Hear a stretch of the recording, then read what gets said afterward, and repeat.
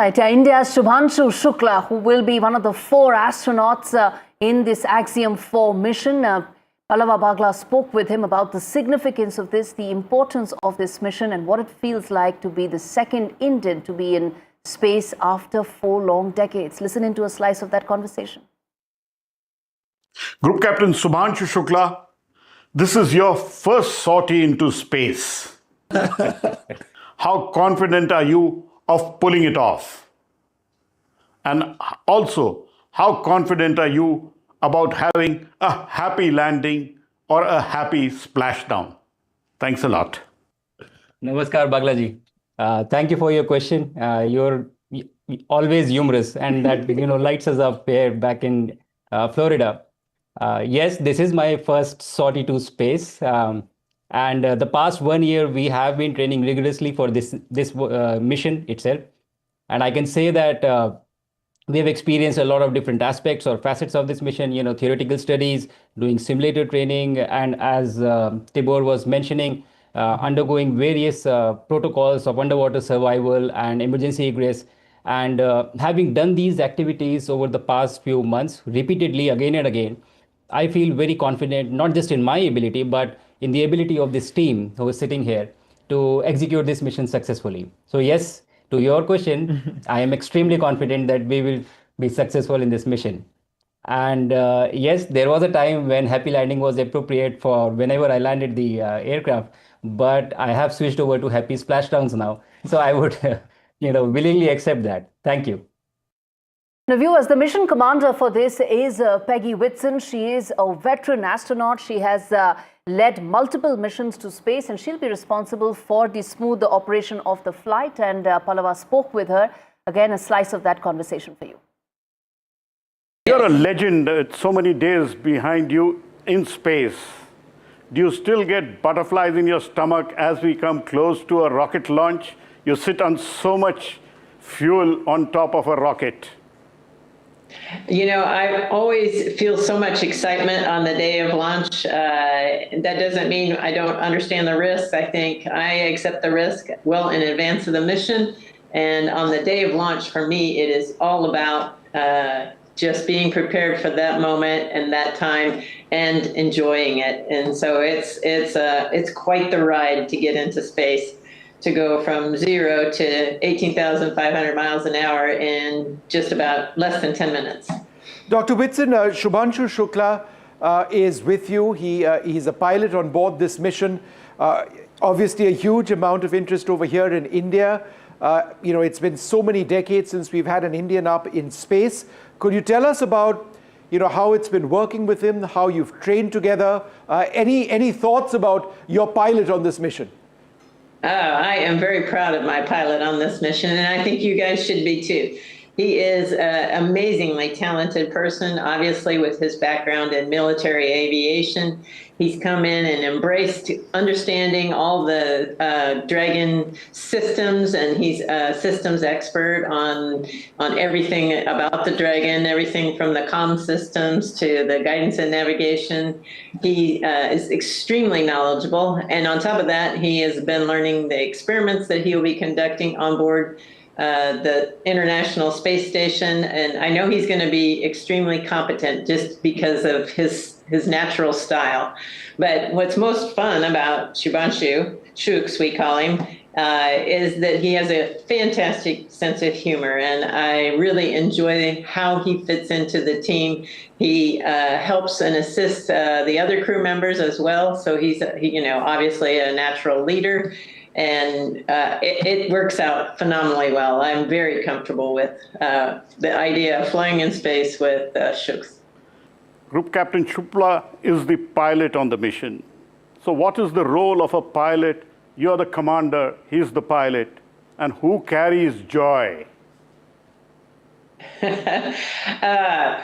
The commander and pilot work together. So anytime we do commanding, it's done by both.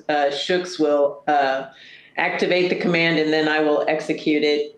So it's all a very integrated process. So he and I are working very closely through the procedures as we as we conduct them on board. And so it's very integrated.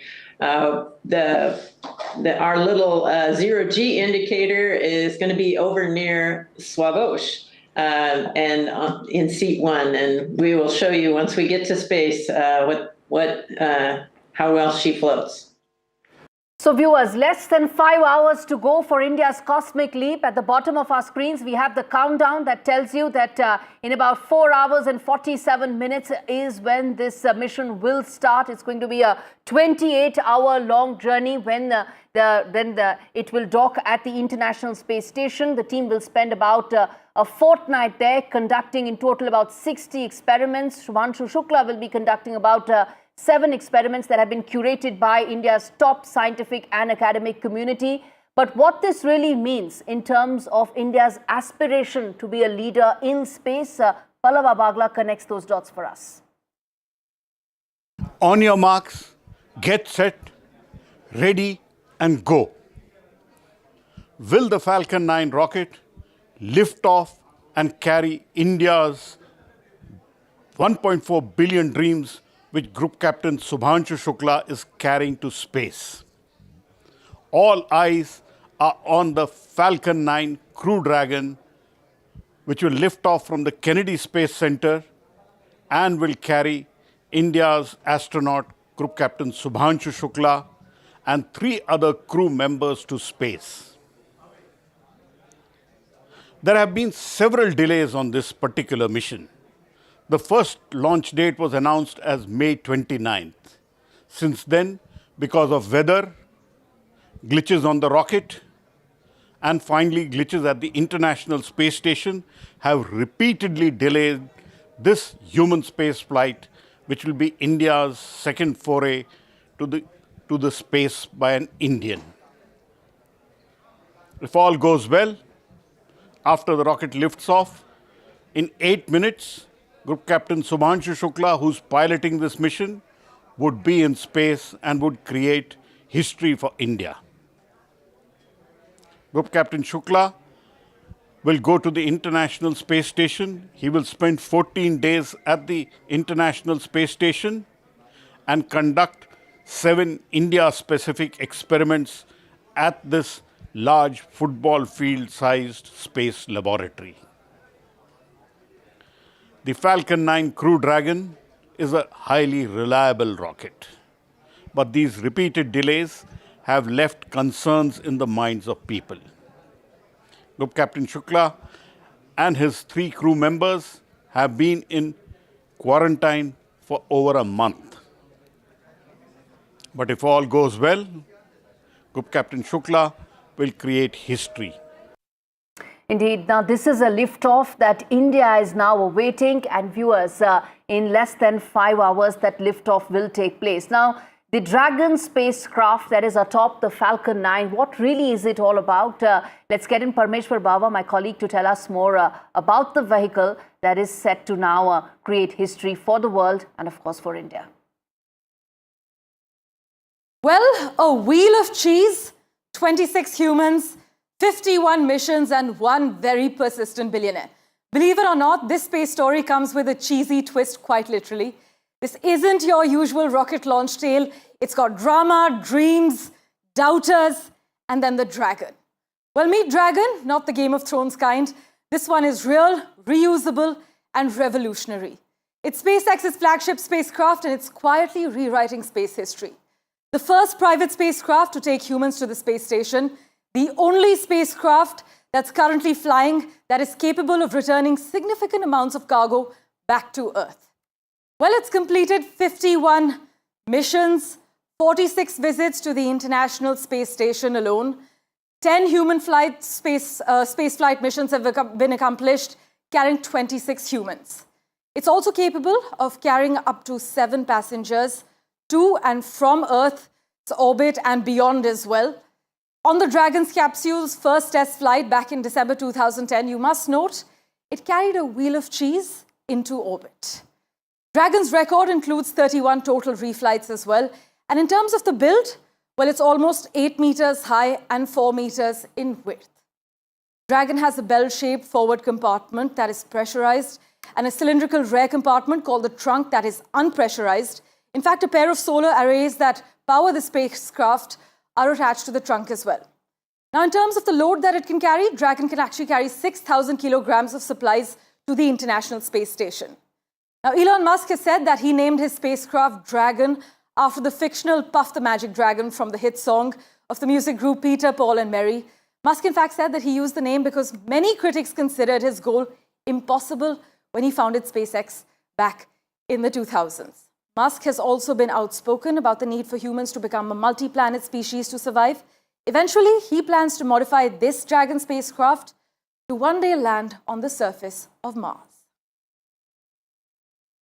Indeed, fascinating that is. And now, viewers, let's talk about how is it that the crew is gearing up for space. Remember, this is a mission that has been delayed on several accounts due to technical snags, due to weather conditions. And this is a team that has been quarantined to ensure that there are no infections, there are no any health scares that may come about in the end for the team. But how are they really gearing up for space, undergoing that intense launch and landing drills to brace for gravitational forces? This video tells you more.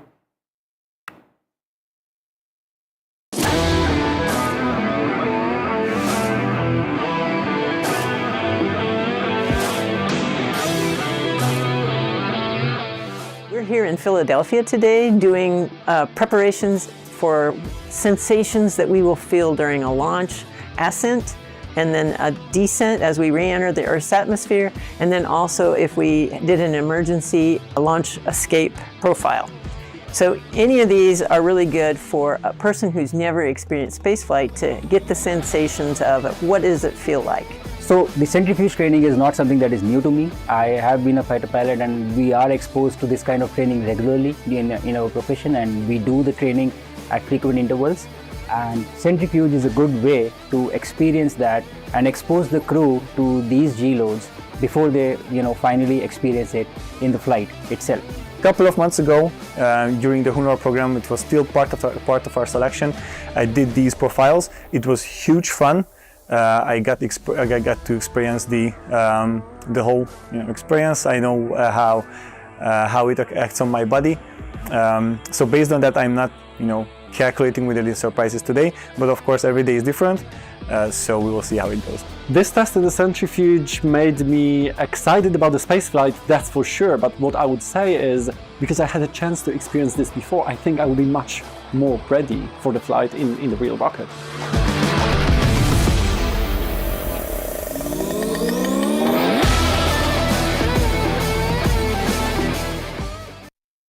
Viewers, it has taken India 41 years to get second Indian on space. Since Rakesh Sharma's journey from then to now to Shubhanshu Shukla, a lot has changed. We now have a far more developed space program. We have far more ambitious plans to be a leader as far as space is concerned.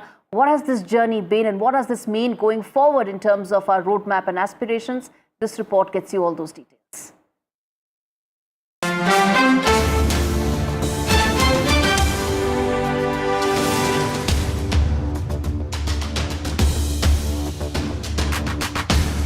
In 1984, an Indian Air Force pilot left Earth and entered legend. Rakesh Sharma's flight into space wasn't just a mission, it was a movement. 41 years later, another Indian pilot is strapping in and lifting off. From Soyuz to SpaceX, from Sharma to Shukla, from nostalgia to next gen. He launched from the Baikonur Cosmodrome on 2nd April 1984 aboard Soyuz T-11.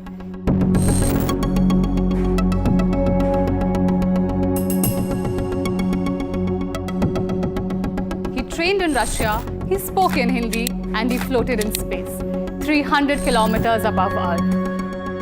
Wing Commander Rakesh Sharma became the first Indian in space and instantly a national hero. And then came that exchange which became a legend. ऊपर से भारत कैसा दिखता है आपको? मैं बगैर किसी झिझक के कह सकता हूँ कि सारे जहां से अच्छा।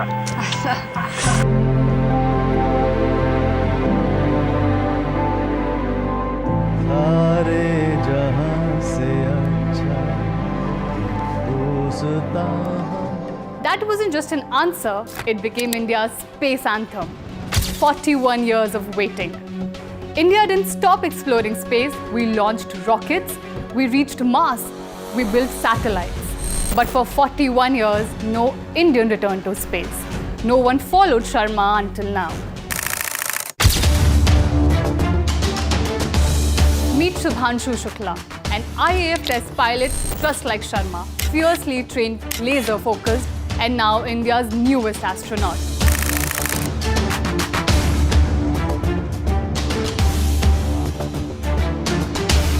He's flying on the Axiom Mission 4, a commercial space flight but powered by SpaceX and NASA. Axiom calls him wicked smart, India calls him a comeback.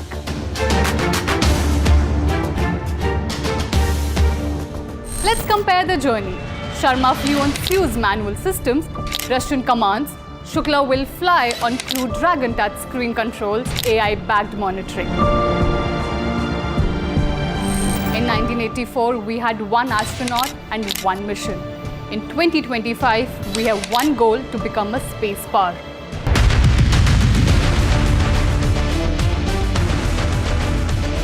Shubhanshu Shukla will lift off from the Kennedy Space Center.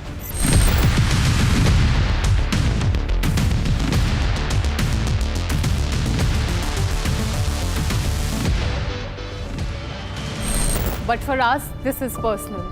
He's not just flying to space, he's carrying the weight of 4 decades of waiting, the hope of 1.4 billion people, and the pride of a flying legacy.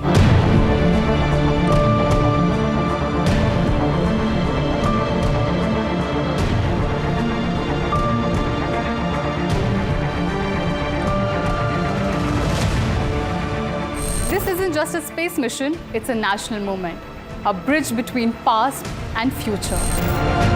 Rakesh Sharma opened the door, Shubhanshu Shukla walked through it.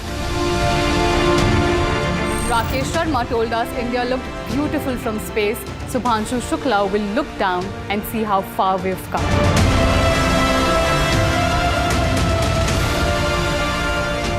From Sare Jahan Se Acha to Sare Jahan Se Aage.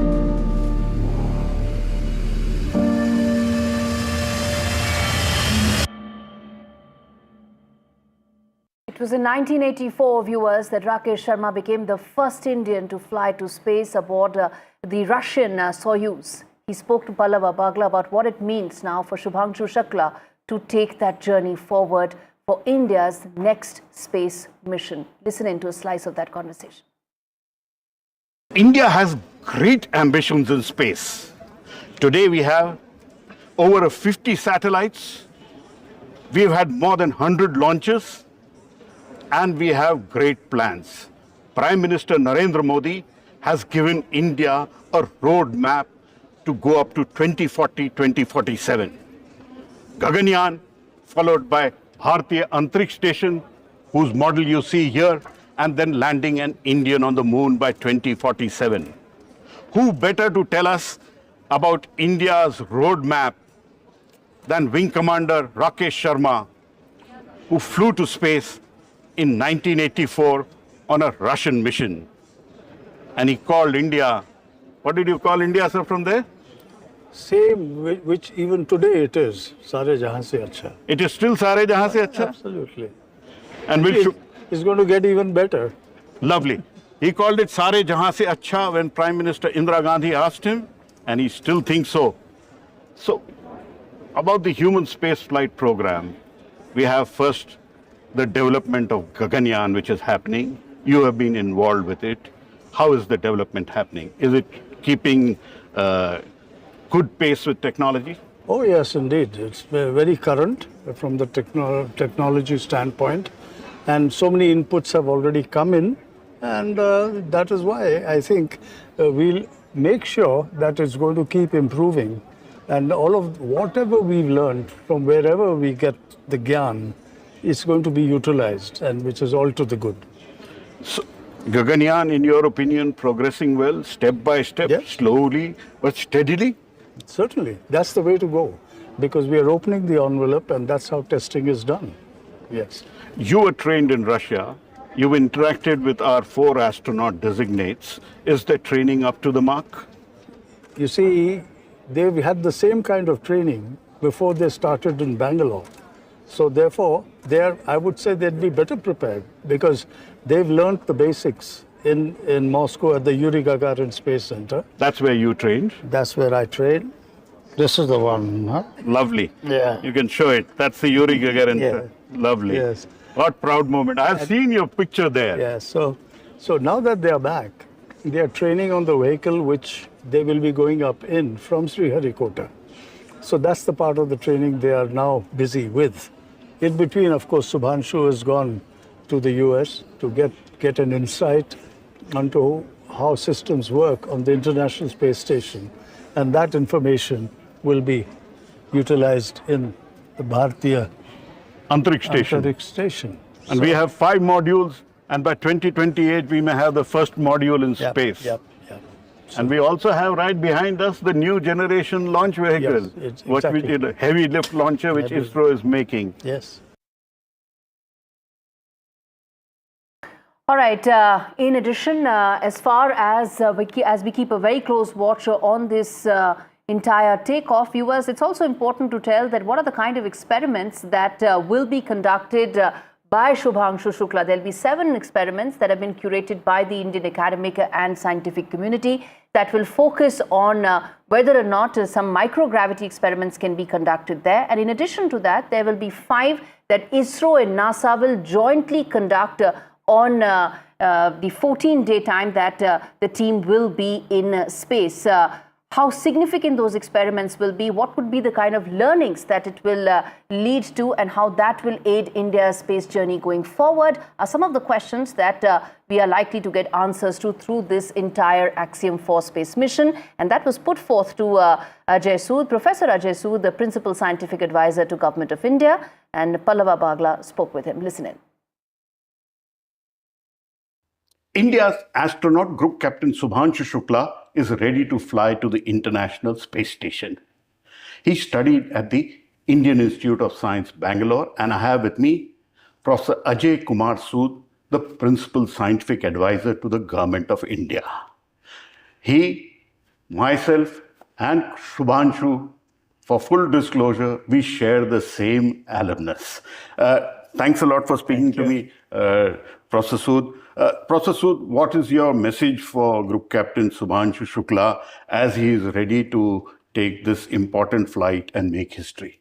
First of all, my very best wishes and congratulations to Shubhanshu on this historic milestone in his very distinguished career from the test pilot to an astronaut, which is happening anytime soon. As you mentioned, I had the privilege to meet all the 4 astronauts, Indian astronauts and their families when ISC invited me. Which is the Indian Institute of Science. Indian Institute of Science, to meet them. And really, we had a wonderful conversation with Shubhanshu and the team and their wonderful family. So it's really a great moment. It is also a moment to reflect India's journey on this science and technology path. We have, if you look at from the way Vikram Sarabhai started the space program to where we are now, from Chandrayaan 3 to our Gaganyaan, all this really reflects our aspirations, our ambitions, and our commitment to science and technology. And especially in these last 11 years, the tremendous progress which has happened in all fields of science, including space science, have been phenomenal. This is not only a journey of Shubhanshu. It is really a journey of all our aspirations to the space. And there we really are setting the stage to even go higher. So this is a wonderful moment, and I really congratulate all the people who are part of it. All right, viewers, we're slipping into a break. We'll do a quick check of some of the other stories, but this is India's moment, and NDTV will get you all details about that. Do not go anywhere. We come back with our rolling coverage of India's cosmic leap.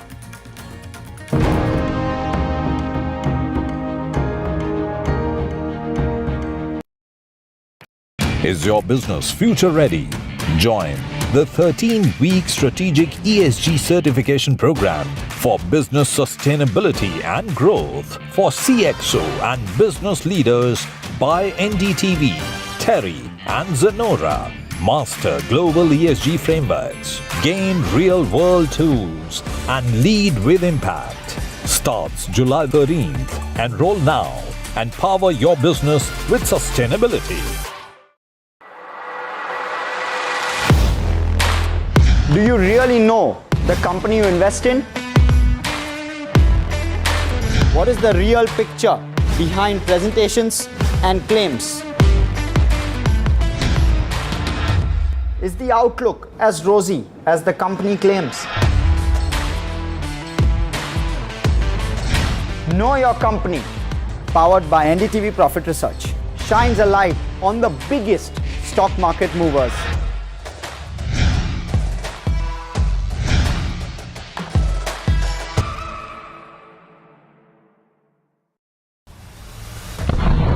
There have been 4 alerts which have been sounded off here. In fact, what we can confirm is that one missile did hit a residential building in Beersheba. As I speak, you can hear the air raid sirens going in. So I will have to make my way and see if we can find us a safe place. This is the announcement being made. Listen into it.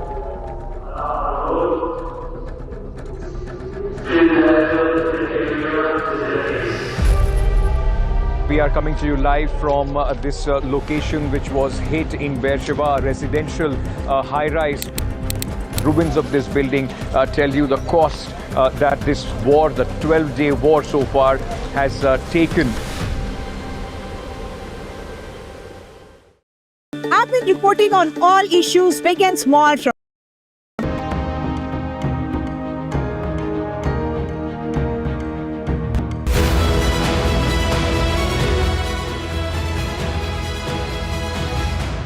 Shuks, good luck to you and the rest of the crew. Enjoy it. Will it be very hard for him? I don't think so. He'll feel some pressure. He'll be under a lot of tension to keep up with the pace because it's pretty fast, but he's very well trained. He'll do great. You've trained him well? Very well. 10 months under your tutelage and under the Axiom Space, you've seen him close. Will he make an outstanding astronaut? I have no doubt that he'll do great. Will there be a happy landing for him? Happy splashdown. A happy splashdown for Group Captain Shubhanshu Shukla.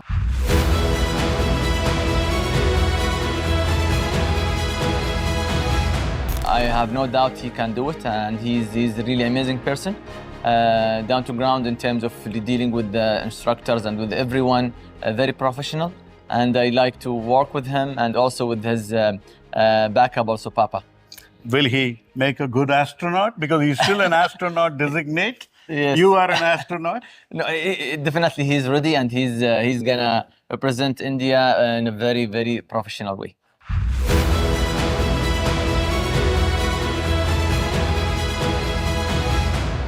Will Shubhanshu Shukla make a good astronaut? Oh, I think he will. I think the 4 astronaut designates from India, they're fantastic people. Have you interacted with all of them? Yes. I was lucky enough to meet them a while ago. They were having some training in different locations across the world. And then I was also training for my second mission, and that's how we met. And we've been being friends ever since. So even now and then we exchange, text messages and we give ourselves some news. Shuks came to Cologne, EAC, the home of the European astronauts for training. And if things go well, I'll be at the launch cheering for him. Any message for Group Captain Shubhanshu Shukla, who's a fighter pilot, an extremely well-trained test pilot from India, as he goes into space? Yeah, absolutely. I would say trust your training, because sometimes, it's still an unexpected environment that he hasn't been in, that you haven't been in. So trust your training like you've been doing your whole life. do the right thing, keep calm if things don't go the way it's expected. It's space, you know, it doesn't always cooperate, and enjoy the ride. Try to make yourself some good memories. Look at the Earth, take pictures of your activities, of your crewmates, and it's going to go super fast. So be really conscious in trying to imprint those memories, you know, on your brain, because you're going to need them when you come back.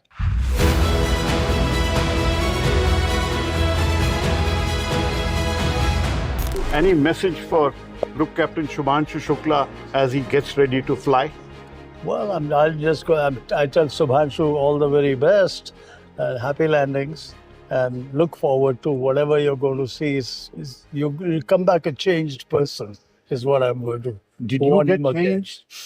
Yes, I would say over the years, maybe not instantly, but over the years when you go over that experience, it brings in new insights as to what's happening to planet Earth. It gives you a sense of where you should be going, where space exploration should be going. So that it does change you.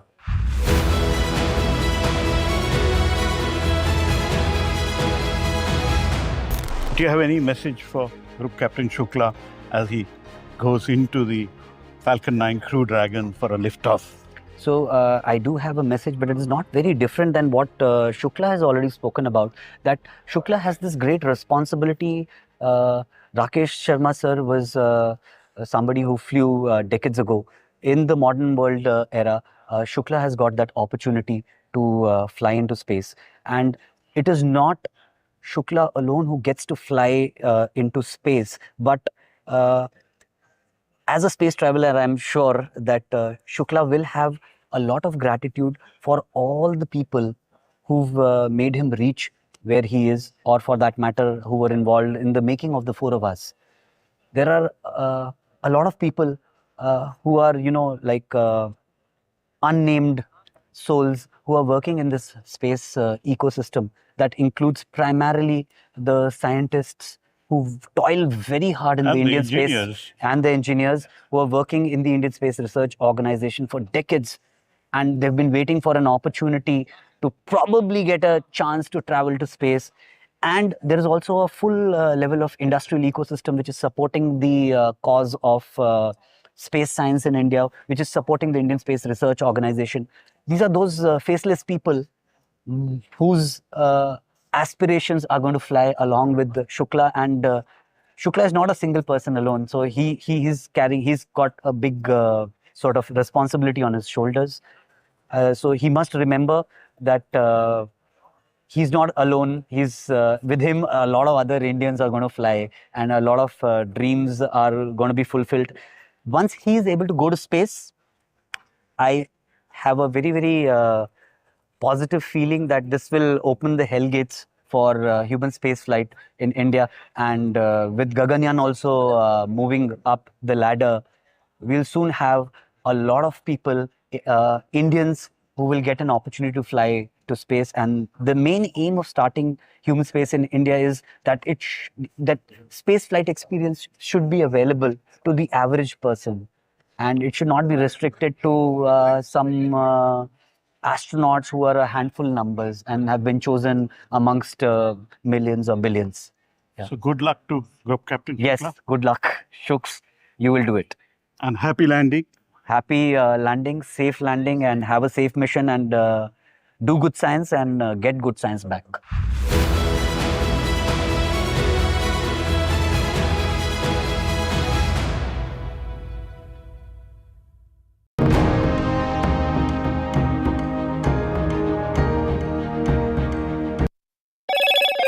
Hello, Moto. Motorola, India's leading AI smartphone brand.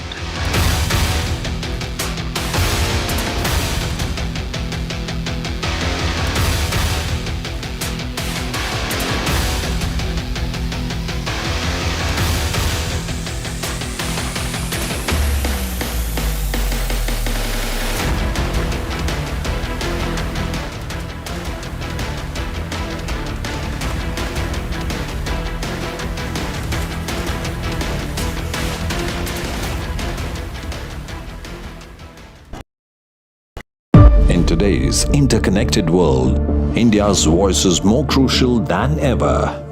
When India speaks, the world listens. At NDTV World, we are that voice, bringing you intelligent and insightful news from India and beyond.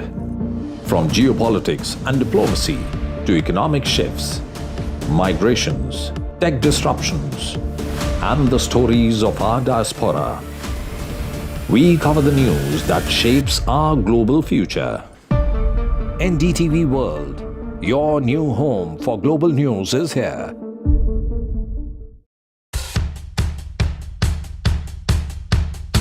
The markets move fast. And so should your portfolio. Expert insights, real-time stock picks. Do I buy Ola? Should I hold CDSL for the long term? Buy, sell or hold. The answers you need, straight from the experts. Callers from India and across the world. Connect live, ask, decide and invest wisely. Your portfolio, your future. Ask Profit.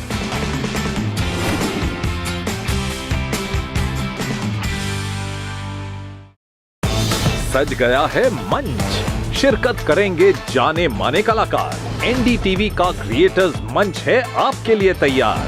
शामिल होंगे legendary writer Javed Akhtar, अपनी कविताओं से युवाओं के दिलों पर राज करने वाले कवि कुमार विश्वास, समय से परे की फिल्म बनाने वाले डायरेक्टर इम्तियाज अली और best selling writer Chetan Bhagat. यहाँ फन और एंटरटेनमेंट मिलेगा साहित्य से, नई रचनाएं, नई सोच, नया मंच। एनडीटीवी लाया है आपके लिए क्रिएटर्स मंच। आप भी जुड़ें एनडीटीवी नेटवर्क पर। 50 years of the emergency. भाइयों और बहनों, राष्ट्रपति जी ने आपातकाल की घोषणा की है। India's darkest hour, June 25th, 1975. Lest we forget. The emergency. NDTV rewinds when democracy was suspended. लोकतंत्र का गला घोट दिया गया था। भारत के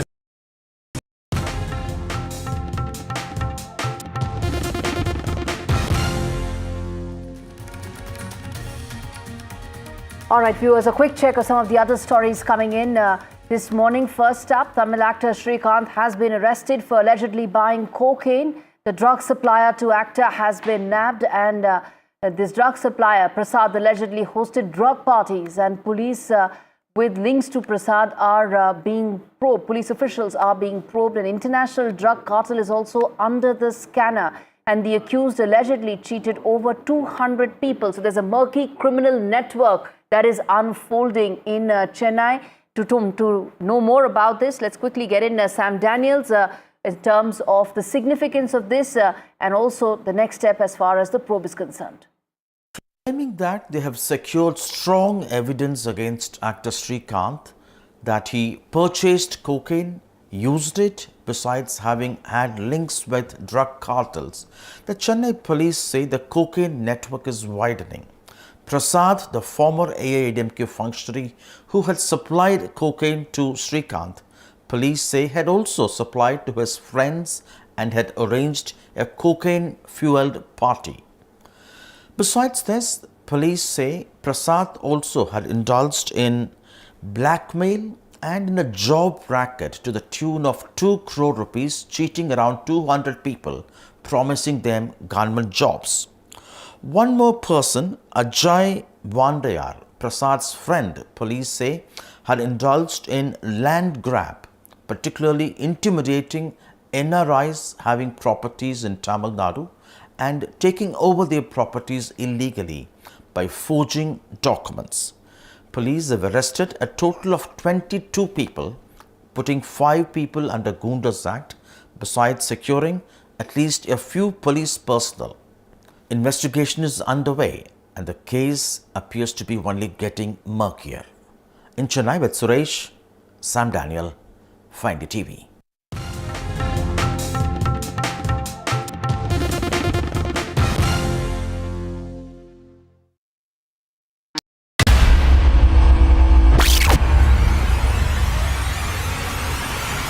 The last 1 month, if you see, the share prices of Gensol Engineering has fallen more than 58%. Why are the rating firms calling the debt payments as default? We have two credible credit rating agencies on March 4th coming and downgrading the stock to D. Statements are consistently being proven wrong, and transactions are being taken place which are different from what they were originally pictured to be.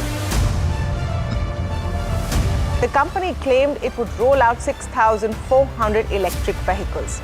But what it has rolled out is a shocking scam. Funds meant for the project were funneled allegedly back to the promoters, the Jaggi brothers. What is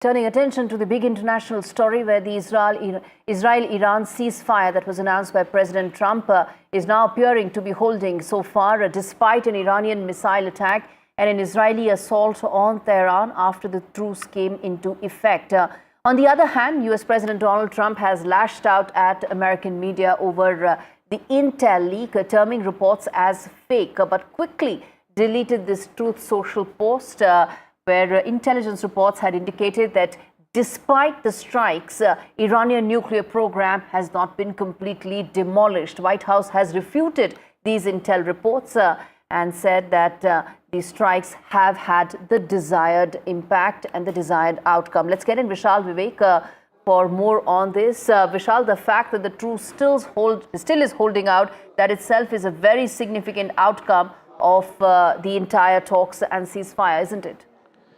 Yeah, that's exactly right. And this Intel report goes to show that the Iran nuclear program is largely intact. The report in detail, this is an initial assessment report. There will be more reports coming in, but they clearly say that the underground structure largely remains, and the damage that was done through the various campaigns conducted by US and Israel, they were mostly on top of the nuclear reactors and top of the mountains that housed those nuclear reactors beneath them. So that goes to show the level of precision in the operation, but at the same time, whether or not it's been totally successful as claimed by Trump and the US administration, that will have to be assessed further. Trump, as you mentioned, has rejected these reports and quoted them as fake news. So that will also have to be seen. All right, we leave it there, Vishal. Thanks much for bringing us up to speed with that big international story. In fact, staying with more global news, NATO leaders have arrived in The Hague for a summit that's hailed by Germany as historic. Now, this is a summit that's aimed at securing peace in Europe for future generations. NATO allies are poised to approve a major hike in defense spending under intense pressure for Donald Trump. But Trump has all along been saying that if Europe wants more security, they've got to pay for it. Washington, it will not be spending more on European security. That will mean 5% of GDP by 2032 has to be spent by European countries on defense, which is currently at just about 2%. Let's quickly get in a word from AP on this, a move that is likely to significantly ramp up defense spending by European countries. I'm here in The Hague in the Netherlands, where world leaders are meeting for a historic NATO summit. US President Donald Trump seems poised to get his allies to agree to an increase in defense spending. He wants countries to spend 5% of their GDP on defense. The current NATO norm is 2%. On the sidelines of the event, Ukrainian President Volodymyr Zelensky will be meeting with Dutch Prime Minister Dick Schoof, but will not have a seat at the big table in what is seen as a diplomatic downgrade. All right, turning attention now to big entertainment news. At an NDTV exclusive, actor Rajkumar Rao in candid conversation with NDTV's Abira on playing Saurav Ganguly in Malik. Listen in. He has made you laugh, he has made you fall in love, but this time he's breaking some bones, and she is this in a role which will define her. So here we are with the cast of Malik. Welcome to NDTV. Thank you, Meera. I want to talk about the look. How much did you put in to look like that? Everything. You could have used a fake beard, you know. I hate it. I hate using anything fake, like fake beard, fake mustache. Even for bows, I actually shaved my head half because they were like, you know, prosthetic kar lete hain, bald patch pehen lete hain. I said, no, I can't do this. I feel everything is fake when you start wearing fake things. So that's why I had to grow my beard. It took us almost 3 months. to be in that shape, and then a lot of workout, and then it was just fun. But growing beard is the most easiest thing for a man. You have to do nothing. It's a very natural process. Yeah. But more than that, most important thing was to get the character right. What was it like when you met Raj for the first time? And when did you meet him for the first time? You know, we used to live in the same building. Yeah. Yeah, What? I lived in a building for a year, and Raj was in the same years, building. So I bumped into him and Patra Lekha in the elevator, and that's the first time I think we spoke. Wow. Yeah, I think, but we never I think over the course of I think this is because of this film, of course. That's when we kind of got to know each other. What was that new thing that you discovered about him? He comes across as this really sweet, simple, very quiet, and he is focused and quiet, and he's very professional when he's on set, but he loves to bully. That he is you have to see but harmless, inherently- but say harmless. Yeah, harmless bully, of course. You have to see behind the scenes of this interview for that. But no, but he is no, but he has that funny bone. Bully is a very strong word. Just say harmless bully. Harmless bully, yeah. Fun, in a sweet, not bully in a also. sweet fun way. Just pulling my leg constantly. But first day of shoot, I was really nervous, and I was hyperventilating, and I was really scared because I see all these actors, and it was many people who were playing their roles in that scene, and I had to speak some dialogues, and I was like, oh my God, they're all going to listen, and I hope I do a good job, and will they judge me? And then I went and I went and told Raj, I was like, I'm really nervous. He's like, I'm nervous too. And that's when I was like, okay, we're all in the same boat. Yeah, first day of shoot. First day of shoot. But do you still get nervous? Of course. Really? Yeah. Any It's shoot? very tough for me to get a good night's sleep a day prior when we start filming. Yeah. I have to ask this one question that everybody wants to know. You are playing Saurav Ganguly. We are so excited. So, tell us a as little Dada about that. has already confirmed, so I can also say yes. Oh my God, how excited are you? I know. Are you stressed? I know. Of course, very stressed, very stressed. It's a big responsibility, but I think it's going to be a lot of fun. Yes, and I think you're gonna kill the Bengali accent. একটু বাংলা বলো? কি বলো? তুমি খুব ভালো বাংলা বলো। আমি জানি একটু বলতে পারি আমি। That's it. He's our next Saurav Ganguly. So, thank you guys. Thank you so much. Thank you so much. A quick check of sports news, where England beat India by 5 wickets and they lead the Test series by 1-0. England's batting domination was the reason, as Indian bowlers were taken to the cleaners. This report brings you up to speed with what really happened in that first. Needing 350 on the final day, England came out with a plan and a clear intent to press for a win. The Indian bowlers were made to sweat as they had a wicketless first session. Since 1949, this was the highest fourth innings opening stand at Headingley. Ben Duckett looked solid with a reverse sweep. He brought up his 6th Test 100. That is the way to bring up your... Rain gave India a breather in the second session, but shortly after the resumption, Prasidh Krishna got India double breakthroughs in the form of Crawley and Pope. Duckett continued to play shots all around the wicket as Sanjay Manjrekar said that the pitch had gone off to sleep. He scored 149. When he went, England needed 118 to win. 2 wickets in 2 balls shortly after put Shardul Thakur on a hat-trick. India sensed a twist, but England needed just 102 for a win at tea. Ben Stokes' reverse sweep had not been convincing of Jadeja, and he top-edged one to Gill in the gully region. When he went, England were 302 for 5. In walked Jamie Smith with a job at hand. India did not bring in Jasprit Bumrah with the new ball and let England have a field day. Joe Root notched up a half-century on his home ground. He remained unbeaten on 53 to fashion a fantastic 5-wicket win for England.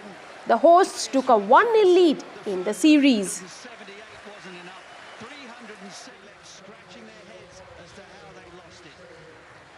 They continue to be trailblazers in the chase. And once again...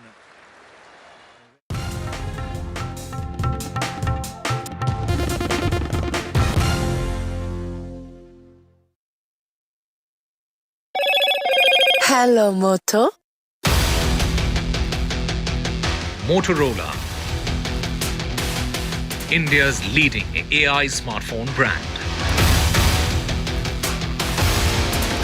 Wishes pour in for India's big cosmic leap.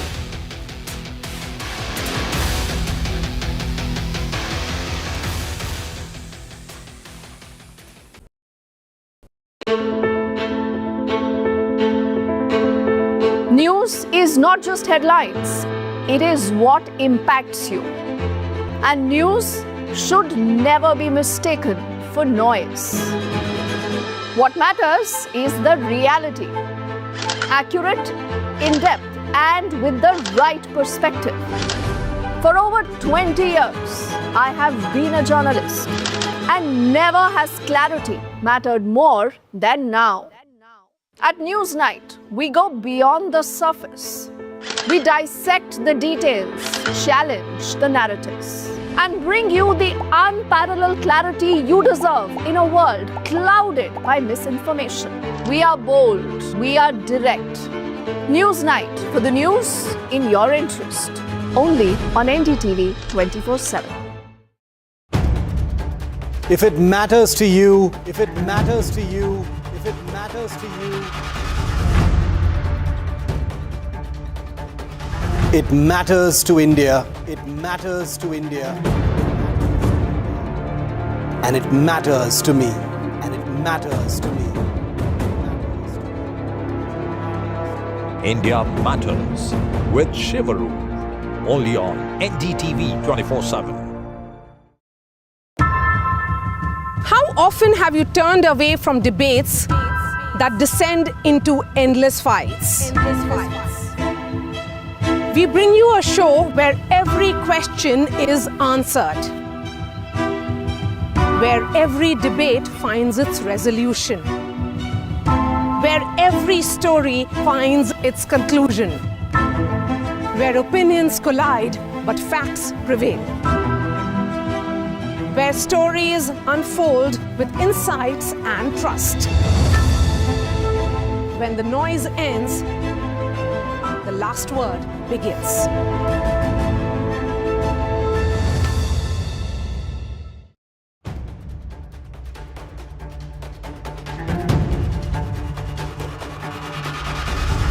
If it matters to you, if it matters to you, if it matters to you,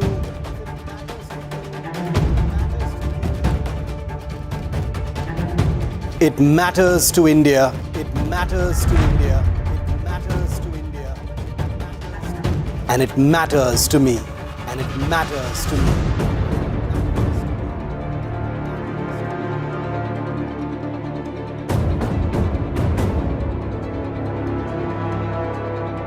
India Matters with Shivaru. Only on NDTV 24/7. Is your business future ready? Join.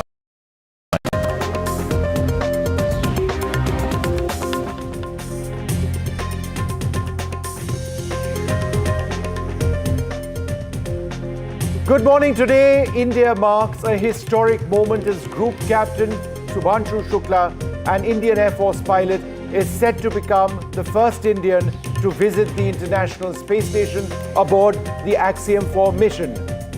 It launches at 12:01 p.m. this afternoon from NASA's Kennedy Space Center in Florida. The SpaceX Falcon 9 rocket will carry Shukla alongside Commander Peggy Whitson and astronauts from Poland and Hungary to the International Space Station. After multiple delays because of technical issues and weather concerns, the mission is now cleared for liftoff. Group Captain Shukla, the second Indian in space since Rakesh Sharma's 1984 mission, will conduct 7 scientific experiments for India during the 2-week mission. My colleague Pallav Bagla with us. Pallav has a frown on his face. That has very often to do with butterflies in his stomach. But as you will notice in the next couple of hours, that smile will become larger and larger.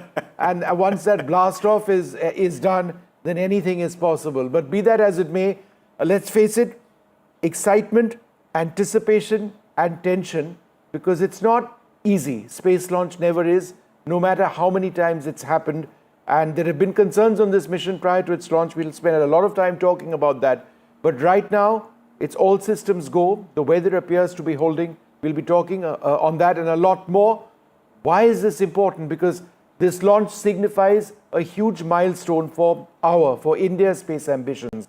So do stay tuned for live coverage and updates on this groundbreaking journey, space-breaking journey. No, groundbreaking always. But let's take a quick look at the headlines at this hour. A big leap for India's space program. The Axiom 4 mission is set for launch. The Indian astronaut Shubhanshu Shukla's space mission, he's all ready to blast off into orbit.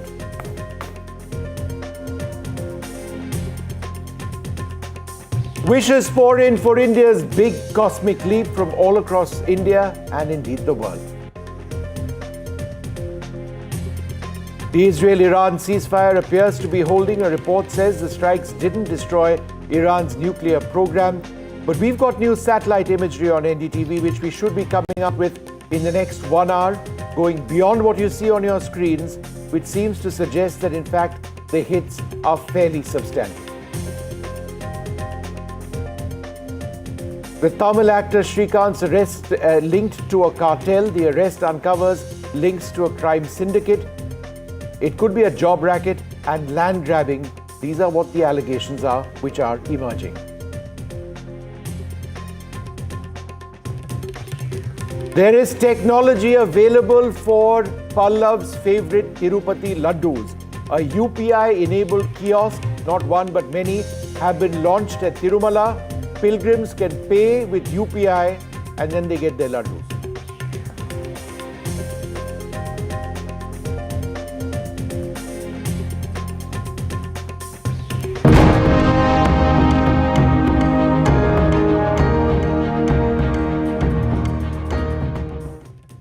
So once again, a very good morning to all our viewers in India and around the world. NDTV broadcasts around the world, and there are so many waiting to see if India's cosmic leap does take place. Remember, it's 8:04, 12:01, so less than 4 hours from now, 3 hours, 55 minutes, and 3 hours, 55 minutes, and 40 seconds. That is right? true. That's when it's going to happen. That's when this man, Shubhanshu Shukla, not Pallav Bagla, he'll be there possibly for the next mission. I'm too heavy. I am as well, I'm told. But Shubhanshu Shukla will be blasting off shortly after 12 p.m. This is a brand new image which has come of the astronauts at the site. And I think what we must do, Pallav and I, is that in as much as this is for us about India, about Shubhanshu Shukla, we must reflect on the skill set of the other astronauts who are all world beaters. The commander of this mission, Peggy Whitson, who Pallav and I interviewed some time back, is remarkable as being one of the most experienced women astronauts with, leadership experience at the International Space Station, and in addition to that, a large number of spacewalks as well. So it's the countdown to space glory for India as Shubhanshu Shukla, one of the 4 astronauts, gets set to blast off. The mission is part of Axiom Space. That's a private aerospace company. So I think right up off the top, let's identify the various players. There's Axiom Space, that's a private aerospace company. The machinery is SpaceX. The knowledge is partly ISRO. There's a Hungarian on board, there's a Polish on board, Yes. there's a American on board, and then there is a Desi on board as well. The path to today's 12:01 p.m. launch from NASA's Kennedy Space Station. And here's the part which worries Pallav and me. It has been fraught with challenges. The SpaceX Falcon 9 rocket faced 6 delays because of several issues. A liquid oxygen leak, an electrical harness issue in the Crew Dragon spacecraft. Repairs were needed at the International Space Station's Zvezda module. Remember, the International Space Station has modules, some of which are built in America, others with components from Europe, and certainly the Zvezda module, which is Russian, a key part of it. And it docks, does the Crew Dragon with Zvezda, right? No, or it doesn't? The Space Dragon, as it goes to the International Space Station, will dock with Harmony, which is the American module, and there are no issues there. In fact, today there was an update that the Zvezda model, they have reduced the pressure to make sure. So what sure was the problem with this? Because that was a reason for the delay. Yes, one of the last reasons for the delay was that there was a pressure signature on the Zvezda, the Russian module. There was a puncture on it many years ago, and that was giving them some trouble again. And NASA and Roscosmos were not willing to have extra people on board, because it's always better to be safe on Earth than sorry in space, till they had fixed what was the issue on the Russian module. I don't think it has been fully fixed, but they have decided to go ahead with the launch. And today morning they said they're reducing the pressure on the Russian module by a little bit to make sure that the pressure doesn't leak. But at the same time, that part is sealed off. That's not going to interfere with this mission. It will launch, dock with Harmony, which is the American module, and things should be all right. And we have... All right, well, Pallav, we've got Max Massimino, a former NASA astronaut, joining us. Thanks, Mr. Massimino, very much for being with us. So it's a huge day. For us over here in India, it's extraordinary because it's going to be 4 decades plus. More than 40 years since an Indian went up into space. But in terms of this mission itself, there have been delays in the past. That is a part of space flight, we know that. But are you confident from the basis of what you're hearing that this is going to go ahead just fine? Can you hear me, Max? All right, we don't have that audio with him. We'll get it up in just a little while from now. But the point that I was mentioning is that despite the setbacks which have taken place, which Pallav briefly alluded to, Group Captain Shukla, joined by Commander Peggy Whitson and astronauts from Poland and Hungary, have been cleared for liftoff. They'll be conducting 7 experiments during the 2-week mission. It marks a proud moment for India's space program. Max Massimino, back with us. Thanks very much, and good morning to you. It's morning over here in India. There have been a couple of delays. That's not unusual in space flight, but are you confident on the basis of what you're reading and what you're hearing, weather-wise and tech-wise, that it's all systems go at this stage? Well, you never really know, and I apologize. I couldn't hear you for a while. My first name's Mike. You can call me that. Anyway, I was down for the launch a couple weeks ago. I was down there hoping to get to see the crew launch. Peggy Whitson is a very good friend of mine. She was my astronaut classmate, and I was down at that launch 2 weeks ago, ready to see it, and we kept thinking we were going to see it, and then we didn't. So as far as my confidence level is, as you get closer, the chances of going are greater, but you never know until the rocket lights.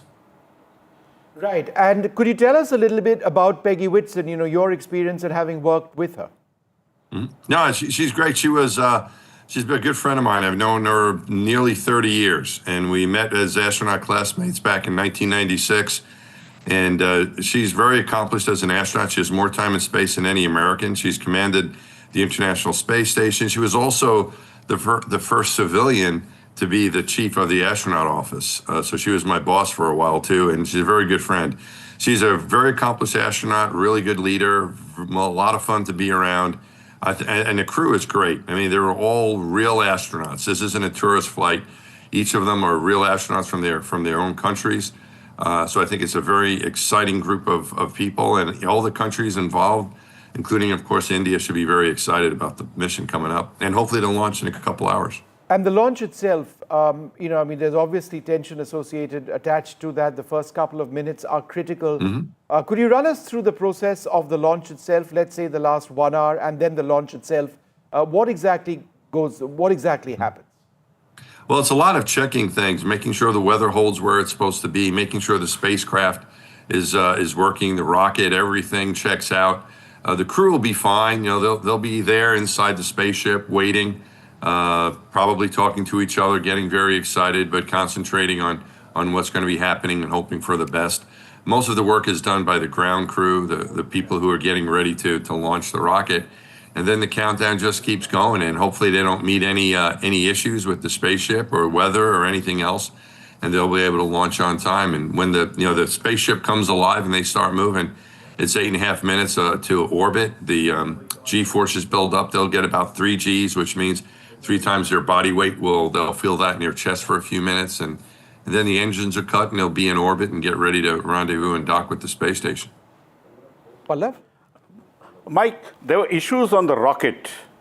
There was an oxygen leak, and there were several small issues.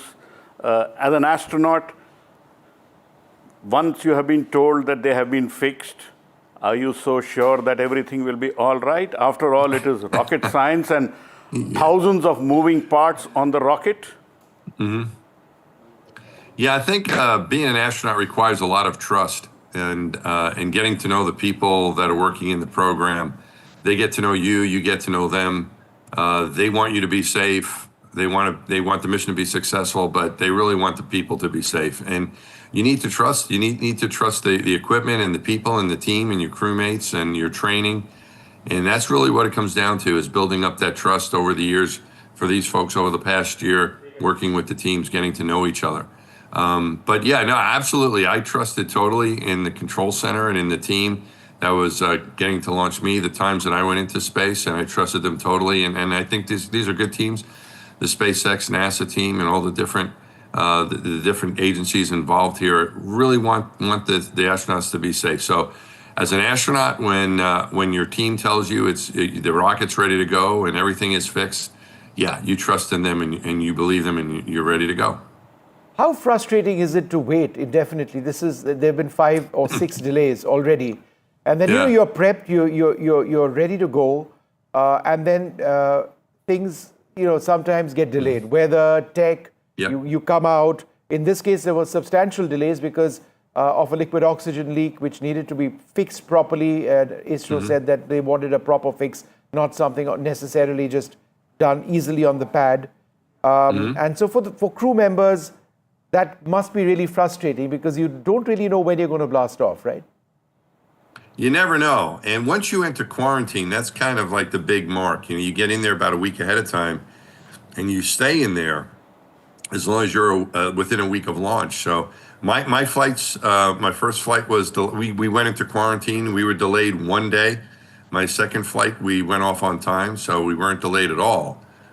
We had other delays before the flight, though. I was delayed for a year pretty much before I went into quarantine. And that was kind of okay. I think the difference here is that they went into quarantine, which means they're living in a separate facility at the Kennedy Space Center in that area. They have limited access to people. They have to, they want to stay healthy, so they're limited access to people who might have germs. Everyone has to be checked out by the doctor. And you're kind of out of society. You're kind of living off, in this quarantine facility for typically about a week. But once you get delayed, you have to stay there. And if you don't get delayed more than a week, you're going to stay there. And so I think that's what happened to them, is that they kept getting delayed a couple days at a time. So they never left quarantine. So I think it probably was a little frustrating for them. I did exchange some text messages with my friend Peggy Whitson to see how she's doing. And she's doing absolutely fine. I think that's part of being an astronaut, is that you understand that this can happen and you don't get upset by it. You don't complain about it. You just say, okay, it's a couple more days on Earth, a couple more days to see my family, to talk to my crew, to watch movies, to do whatever they're going to do. So I think, they probably want to go, but I think they're making the best of it and understand that, the sooner you go to space, the sooner you come back. So, in some ways, there's no real rush to get there, but I think they're all ready to go. No, but I'm just curious, half a sec, Pallav, you said meeting families, but then if they're in quarantine, they aren't in physical proximity to each other, right?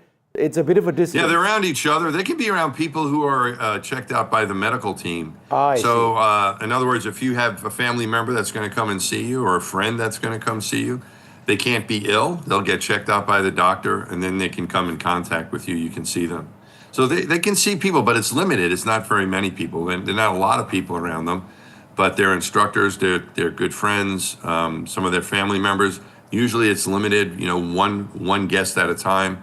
They're around other people, but they're not around crowds of people, and they're not out in the public. They're in the quarantine, so people come to them. Astronaut Mike, yes, Commander Peggy Whitson is a seasoned astronaut, but we have 3 rookie astronauts on this flight. They've been 4 weeks in quarantine. Is that longest period people have been in quarantine at the Kennedy Space Center? And what would have this quarantine done to their minds? Because they need to be mentally and physically fit to be able to undertake this lovely journey to space. Yeah. They'll be fine. I don't know if it's a record or not. It's the longest one I've heard of. Typically when you get a launch delay, you get a launch delay for more than a week or so. If something's major, you typically don't get these couple days at a time. So this might be a record, I'm not sure. But I think they're perfectly fine. These are, even though they haven't been to space before, in my opinion, going to space doesn't make you an astronaut, and you're not you're an astronaut when you're ready to go to space. And I think these folks are professional astronauts, all of them. And so they understand from their training, their previous experiences in the military, whatever they've done before. They've been in these type of situations before. So I think they're perfectly fine.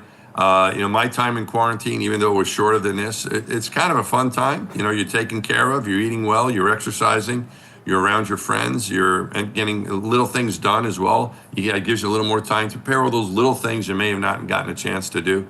So I think they're absolutely fine. I have no doubt that they're going to be ready. All right, well, we've got the first images of them getting out of that minivan and I suppose getting set to being kitted up ahead of the launch, which is in 3 hours, 41 minutes. Max, you would know better what's happening. Mike, you would know better what's happening right now. Where are they headed? I mean, they've obviously out of quarantine. I guess they're getting ready to be kitted up. Is that right?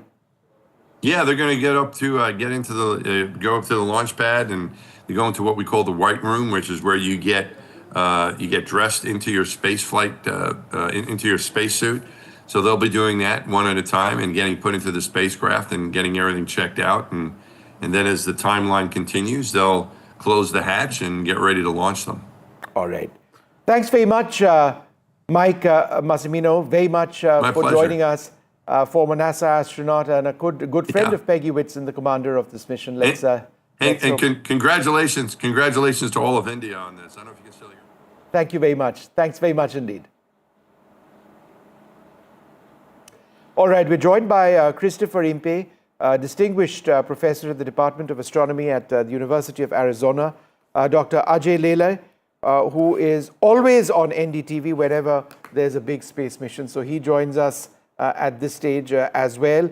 And Apurva Jakhadi, space educator and advisor to the Yashwantrao Chavan Planetarium at Nashik, with us as well. Professor Impey, thanks very much for being with us. In terms of the technology and the delays that we've seen, some of them were fairly serious safety concerns. It had to do with a liquid oxygen sort of leak. There were suggestions that SpaceX would try and fix it on the pad. As we understand it, in fact, Pallav has reported about it, ISRO put its foot down and said, no, it needs to be a better fix and things need to be cross-checked before the mission goes through. How significant in your mind was that leak itself? Well, you have to remember that we're dealing with highly volatile, flammable substances. The fuels involved here are liquid oxygen and kerosene, very volatile kerosene. These are explosives, and so they're being very cautious. But the big picture is important to bear in mind. Maybe people are a little anxious with SpaceX because we've seen a fiery explosion of the Starship rocket on the launch pad only a week ago. 3 out of the last 4 Starship missions did not go well. But this is a very seasoned and tested and successful rocket, the Falcon 9. You had the statistics up there. It's only failed a handful of times out of 500. It's very mature technology, highly successful. So they're just taking all their precautions, and most people should be confident that it'll go fine. Dr. Ajay Lele, don't want to belabor the point on the liquid oxygen leak, but it did get fairly intense at one stage because I believe SpaceX and Axiom wanted it to be fixed on the pad in double quick time. SpaceX is known for making these course corrections, making repairs quickly on the pad. But ISRO's chairman, who's over there, actually said that no, he wants it to be a deeper fix, and he wants it to be checked out as well before the mission goes ahead. And he's one of our leading sort of rocketry experts. This being the case, could you just sort of run us through what you've heard about, some of the reasons why the latest couple of delays have taken place? Good morning to you. I think the delays are known now. First delay happened because of the weather. Today weather is luckily holding. That's what it appears. You never know what will happen after 3 hours. Second thing is that the delay happened because there was a problem because it is a cryogenic engine and you just can't take chances. And I can say, luckily for India, the chairman ISRO is so clued up into these technologies because in his initial period in ISRO, he has handled all those technologies. So he was the perfect person at the right time. So I'm sure he must have taken a very critical view of what is happening. And if you remember, ISRO will never take chances. I remember a couple of years back, you had a mission to moon, but at that time, President of India was there, but something went wrong and ISRO decided to call off the mission. So ISRO is very clear. As far as missions are concerned, they don't take any chances. And more than that it is a human mission. Subsequently, there was a realization that after this leak has been sorted out, there is a problem with the International Space Station also. One must understand that this space station is there for now around 25 years plus where humans are there. So there are a lot of hygiene issues which are associated with it.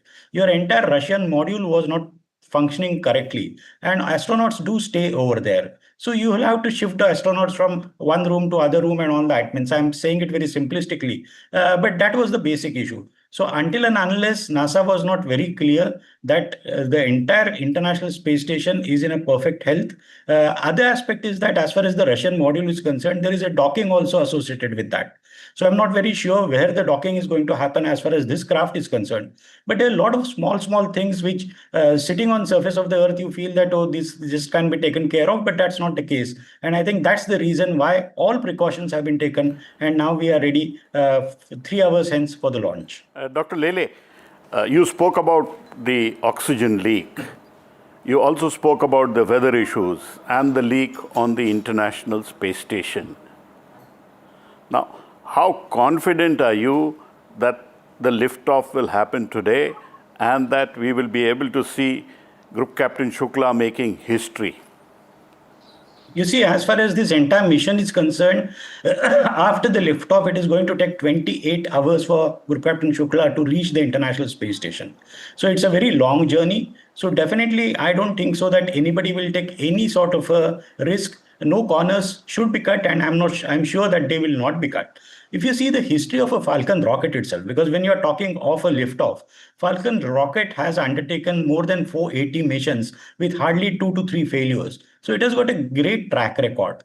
Now, the issue with the Falcon rocket is that it has got 2 stages, and SpaceX also always ensures that the first stage is received back. In order to save the cost, you can use this first stage again. So it's not only the health of the rocket, it's not only about rocket only going to the space. They also must be making it sure that the first stage will be received perfectly all right.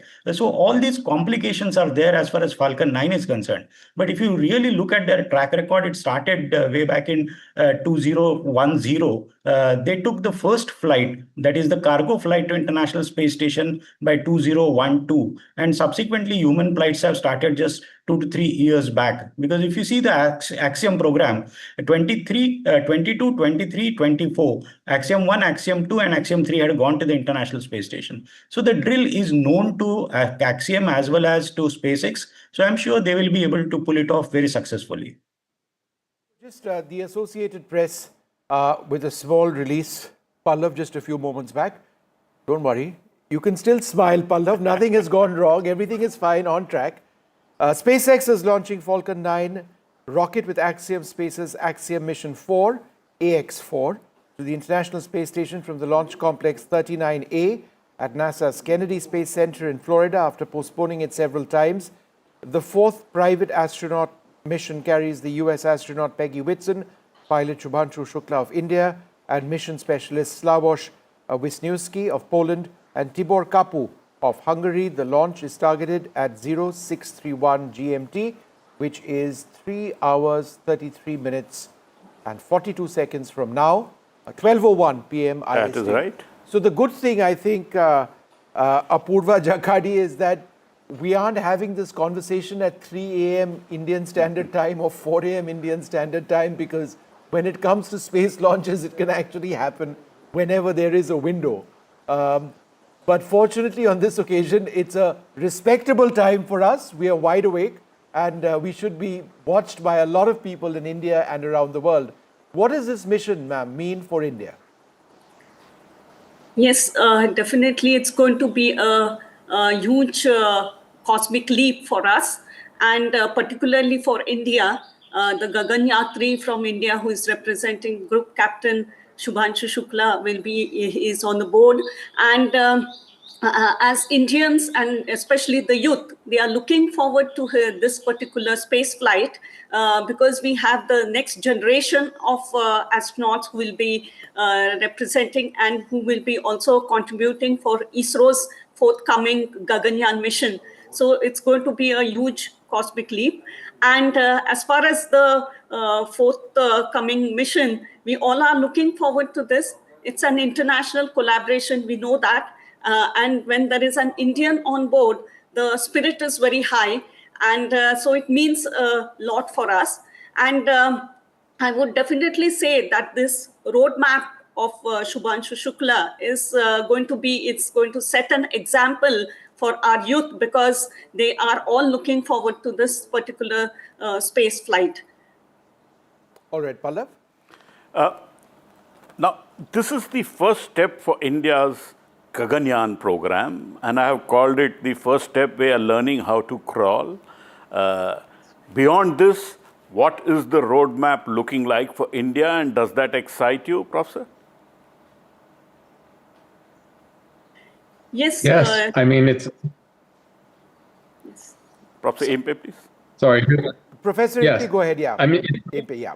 It's very exciting. If you're talking about young people, for example, the young people watching this could realize that possibly in their lifetime, possibly them participating, India could have a base on the moon. They could be traveling to another world. India has very grand ambitions in space, and they've done amazing things robotically with the moon. And so I think we have to imagine that anyone who's a youth watching this could be inspired to be in the next generation of astronauts, leaving the Earth and not just going into Earth orbit, but going beyond. I mean, that's an incredible vision. All right. Professor Impe, another question for you. This is, of course, a paid ride. You know, I mean, it's India's paid for it. We've got our astronaut, very qualified group captain, pilot. All of that is great. But how do you believe the experiences here are a stepping stone to India's own crewed mission, which, you know, should be running in, up in space, hopefully in what, 2 years or so from now, if all the tests go right? And that's going to be huge. Right. So you have to develop your own internal capacity for developing for a space program. And initially you rely on other technologies, other companies, SpaceX, very mature rocket that is being used today. But India's already been developing its own space program. And, you know, I'll say the average age of a NASA engineer is in the upper 50s. And I'm pretty sure that the average age of the space engineers in India is in their 20s or 30s. So these are young, energized people. They've learned their trade, and they're looking to the future. So yes, you build your own capacity as a country with grand ambitions in space. India has the resources to do it, has the motivation to do it, has the talent to do it. And so I'm very pleased to look forward and watch what happens in the next decade. All right, so just a few more details now coming in.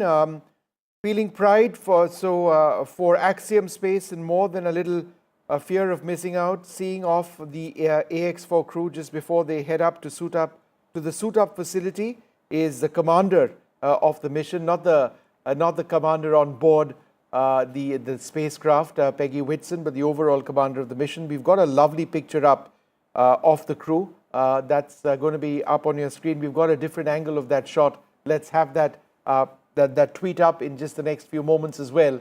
But what you see on your screen now is from, I think, about 20 minutes back, 15, 20 minutes back, when the crew got off that minivan to get to the place where they suit up, the suit-up facility, as it were, and they seem pretty relieved to be out there because they've been waiting for a huge amount of time. Ajay Lele, that's not been easy, has it? You know, I mean, a mission being called off so many times does put some sort of pressure on the crew. It takes a great deal of leadership, and Peggy Whitson is an exemplary astronaut. But her task would have been to ensure that her crew deals with these delays, right, and is fit, not just physically, but in their minds, to deal with any further delays and then deal with actually getting the mission done, right? That needs a lot of leadership. Definitely. If you see the entire trajectory of the astronauts going to the International Space Station or even otherwise going to space, most of them are with a Air Force background. In our case also, you say from Sunita Williams till Rakesh Sharma till Group Captain Shukla, everybody is a ace pilot, everybody is a test pilot. So what happens is that when you are in the business of aviation, you always go through all these challenges of a bad weather, engines malfunctioning, systems malfunctioning, getting delays for many days. People have got stuck on airfields, particularly airfields like Srinagar and all that. When weather goes bad, people get stuck over there for more than 1 week, 10 days, 15 days also. So these people are inherently trained into all those activities. So if you really ask me, their mindset is perfect in this. Means for them, this is not new. They have gone through this in their career on aviation for many years. Now it's just a step ahead where they are entering the career in basically becoming an astronaut. And you look at the type of a training which Group Captain Shukla has gone. He first underwent a training in Russia. Then subsequently, India has established its own center also to train astronauts in Bangalore. They were training over there. And since he was supposed to go on a SpaceX mission, separate type of a training is required. Hence, he was getting trained in US also. So the type of a training which he has undergone for last 4 to 5 years, I think is very exemplary. And if he has withstood all that of very, one can say, harsh training, then I'm sure definitely these types of delays are not going to make any sort of a difference in his thinking. Certainly, it should not make a difference, and we have been told repeatedly, Commander Peggy Whitson told NDTV that he is wicked smart, and his own crew have said that he has a great sense of humor, right? Extremely qualified, and all of that. Here's a young man who is really keen to get this mission going. Sorry, go ahead, Pallav. He is very smart. I have spoken to him. He is very qualified. He is level-headed. He has a great sense of humor, and I'm sure he will make a great team player. And since this is the beginning for India's Gaganyaan, he has a 20 to 25-year career ahead of him for India's own Gaganyaan mission, which is to launch from Indian soil on an Indian rocket, where the countdown will also be Indian. And what do you mean the countdown will be Indian? Obviously, because if you launch from Sriharikota, the countdown will be Indian. Right now, the countdown is American. So we have bought a seat. It's like a Uber. It's a large Uber where four passengers are there. Now, India Pallav has paid 550 crores. This is. I think you're going to upset a lot of people by saying that this is the taxi ride. It is, in fact, that. Let us be very clear. We bought the seat for 550 crores. We have a very talented person. Pardon? 55 million, is it? That's about $68 million. But it gives us tremendous leg up for our Gaganyaan program, because we get to understand human space flight by being inside the American program, the European program, and the Russian program. And that's be a great learning for India's own Gaganyaan. So a great beginning. It's not money which has just been spent without thought. There is a great thought which has gone into it, but it is an American countdown. What we need is an Indian countdown on an Indian rocket, and that is what will give both you and me great pride if we are there to report Impe, as you can see, there is pride and nationalism sort of oozing out of the NDTV anchors this morning. You'll have to sort of take that into account. But I think it reflects a genuine sense of enthusiasm in this country. And I think one of the most defining features of India's space program, and, Pallav and I, Professor Impe, have been doing this, for the last decade, covering various aspects of India's space program, is it's ignited so many young minds. The fact that you've got young students from regional engineering universities and colleges, getting into advanced aerospace engineering, various aspects of aerospace engineering, getting into extremely difficult competitive examinations, trying to get into the Indian Space Research Organization. You've got a fledgling private sector aerospace industry, which is, besides anything else, doing wonderfully well in the development of drones, not just for military purposes, but for other purposes as well. You've got an evolution of technologies, not just in the government sector, but also in the private sector when it comes to rocketry. There's been an evolution, for example, of technologies when it comes to carbon composite technology and the fabrication of aerospace structures. So I think a lot of what is happening now in the country is part of that sense of enthusiasm and ambition that India sees as part of going to space. I think that's where it all comes from. So in that context, Professor Mpe, what are your thoughts about what India can potentially achieve given the ISRO program that we've seen so far? I think the human aspect of spaceflight is important. It creates an emotional connection. It's sort of we know we can be with the Indian astronaut up in space. We can project our emotions, our feelings, our aspirations onto them. But what India has already achieved in robotic spaceflight is very impressive. And we all know, in those of us in the space sector, that it is easier and cheaper and more reliable and safer to do things robotically with technologies to do unmanned missions to the moon. And India has had enormous success already in that. So I think that's maybe the thing that will persist into the future. Yes, humans in space are important, but humans are fragile, they're delicate, they have to be maintained, they have to be protected, their lives are valuable. India's aspirations in robotic missions and space flight are also large, and exploration in the solar system, and that's not insignificant. It perhaps doesn't grab people the same way that having your hero, your Indian hero in Earth orbit does, but it's very important. I think it's very important for the development of Indian aerospace industry. All right, let's go quickly across to Gauri Dwivedi, who's got many more details on this particular mission, the rocket, and indeed the spacecraft. Go ahead. Indeed. Vishnu, while of course we've been talking about several aspects of what this mission really means in terms of India's space program going forward, a quick update in terms of telling our viewers what the Falcon 9 rocket is really all about. First and foremost, it is made by Elon Musk's company SpaceX. In terms of the kind of pedigree as far as the rocket itself is concerned, the success ratio, let's take our viewers through some of that. It actually first flew in 2010. 2010 is when it had its debut, and it sort of transformed how space operations are really done as far as allowing it to have some, first reuse and reusable rockets, so to say. And let's move ahead and talk about the success ratio and also the specs. Success ratio is about 99.4% in its 492 flights. That's incredible statistic and extremely important as we talk about the success of this mission.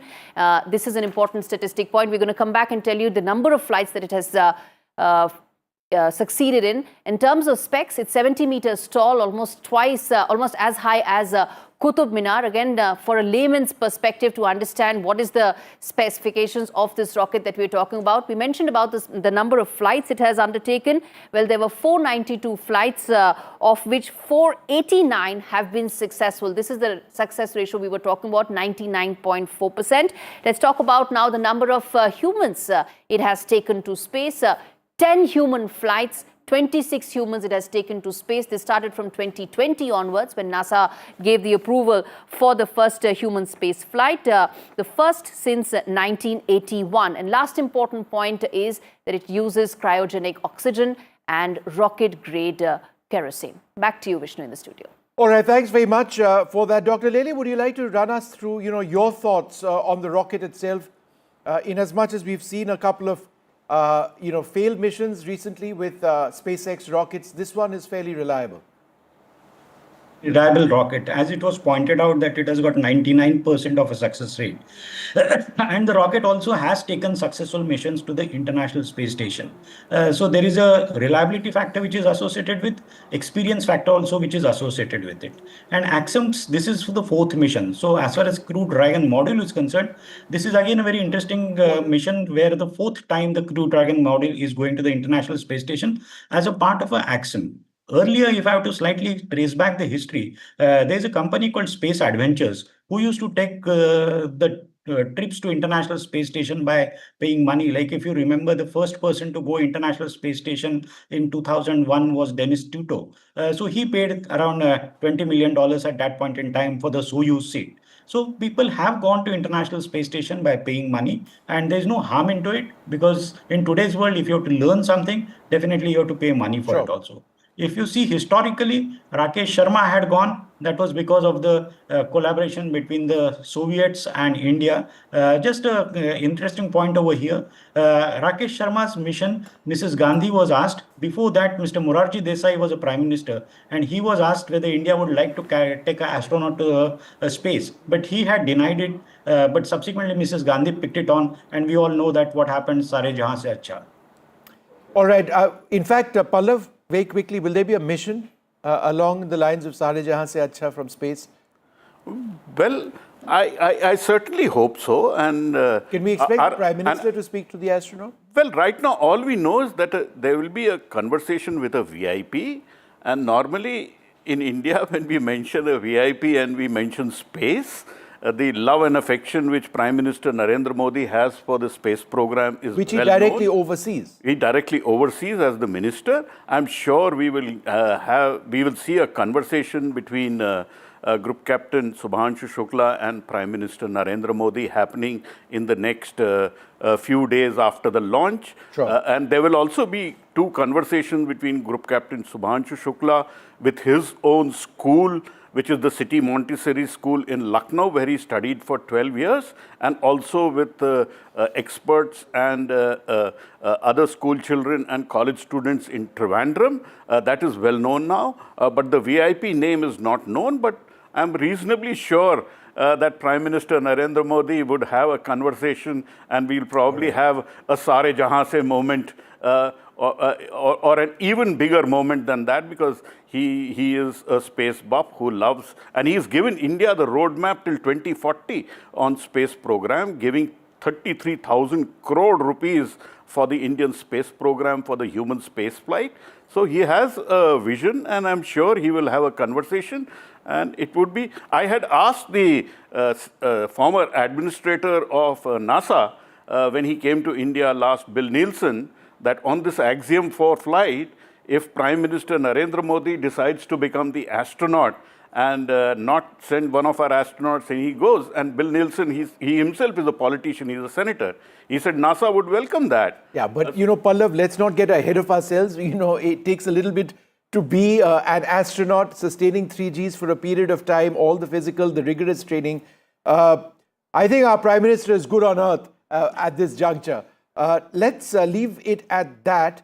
But what I think would be interesting to know is the Crew Dragon spacecraft itself. That's where this crew is going to be on. It is, it's not the payload, but it is the structure atop the Falcon 9 rocket.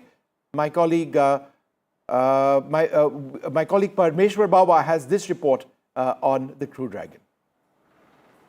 Well, a wheel of cheese, 26 humans, 51 missions, and one very persistent billionaire. Believe it or not, this space story comes with a cheesy twist, quite literally. This isn't your usual rocket launch tale. It's got drama, dreams, doubters, and then the dragon. Well, meet Dragon, not the Game of Thrones kind. This one is real, reusable, and revolutionary. It's SpaceX's flagship spacecraft, and it's quietly rewriting space history. The first private spacecraft to take humans to the space station, the only spacecraft that's currently flying that is capable of returning significant amounts of cargo back to Earth. Well, it's completed 51 missions, 46 visits to the International Space Station alone. 10 human space flight missions have been accomplished, carrying 26 humans.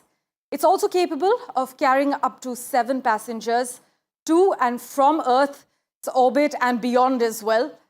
On the Dragon's capsule's first test flight back in December 2010, you must note, it carried a wheel of cheese into orbit.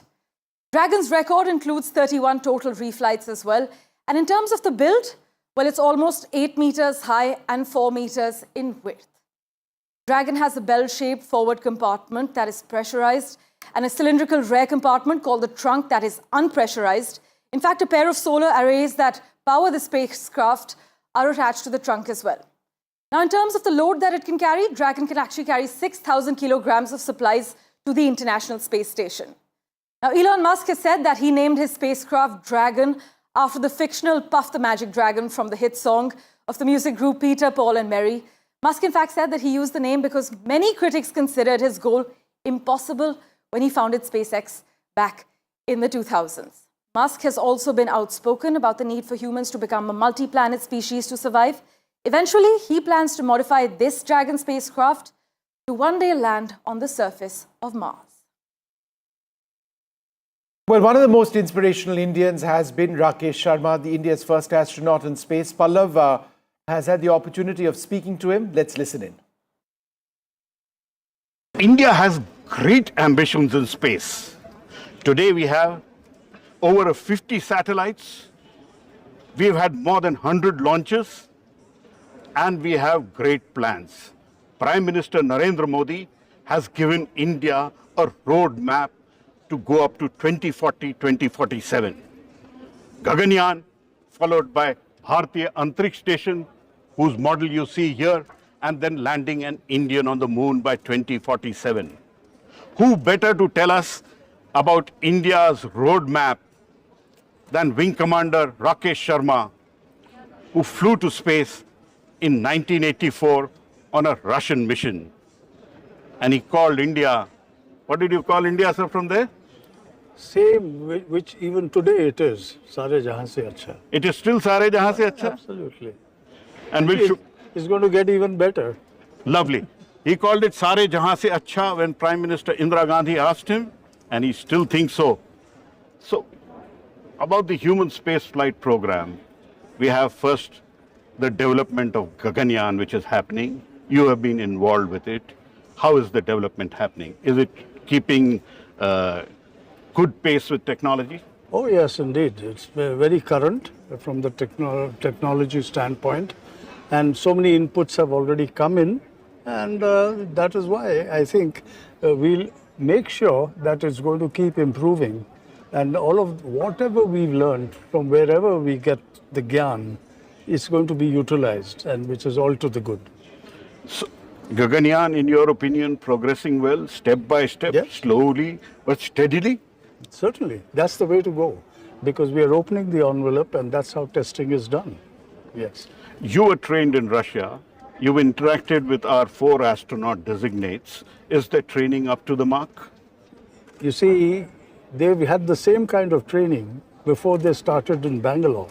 So therefore, I would say they'd be better prepared, because they've learned the basics in Moscow at the Yuri Gagarin Space Center. That's where you trained? That's where I trained. This is the one, huh? Lovely. Yeah. You can show it. That's the Yuri Gagarin. Yeah. Lovely. Yes. What proud moment. I've seen your picture there. Yeah, so now that they are back, they are training on the vehicle which they will be going up in from Sriharikota. So that's the part of the training they are now busy with. In between, of course, Shubhanshu has gone to the US to get an insight onto how systems work on the International Space Station. And that information will be utilized in the Bharatiya Antariksh Station. And we have 5 modules, and by 2028 we may have the first module in space. Yep. And we also have right behind us the new generation launch vehicle, what we did, a heavy lift launcher which ISRO is making. Yes. I think those points are absolutely critical, because in as much as we are focusing on the Axiom mission today, it's ultimately India's Gaganyaan mission, which is our first crewed mission, following which there's going to be an Indian space, an Indian space station as well. It's going to be called Bharat, is what I've been told by the Minister Jitendra Singh. In fact, he said that in an interview to us. And then, of course, there are further missions as well, which are planned, crewed, uncrewed largely as well. There'll be another mission to the moon in the Chandrayaan series. So let's see how it all goes. But our focus now is on Axiom Space. Shubhanshu Shukla, the Indian astronaut, kitting up. But there's been a lot of hard training that's gone into this, including Geoforce Training. Let's take a look.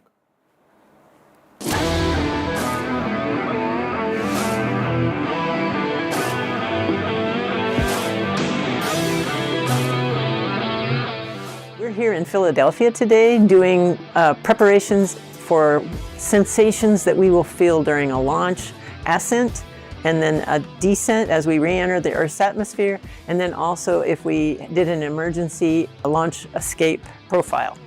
So any of these are really good for a person who's never experienced spaceflight to get the sensations of what does it feel like. So the centrifuge training is not something that is new to me. I have been a fighter pilot and we are exposed to this kind of training regularly in our profession, and we do the training at frequent intervals. And centrifuge is a good way to experience that and expose the crew to these G loads before they finally experience it in the flight itself. A couple of months ago, during the Hunar program, it was still part of our selection. I did these profiles. It was huge fun. I got to experience the whole experience. I know how it acts on my body.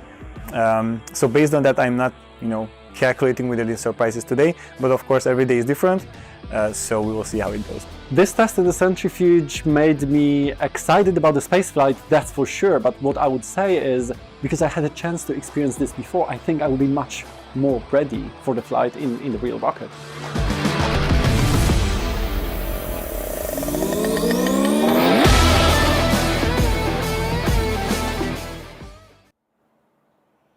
All right, well, a huge sense of excitement ahead of this mission. The crew getting set now, they're getting kitted up.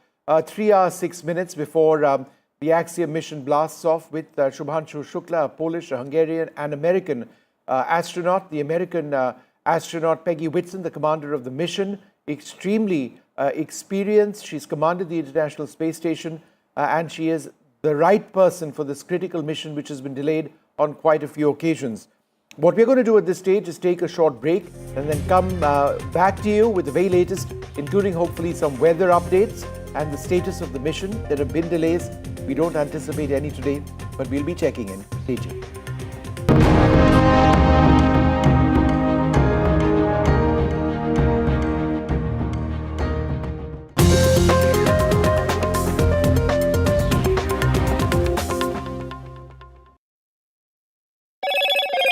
Hello, Moto.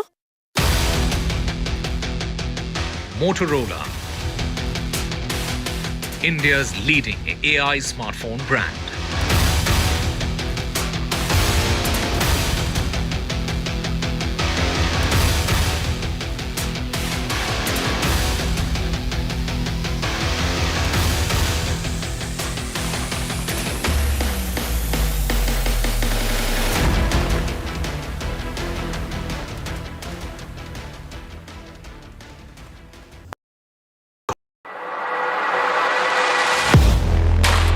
Do you really know the company you invest in? What is the real picture behind presentations and claims? Is the outlook as rosy as the company claims? Know Your Company, powered by NDTV Profit Research, shines a light on the biggest stock market movers.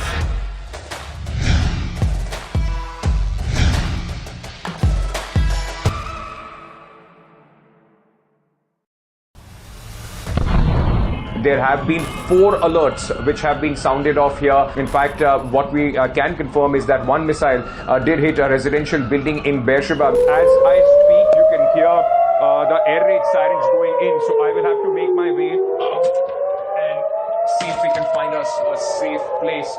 This is the announcement being made. Listen into it.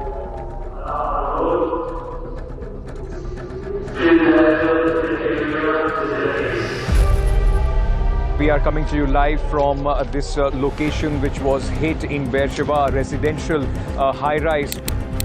ruins of this building tell you the cost that this war, the 12-day war so far, has taken. I've been reporting on all issues, big and small, from Andhra Pradesh, Telangana, rest of South India, bringing you all the action, all that you need to know, all that you want to know. The energy of maximum city is infectious. I'm bringing that energy in our news coverage from financial capital Mumbai. Covering from the southernmost part of India over the last 23 years, I bring in-depth and 360-degree coverage from the Dravidian heartland. The land of Mishti, also known for its bitter politics. I have seen much water flow under the Howrah Bridge, covering Bengal in all its vivid colors. India's IT capital is always bustling, a city full of startups, stories and surprises. And I keep you ahead on all the Bengaluru buzz. In today's interconnected world, India's voice is more crucial than ever. When India speaks, the world listens. At NDTV World, we are that voice, bringing you intelligent and insightful news from India and beyond. From geopolitics and diplomacy to economic shifts, migrations, tech disruptions, and the stories of our diaspora. We cover the news that shapes our global future. NDTV World, your new home for global news, is here.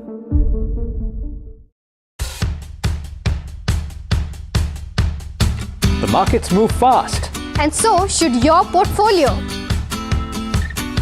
Expert insights, real-time stock picks. Do I buy Ola? Should I hold CDSL for the long term?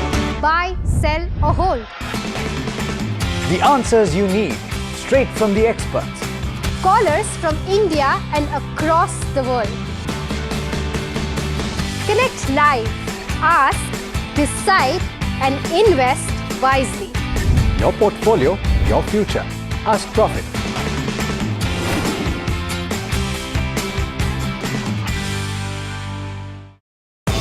सज गया है मंच, शिरकत करेंगे जाने माने कलाकार। NDTV का क्रिएटर्स मंच है आपके लिए तैयार। शामिल होंगे लेजेंडरी राइटर जावेद अख्तर, अपनी कविताओं से युवाओं के दिलों पर राज करने वाले कवि कुमार विश्वास, समय से परे की फिल्म बनाने वाले डायरेक्टर इम्तियाज अली और best selling writer Chetan Bhagat. यहाँ फन और एंटरटेनमेंट मिलेगा, साहित्य से नई रचनाएं, नई सोच, नया मंच। एनडीटीवी लाया है आपके लिए क्रिएटर्स मंच। आप भी जुड़ें एनडीटीवी नेटवर्क पर। 50 years of the emergency. भाइयों और बहनों, राष्ट्रपति जी ने आपातकाल की घोषणा की है। India's darkest hour, June 25th, 1975. Lest we forget. The emergency. NDTV rewinds when democracy was suspended. लोकतंत्र का गला घोट दिया गया था।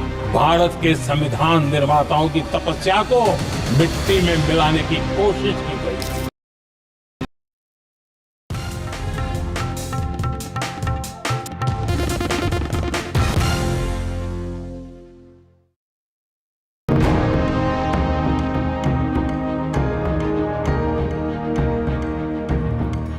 Good morning. Today, India marks a historic moment as Group Captain Shubhanshu Shukla, an Indian Air Force pilot, is set to become the first Indian to visit the International Space Station aboard the Axiom 4 mission. That launches in 3.5 odd hours from now, 12:01 p.m. Indian Standard Time. So 3 hours and 1 minute from now. From NASA's Kennedy Space Center in Florida. In fact, let's have that countdown graphic which plays out as well. That's going to be on the SpaceX Falcon 9 rocket that carries Shukla alongside Commander Peggy Whitson and astronauts from Poland and Hungary to the International Space Station. After multiple delays because of technical issues and weather concerns, the mission is now cleared for liftoff. Shukla, the second Indian in space since Rakesh Sharma's 1984 mission, will conduct 7 scientific experiments for India during the 2-week mission. This launch signifies a proud milestone for India's space ambitions. Stay tuned for live coverage and updates on this groundbreaking journey. But first, a quick look at the headlines. A big leap for India's space program, the Axiom 4 mission set for launch. India's Shubhanshu Shukla space mission. It's all ready. They're getting kitted out. Launch in 3 hours from now. We'll be broadcasting that live. Wishes pour in for India's big cosmic leap. We'll be bringing you reactions from across India. In other news, the Prime Minister speaks on the emergency which he calls India's darkest days. He says the Congress put democracy under arrest. And a police notice to Jagan Reddy in a hit and run. The Tamil actor Shrikant's arrest is linked to a cartel. The arrest uncovers links to a crime syndicate, a job racket, and land-grabbing allegations have emerged.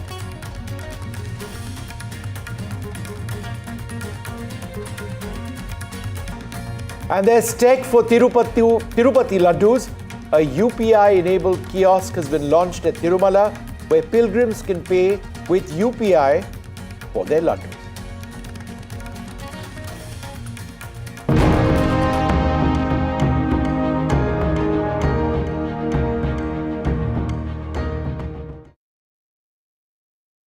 Well, hello and welcome once again. I'm joined by my colleague Pallav Bagla as the countdown to space glory for India begins. As Shubhanshu Shukla, one of the 4 astronauts, will launch the space voyage today, or his space voyage today. The mission is part of Axiom Space. What's Axiom Space? It's a private aerospace company. There are a couple of partners in this. Axiom Space, which is the private aerospace company. Then there is SpaceX itself, which has provided the spacecraft. The spacecraft is called the Crew Dragon, and the rocket is also from SpaceX. It's called the Falcon 9. It's a reliable rocket and one that's going to take them to the International Space Station. The International Space Station, very much, as the name suggests, is international in terms of its construct as well. It's got a Russian module and an American module, several components from several international players as well. And on today's mission, it's again truly international. That's the theme. An American commander, an Indian astronaut, a Polish astronaut as well on board, and a Hungarian astronaut. And they're all exceptionally skilled. The American commander of the mission, who you see on your screen there, Peggy Whitson, has commanded the International Space Station in the past, and she's got exemplary experience, something that is so very important. But in as much as we report all of this, let's remember that the SpaceX Falcon 9 rocket did face 6 delays because of liquid oxygen leaks, electrical harness issues in the Crew Dragon spacecraft, and repairs which were needed to the International Space Station's Zvezda module. There's unfavorable weather which further complicated missions, but hopefully everything should work out now. Well, we're now joined by my colleague Eric. He joins us from close to the launch pad itself. Great to see you, Eric. It's a decent hour for us, a little after 9 a.m., but it's quite late for you. But give us a sense of the excitement, the enthusiasm all around you. Are people watching on? And is it all systems go? Sure. Good morning to you. Yes, coming up on midnight here in Florida at the Kennedy Space Center. And we are just a few miles away from Launchpad 39A. I can see it off to my right shoulder. And behind me, I don't know if you guys can see, so that's the former countdown clock that the space shuttles used. Now they use it to place pictures of the crew, including your captain. Adjusting that here, Eric, forgive me here. We've got you perfectly on. Go right ahead. You're live on air. We'll fix that camera setting issue and come back to him in a moment from now. But he's all geared up. It's what, a little past midnight is what he said, right? It is late night. It's a 2:30 a.m. flight from Florida. Well, for America, it works perfectly for us. Yeah. All right, we've got him back up again. Go ahead with what you were saying. Yeah. Good morning. I apologize. Not a problem. I think your colleague is trying to reach out to me, and so we're trying to do too many things at once here in Florida. So essentially what I was saying, that is the former Space Shuttle countdown clock, which now they are using to project images of astronauts, including your very own captain, who, as you are very familiar with, will be piloting the Crew Dragon, SpaceX Crew Dragon, to the International Space Station in about 3 hours, less than 3 hours at this point. So you also discussed the issues that we've faced so far. Several times there have been delays for the past several weeks. So we had a weather issue. We had a leak on this Falcon 9 flight-proven booster. What this means is this booster, the SpaceX booster, has gone to space once before. Actually, on the way down, SpaceX discovered that there was a liquid hydrogen leak. They repaired that leak eventually, but not initially, so that caused another scrub. And then the big scrub you mentioned was the pressure drop inside the Russian section, the Russian module of the International Space Station. So NASA has known about this leak, and Roscosmos, the Russian space agency, have known about this leak on board the ISS now for about 5 years. They repair it as needed. But what happened last week is the pressure dropped so much that NASA got very concerned about this. They didn't want to send any more astronauts up, especially these 4, because there are 7 living on board the ISS right now. NASA was able to make some repairs using the crew, the 3 Russian cosmonauts and the 4 astronauts on board the ISS right now, brought the pressure inside the space station back up, feeling comfortable enough that adding these 4 astronauts to the space station will be safe, or at least safe enough. As you pointed out, international crew, not just from India, but also from Poland, also from Hungary, commanded by a very veteran space flight flyer. Her name is Peggy Whitson. She has been to space 4 times. This is now going to be her 5th time going to the space station, the 2nd time commanding a private mission. And this is really unique for us here in the United States and here at the Kennedy Space Center, because normally private missions mean that Axiom, so this is the Axiom 4 launch, that means Axiom, the broker, they've done this 4 times, or this is the 4th time. So Axiom rents the spacecraft from SpaceX, they rent the booster from SpaceX, and essentially they rent the space station from NASA. So Axiom brokering this deal, typically it's wealthy individuals that we've seen that buy the seats on board that SpaceX spacecraft through Axiom. This time, as we said, it's an international crew. We know that the international astronauts, including your captain, have not flown from these countries to space in more than 40 years. That is a big deal, and that is also a very different setup than we've seen here ever at the Kennedy Space Center with an Axiom launch. Like we said, typically it's people who want to go to space that pay for these seats. This time it's the governments, of course, the Indian government being one of these sponsors of sending these astronauts to space. So Eric, a couple of quick questions. Questions. For starters, what's the weather like? Is that a cause of concern today? And number 2, we've seen several technical issues in the last couple of weeks, which has delayed this mission. Have all of those been resolved? Yes and yes. So the weather's fantastic tonight, actually. As you may know, here, especially on the east coast of central Florida, we get a lot of thunderstorms. We're in the tropics, very tropical climate.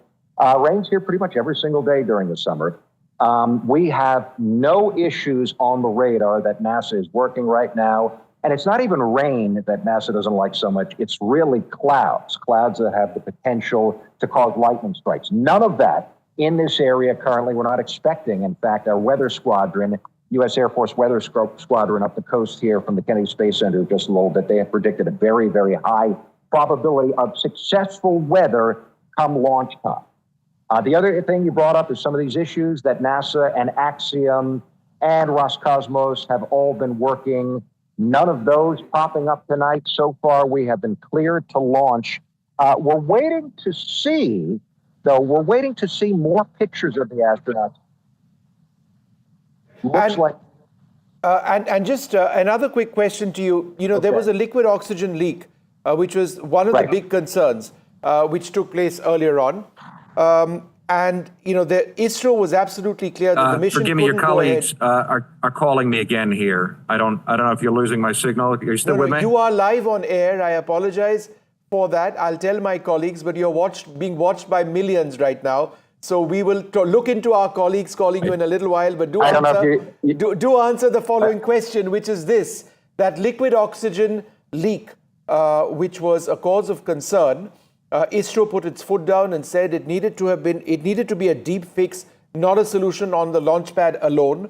Therefore, could you share any further details on the nature of that leak and how it was eventually fixed?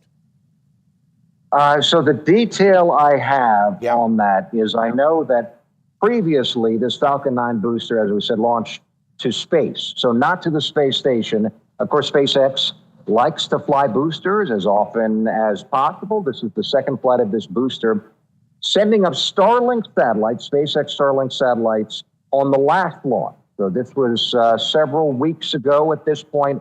On the way down, liquid oxygen. Forgive me, your colleagues keep trying to. All right, we'll keep tell them. Tell them that. Yeah. So we'll tell them that you got me.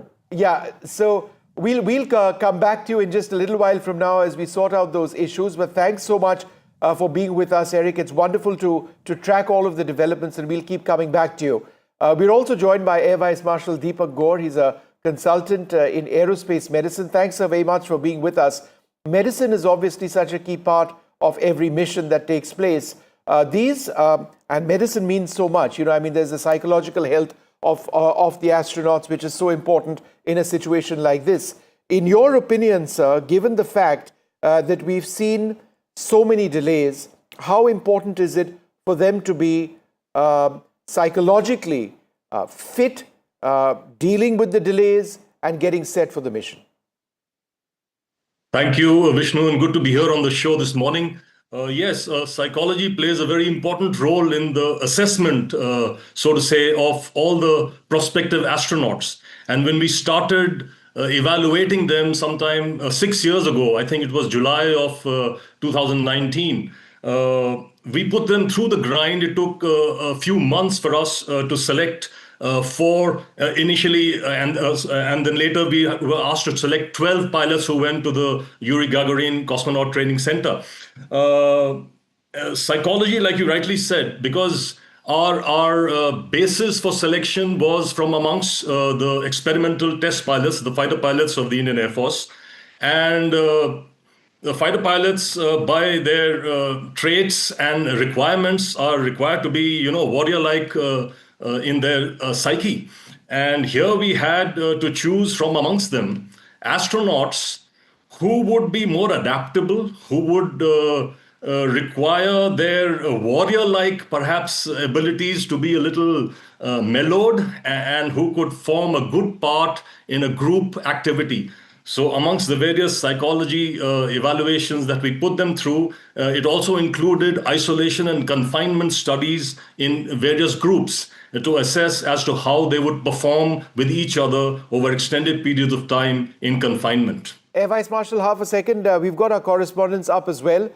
We've got Ranveer in Lucknow, and we've got Tanushka as well. Ranveer, Lucknow is important because that's where Group Captain Shubhanshu Shukla is from. We believe he's going to be speaking to some students at his old school as well.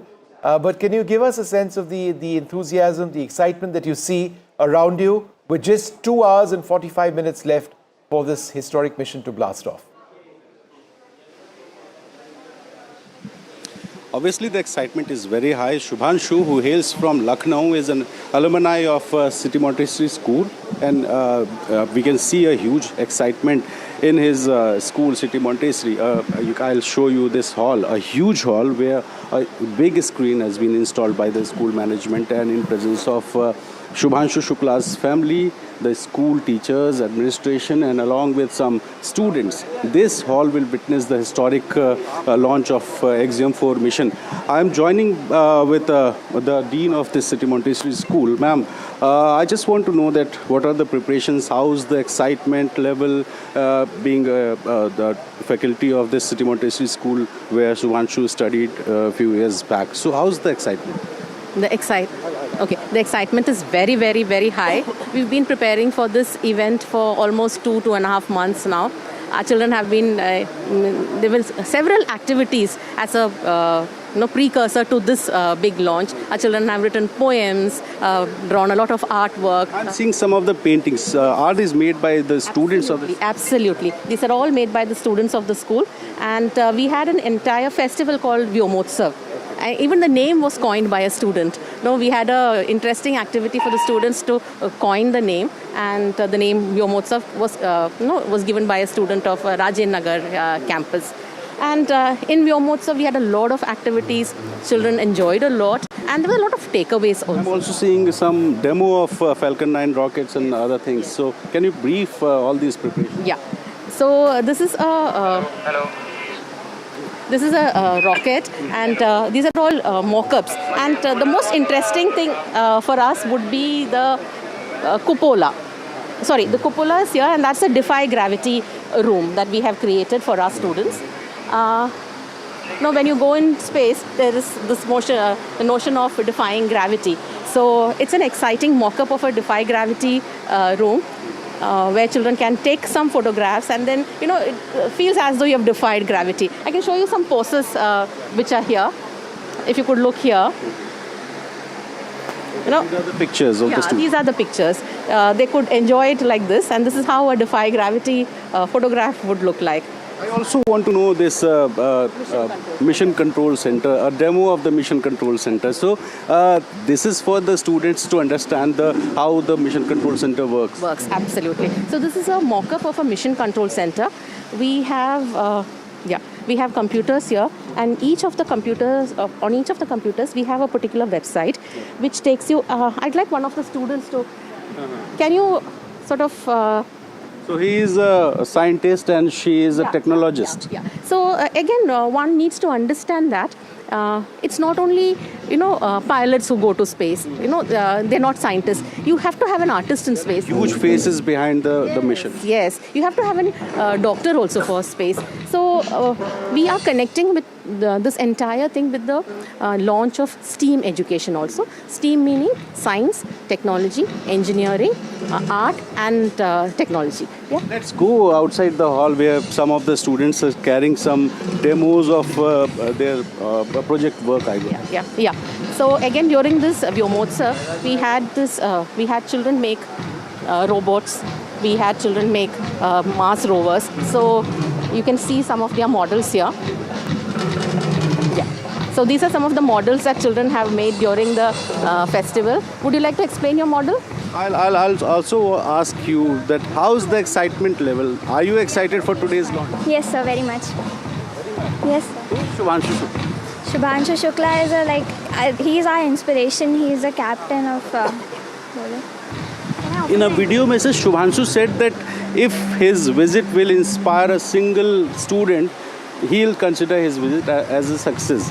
Are you inspired? Of course, sir, because being a CMS alumni, he's from our school. We feel a lot of proud, and we feel very excited that he's going to the space, and it's a dream for many children. So you can see the excitement level and the preparations going on in City Montessori School in Lucknow. Absolutely fantastic stuff. Thanks, Ranveer. We're going to come back to you in a little while with all of those wonderful students. Let's go straight across to Jana Levin in New York. Jana is an astrophysicist. Thanks very much for being with us. What is the science that this mission will involve once these astronauts get to the International Space Station? They're going to be studying some of the effects on the body and how astronauts interact, for instance, with technology while in space. They're also doing some interesting experiments with tardigrades, which are these very small organisms that we think can survive very extreme conditions.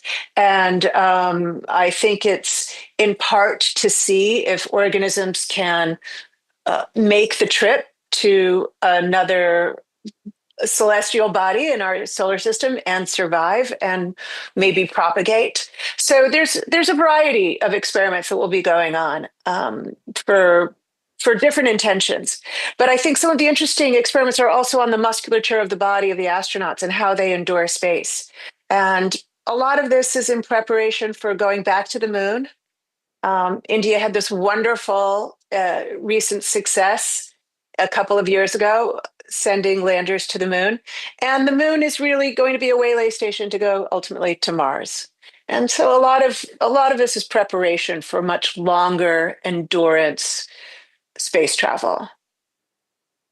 Jana, I must ask you, how do you see the Indian space program I ask because it's sort of known for its frugal engineering, but there's been a significant technology development in robotics, for example, our missions to the moon, our mission to Mars in terms of an orbiter.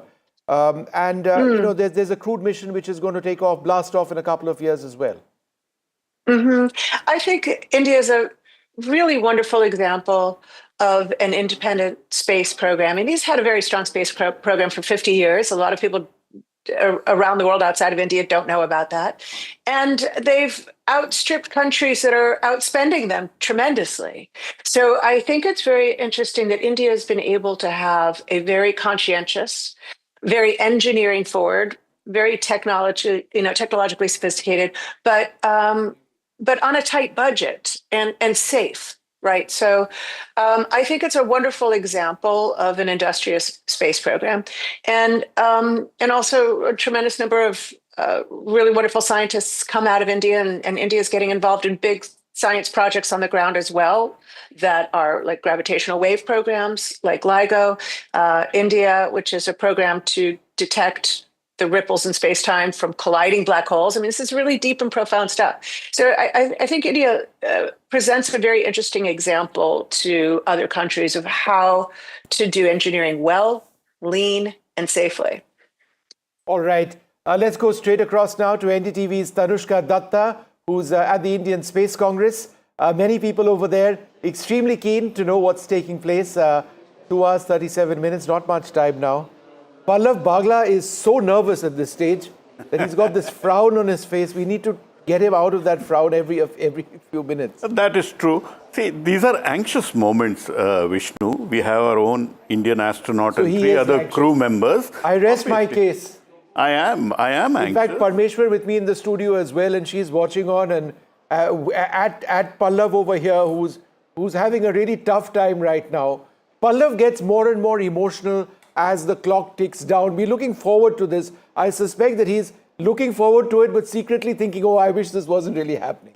Not really. I wish it were happening, and I wish there were not so many delays, so there would be lesser anxiety moments and a shorter quarantine period for our astronauts. But right now, all systems go. That is just the message I got, and we should have at 12:01 a good launch.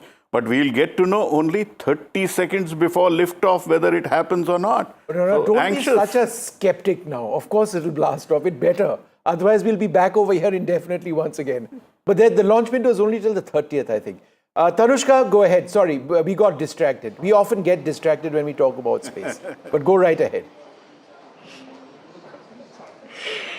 No, totally understandable. In fact, even here, the energy is very high with the Indian Space Congress event. And it's, this is a curtain raiser event. There's going to be a watch party later as well with respect to this, launch that everyone has their eyes on at this point. Group Captain Shubhanshu Shukla and all, everyone is quite eager here. The event is right about to begin. So everyone is, of course, inside right now. And what I can, however, tell you about the Indian Space Congress and the event here is how it's looking forward to explore more aspects in the private space sector. We do know that Shubhanshu Shukla, Group Captain, is the first private sector licensed, person who's going into the space at this point. So, exploring more into the avenues of how can private sector be, more of an active participant in the space, in these space missions, and in the larger, background at this point of the Indian democratization of the Indian space missions. All right, democratization of the Indian space. Let's just go across at this stage to General Madhuri Kanitkar. She's been an incredible doctor. She knows a thing or two about... Pallav's got a video on his phone right now on some dramatic music which seems to reflect an impending blast. Dr. Kanitkar, tell us a little bit about the training that astronauts go through ahead of a mission like this. Yeah, thank you so much, Vishnu. I'd first like to say it's been a long journey, and Pallav and me have known how we feel proud today, because this is not just about astronaut Sudhanshu going on to space, but it's of billions of Indians going with him and the Indianness of it. today we feel very proud, like we just heard Air Vice Marshal Gord saying how they selected, and see how their correct techniques were used, because in spite of all these delays, we have the most mentally fit and strong astronaut who has been selected to go up.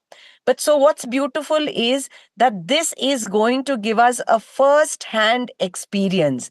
And the astronaut has been trained as a scientist, as a doctor, as a physiologist. I mean, look at the amount of first-hand experience that we have achieved by sending a person who's been trained to conduct research for India, by India, and that is the beauty of it. It's not just that. So whether it's the tardigrades or whether it's the muscle atrophy, or for that matter, our own sprouts, the experiments have been designed by Indian scientists. So this is the most beautiful moment, that today when he actually gets launched into space, it's all those dreams of millions of Indians which are happening, and all are watching, because there's a sense of belonging, of ownership, of being part of it in various ways. And I think this training has been tremendous, with Indian doctors, Indian scientists being part of this mission, training our astronaut. Pallav here. We've known each other, and you were involved in the initial selection of the astronauts while you were one of the leaders at the Indian Air Force and at the Indian Armed Forces. Do you feel proud that one of our own, or your own selection, is now almost ready to head to space? So proud, Pallav. And I still remember going back in history about how you moved it. And I was that time with the Chief of Defense Staff, and the way we actually took the principal scientific advisor to the Indian Aviation, the Institute of, Aviation Medicine at Bangalore. And that's how the whole story started. Because otherwise, we were working in silos. ISRO was doing its program. The aviation medicine had capability, but joining the two and that working out is tremendously making me feel so proud to have been given a small, there's a saying in Marathi, Kharitsa, like in that famous Ramayana, where the squirrel did its little bit to make that pool. And that little bit that I could contribute makes me feel I'm going up in space today. And I'm waiting with a half a bated second, breath. ma'am. I'm coming back to you in a little while. Let's go straight across to NDTV's Sam Daniel. He's got a lot of young minds around him. This is ultimately about inspiring young people in the next generation of space enthusiasts. Sam is also a space enthusiast. Sam, go ahead. Thank you, Vishnu. We come to you from the IIT Madras's S. Ramakrishnan Center of Research in Fluid and Thermal Sciences. In fact, they do research in the thermal aspects of the spacecraft. Thank you all very much. With me, a cross-section of students, including research scholars and a professor. Shubhanshu Shukla is all set to lift off. What kind of excitement among you who pursue research in this field? Axiom Mission is a historic milestone for India as well, as it marks the first Indian, Shubhanshu Shukla, going to visit the International Space Station. And he's the second Indian to visit the space after Rakesh Sharma, commander. Which is after 41 years. It's a great source of inspiration for students like us. What would this mean for India in terms of what would we learn, gain? This mission gives India direct experience in human spaceflight through the participation of Shubhanshu Shukla. This gives real-world insights into crew operations, safety protocols, and scientific experiments in microgravity, all of which are invaluable in planning and execution of Gaganyaan Mission. Shukla will conduct experiments in production, food production in microgravity, health monitoring, and materials testing. How important are these? These are very important experiments, and this is going to be a first time that India is going to have their own set of data for microgravity experiments. So as a researcher, it's a very proud moment for all of us. It costs more than 500 crore rupees. Many would say in a country where still quality education, healthcare is missing in several areas. Do you think this money could have been better spent that way? No, actually, as a developing country like India, we should also invest on R&D research and development. So basically, it's not the Axiom Mission is a very crucial step towards India, because it basically it is a major key role for the India in the international and commercial space mission. So India is growing to that role. So it's a very proud moment for us an Indian. So we should also invest in R&Ds. As a researcher, what are the aspects you will be keenly watching? See, first of all, the thermal aspects, how they maintain the re-entry in the environment, in the atmosphere. That is very interesting for a thermal engineer as myself. But the thing is, as a student and also as an engineer, we are also an Indian. And the thing is, it is the space, out of the space economy, we are just, even though we are the fourth biggest player, it is just 2% economy we are handling. Right. So the government aims to go to 10% economy. So obviously we'll incorporate private players like how the US has done. So this is how we'll be our approach to the space mission. Professor Arvind, when can India hope to have its own flight like this, its own space station?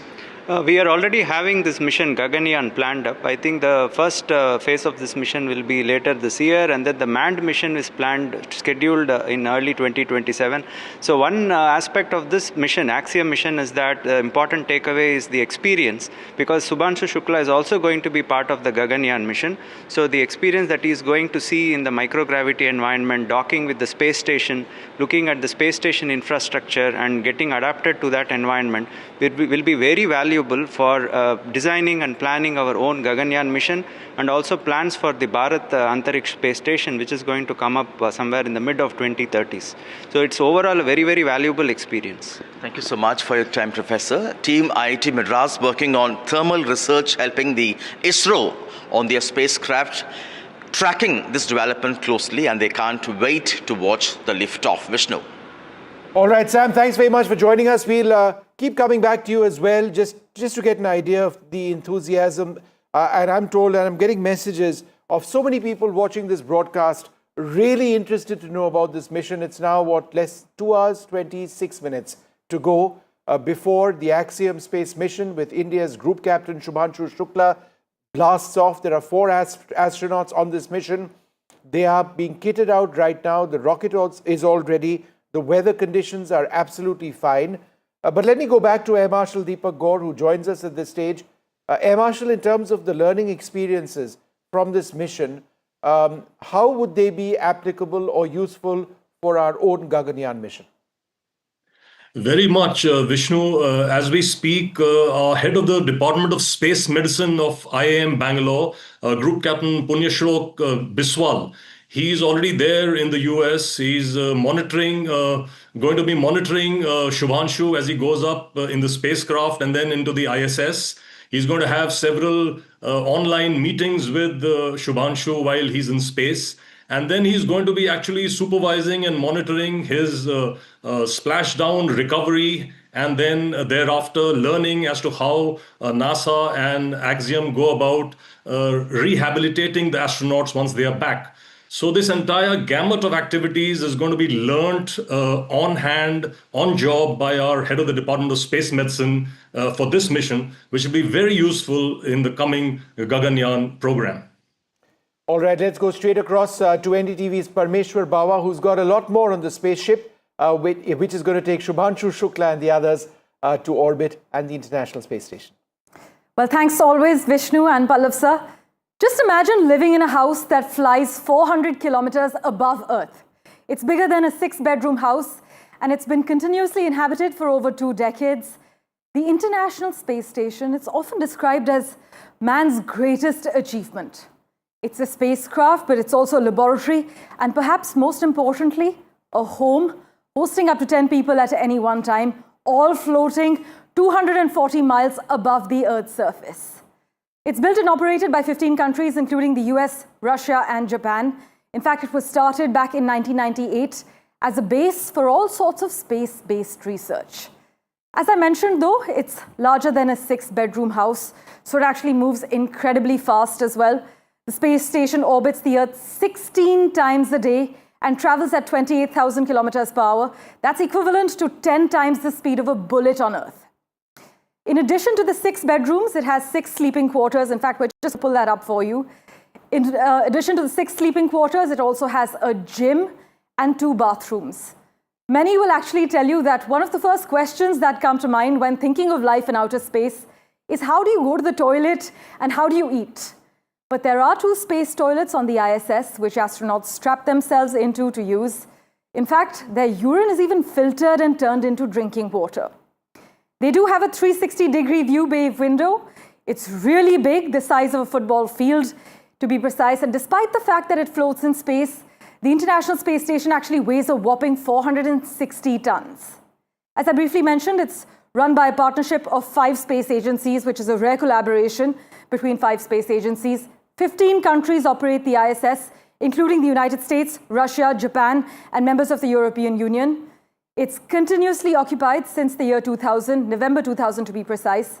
And as I mentioned, it travels at a whopping speed of 28,000 kilometers per hour. While orbiting 400 kilometers above Earth, the ISS circles the planet 14 times every single day at a jaw-dropping speed. Every 90 minutes, it orbits the Earth, and in 24 hours, it makes 16 orbits of our planet. Meanwhile, in terms of fitness, the astronauts are regularly conducting spacewalks. That's routine for them. And the spacewalks, this is a routine that they maintain. Meanwhile, in keeping communication with all those on home ground, you must note that all residents of the ISS have laptops, and they can even connect to the internet to keep in contact with their family, with their friends, also watch live TV. So this isn't just a science experiment, as Vishnu and Pallav Bagla have been reporting. It's a test run for the future, how we live on the moon, perhaps, Mars, or maybe beyond. All right, Parmeshwar, thanks very much.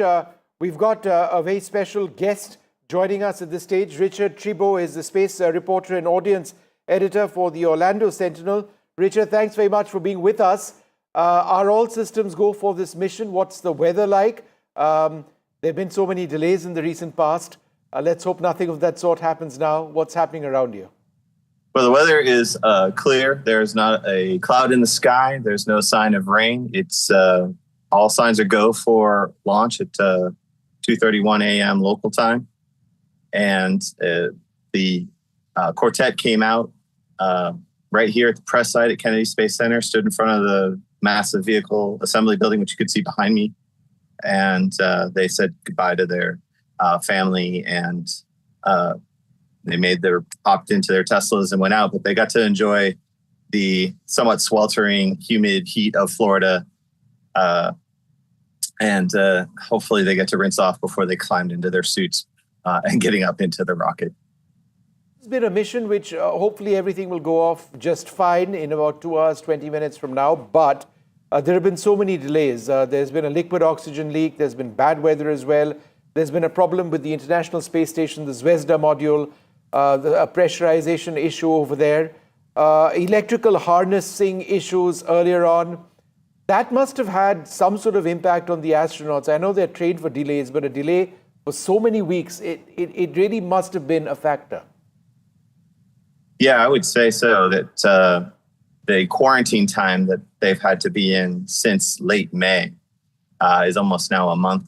And this mission itself was supposed to launch last year. And so over time, they have to sort of gird up their strengths to just be able to deal with the time, to pass the time, probably play a bunch of games in the meantime, but also have to stay in quarantine, can't be around their families.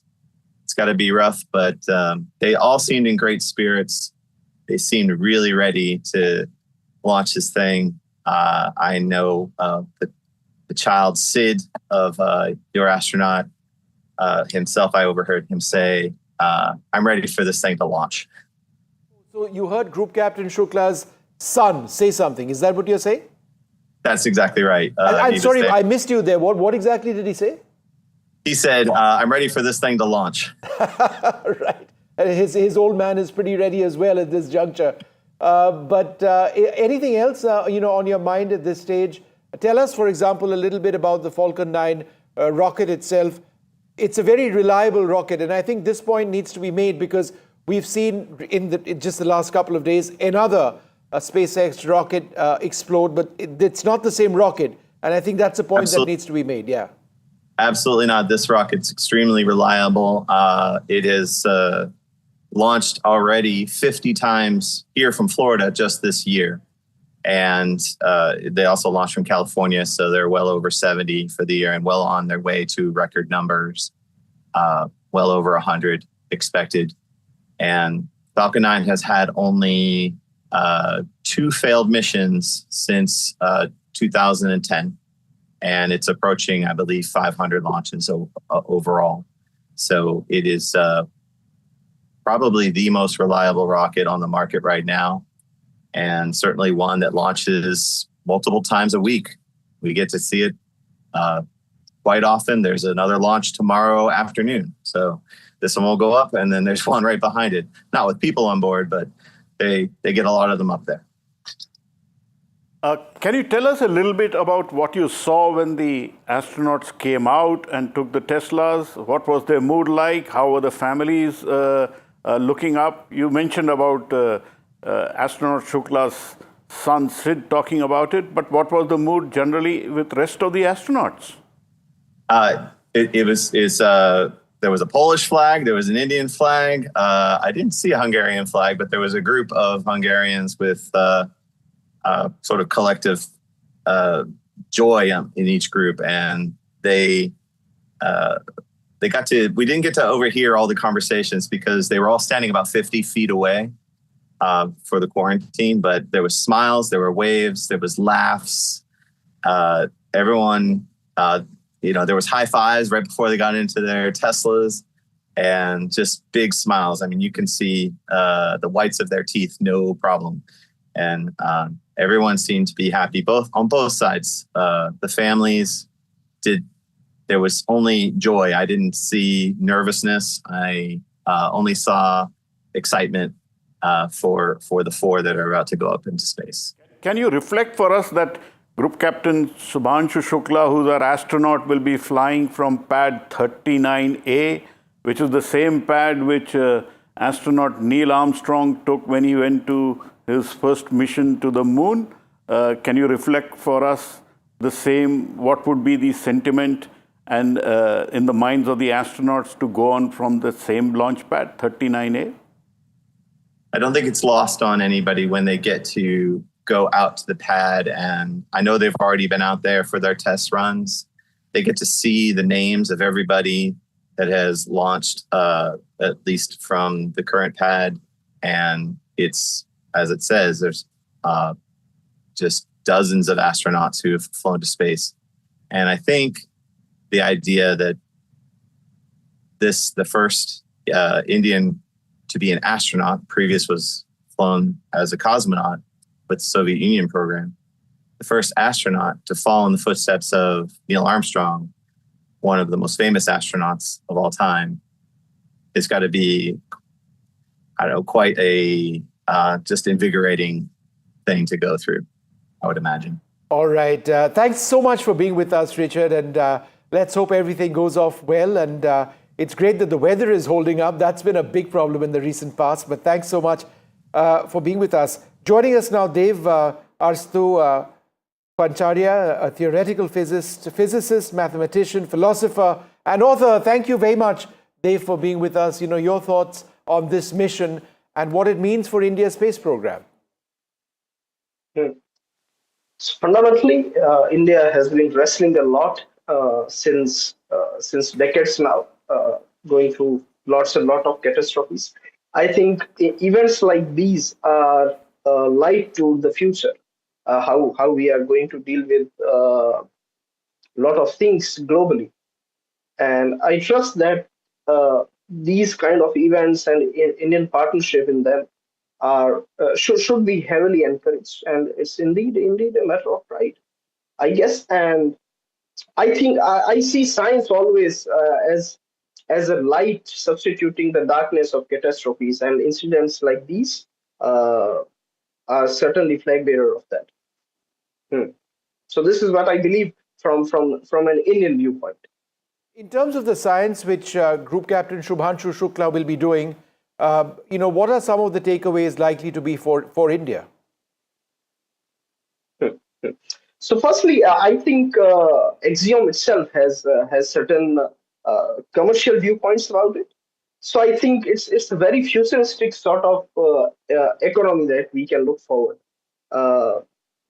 Although I'm not sure how experiments going to work there, because obviously microgravity, even the theoretical researches on microgravity is not so solid as of now. It's in recent progress. Although Einstein in his 1915 paper of field equations has derived things about it. But still, the theoretical researches are under the process. So I think to experimentalize those sort of things and then to make them in a commercial model is quite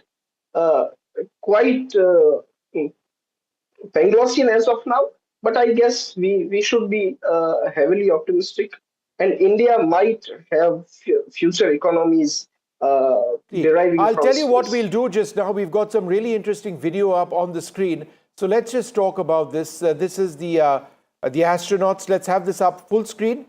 This is the astronauts training for the mission. We've been going through this footage. They're ready for all sorts of scenarios. There are emergency scenarios which they have been trained for perhaps more than anything else. That said, the mission is highly automated, and Group Captain Shubhanshu Shukla will not typically have a great deal to do in this mission until such time as the actual docking takes place. That's also a largely automated process. But it's the experience and the training to actually deal with any eventuality which is so very critical. We're going to take a short break at this stage, come back with the Vedi.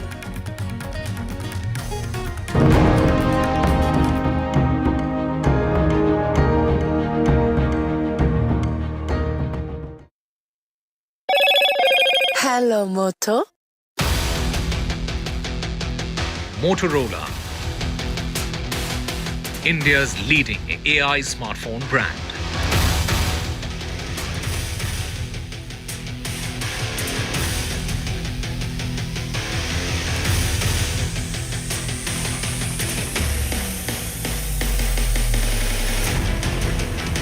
A big leap for India's space program, the Axiom mission. It's set for launch. The Indian astronaut Shubhanshu Shukla's space mission. Wishes pour in for India's big cosmic leap from all over the world. A huge sense of anticipation ahead of this mission. The Israel-Iran ceasefire appears to be holding. A report says the strikes didn't destroy Iran's nuclear program. New satellite imagery appears to indicate that the strikes have been fairly deep. Donald Trump likely to meet the Ukrainian President Volodymyr Zelensky at the key NATO summit in Europe.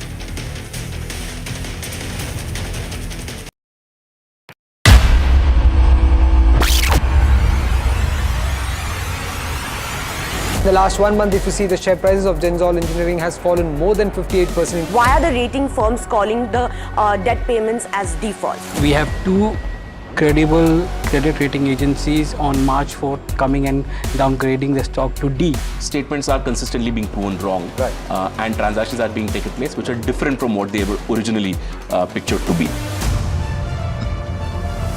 The company claimed it would roll out 6,400 electric vehicles. But what it has rolled out is a shocking scam. Funds meant for the project were funneled allegedly back to the promoters, the Junkie brothers. What did the money buy? Not EVs, of course, but a lavish flat in Gurgaon's luxurious DLF Carmelias.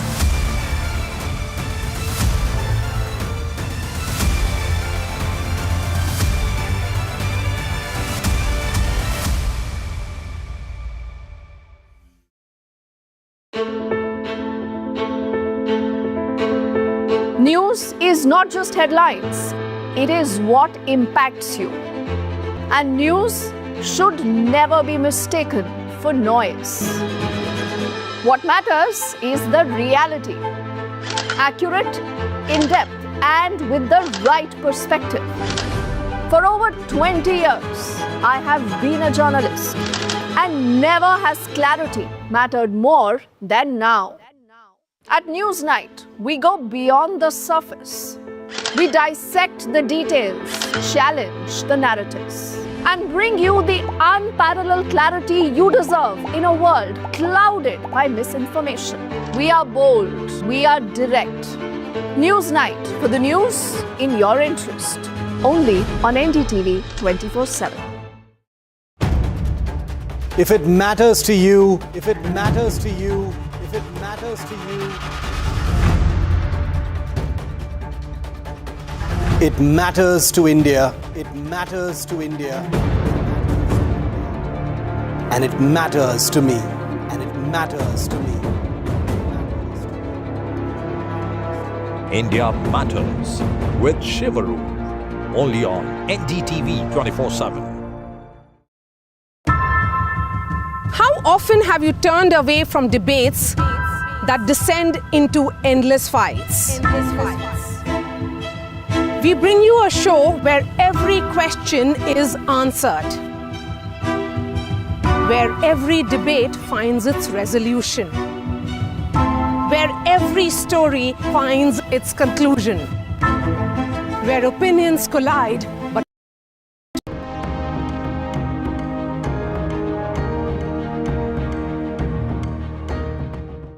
Welcome back. You're watching India's Cosmic League. Pallav Bagla and I and the entire NDTV team standing by for 2 hours, 7 minutes to go before the Axiom Space mission blasts off for the International Space Station after weeks of delays on 6 odd occasions.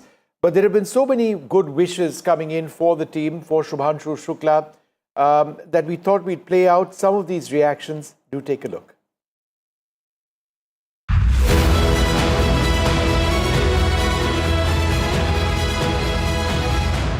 Shuks, good luck to you and the rest of the crew.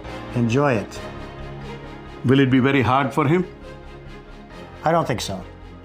He'll feel some pressure. He'll be under a lot of tension to keep up with the pace because it's pretty fast, but he's very well trained. He'll do great. Will there be a happy landing for him? Happy splashdown. A happy splashdown for Group Captain Shubhanshu Shukla.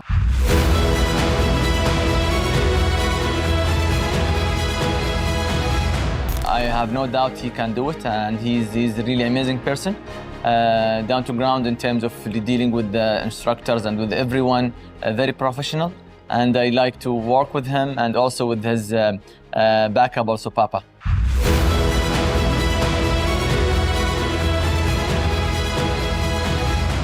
Trust your training, because sometimes, it's still an unexpected environment that he hasn't been in, that you haven't been in. So trust your training like you've been doing your whole life. Do the right thing, keep calm if things don't go the way it's expected. It's space, it doesn't always cooperate, and enjoy the ride. Try to make yourself some good memories. Look at the Earth, take pictures of your activities, of your crewmates, and it's gonna go super fast. So be really conscious in trying to imprint those memories on your brain, because you're going to need them when you come back.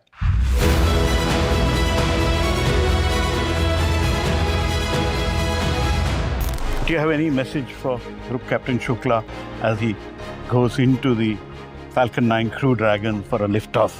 So I do have a message, but it is not very different than what Shukla has already spoken about. That Shukla has this great responsibility. Rakesh Sharma sir was somebody who flew decades ago. In the modern world era, Shukla has got that opportunity to fly into space. And it is not Shukla alone who gets to fly into space, but as a space traveler, I'm sure that Shukla will have a lot of gratitude for all the people who've made him reach where he is, or for that matter, who were involved in the making of the four of us. These are those faceless people whose aspirations are going to fly along with Shukla, and Shukla is not a single person alone. So he's got a big sort of responsibility on his shoulders. So good luck to Group Captain Shukla. Yes, good luck, Shuks. You will do it. And happy landing. Happy landing, safe landing, and have a safe mission, and do good science and get good science back.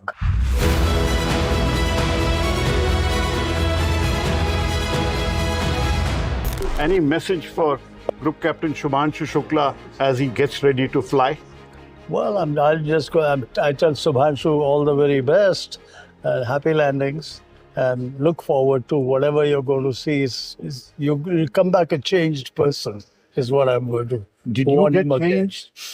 Yes, I would say over the years, maybe not instantly, but over the years when you go over that experience, it brings in new insights as to what's happening to planet Earth. It gives you a sense of where you should be going, where space exploration should be going.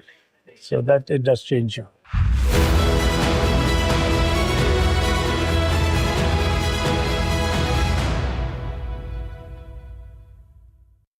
All right, so we've got a lot planned over the next 2 hours or so before this mission blasts off. It's all looking good so far.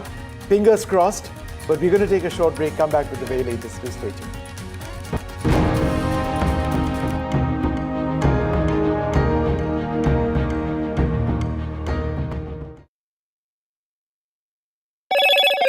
Hello, Moto. Motorola, India's leading AI smartphone brand.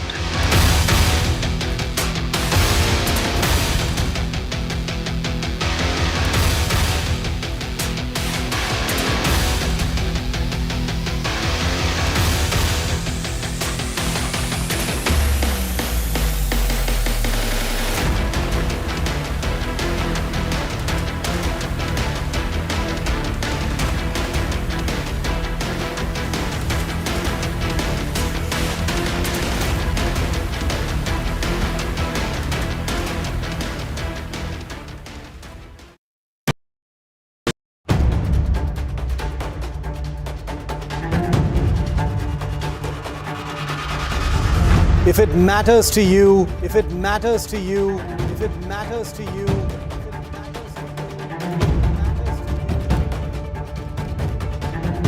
it matters to India, it matters to India, it matters to India, and it matters to me, and it matters to me.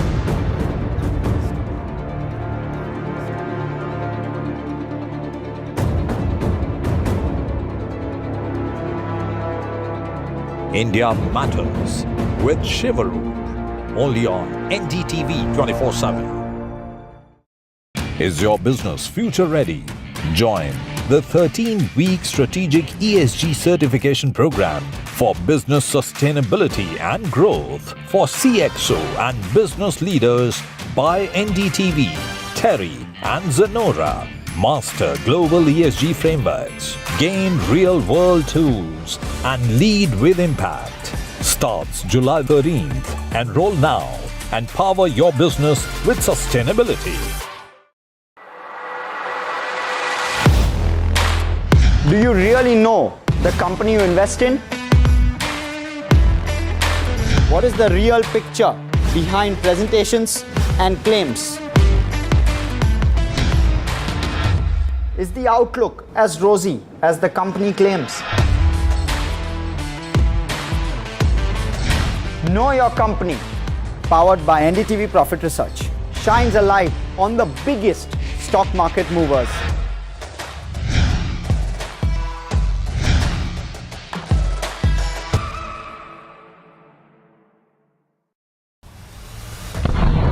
There have been 4 alerts which have been sounded off here. In fact, what we can confirm is that one missile did hit a residential building in Beersheba. As I speak, you can hear the air raid sirens going in. So I will have to make my way and see if we can find us a safe place.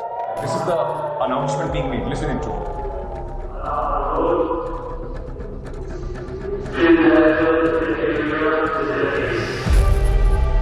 We are coming to you live from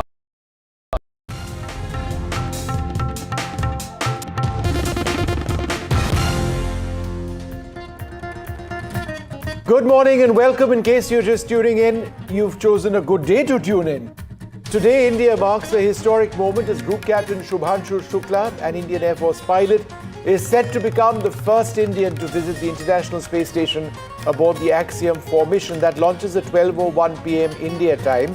That's just 1 hour 59 minutes away.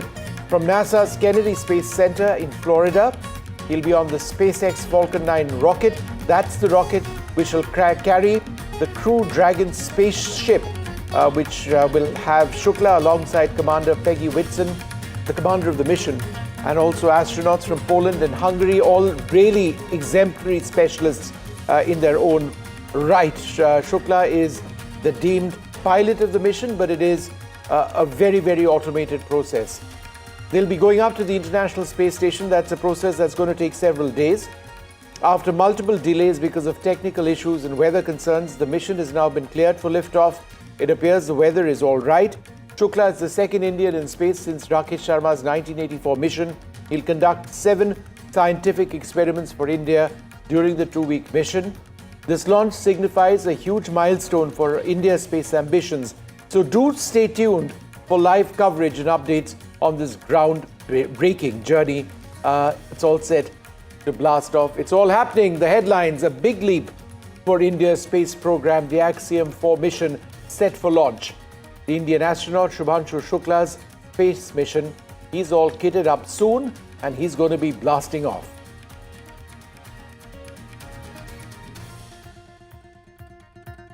The AX-4 crew is ready for liftoff. NDTV reports from the launch site in Florida. We are the only channel with journalists at that site.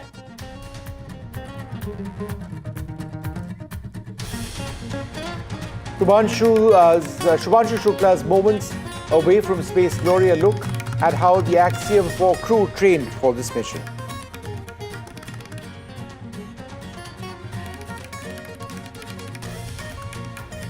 Lucknow hails India's space hero. NDTV is at Shubhanshu's alma mater. Teachers share fond memories of Shubhanshu.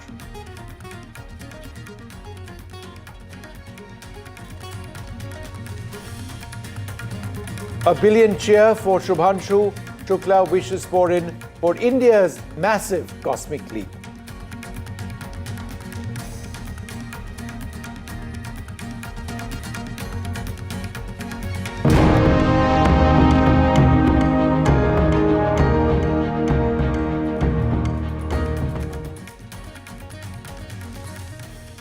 All right, well, let's bring you first up the immediate situation at the site of the blast-off, the launch pad itself. Eric von Anken, anchor at WKMG TV News 6 in Orlando. Thanks very much, Eric, for being with us once again. What's the weather like? And now we've got the first images of the crew on board the Crew Dragon spacecraft. So that's great to see. We see Shubhanshu Shukla right in the middle. He, of course, is the pilot of this mission. But what's the weather like? What can you share with us at this stage? Vishnu, good morning. Yes, so this is our radar map here, and you see it is showing that we are in excellent shape here at the Kennedy Space Center just after midnight our time here on the East Coast of Florida and the East Coast of the United States. There are some showers in the distance just east of the Kennedy Space Center and Pad 39A behind me, but this does not appear to be a concern. It has not stopped the countdown. We are still on track for just about 2 hours from this very moment. Typically, NASA gets concerned if we have clouds hanging around the launch pad, in particular clouds that may cause lightning, because they will not fly that rocket through lightning. That does not appear to be the case. As you spoke a couple of weeks ago, when they first tried to get this rocket off the ground with those 4 international astronauts, including your captain, it didn't go so well. We did have weather issues here because in Florida it rains pretty much every single afternoon. We're talking very intense rainstorms with lots of lightning. Second time, in particular, there was a liquid oxygen leak on top of that Falcon 9 booster. SpaceX likes to use the phrasing flight proven because they've already launched this booster to space once. It has come back to Earth, as you see behind me, and they refurbished it. They discovered that liquid oxygen leak actually as the booster was coming back down to space because it relights the engines in order to successfully land just a little north of me, right at the Cape Canaveral Air Force Station, and they detected the leak. Apparently they didn't fix it. So when they got this rocket on the launch pad and they started getting ready to put the 4 astronauts on board, that's when they discovered this liquid oxygen leak a second time. They did spend some time, several days to repair it, but then, as you've spoken, Vishnu, about this serious leak on board the International Space Station, that stopped the show entirely. NASA was very concerned because the pressure inside the ISS dropped dramatically. They've had this leak for about 5 years. They would patch it, pressure would come back up, but this time the pressure dropped enough that NASA was very concerned, not just about the 7 men and women on board the ISS at this very moment, but of course adding 4 more to the ISS. NASA paused. They asked the crew up there, because this is on the Russian side. This is actually in a Russian tunnel leading to the service module where one of the Russian capsules docks. So there's 3 Roscosmos Russian cosmonauts on board, along with 4 astronauts. The team worked together. They patched a little bit more in this tunnel. They brought the pressure back up. NASA felt comfortable enough to send these 4 now in less than 2 hours up to the International Space Station. We understand, I'll tell you this here in the United States, this is a huge deal for these international astronauts from, of course, Hungary and Poland, besides India. We have Captain Peggy Whitson commanding this private mission. But what is different, as you've pointed out, I think, is typically the last time when Axiom sends private astronauts to space, and 2 times ago when Commander Whitson commanded that Axiom 2 mission, those were private, wealthy, self-paying individuals. This mission is significant for us because here, from the coast of Florida, we have 3 gentlemen who are being sponsored by their governments. Of course, your captain as well falls into that category, which from everything I can tell, is a highly experienced fighter pilot.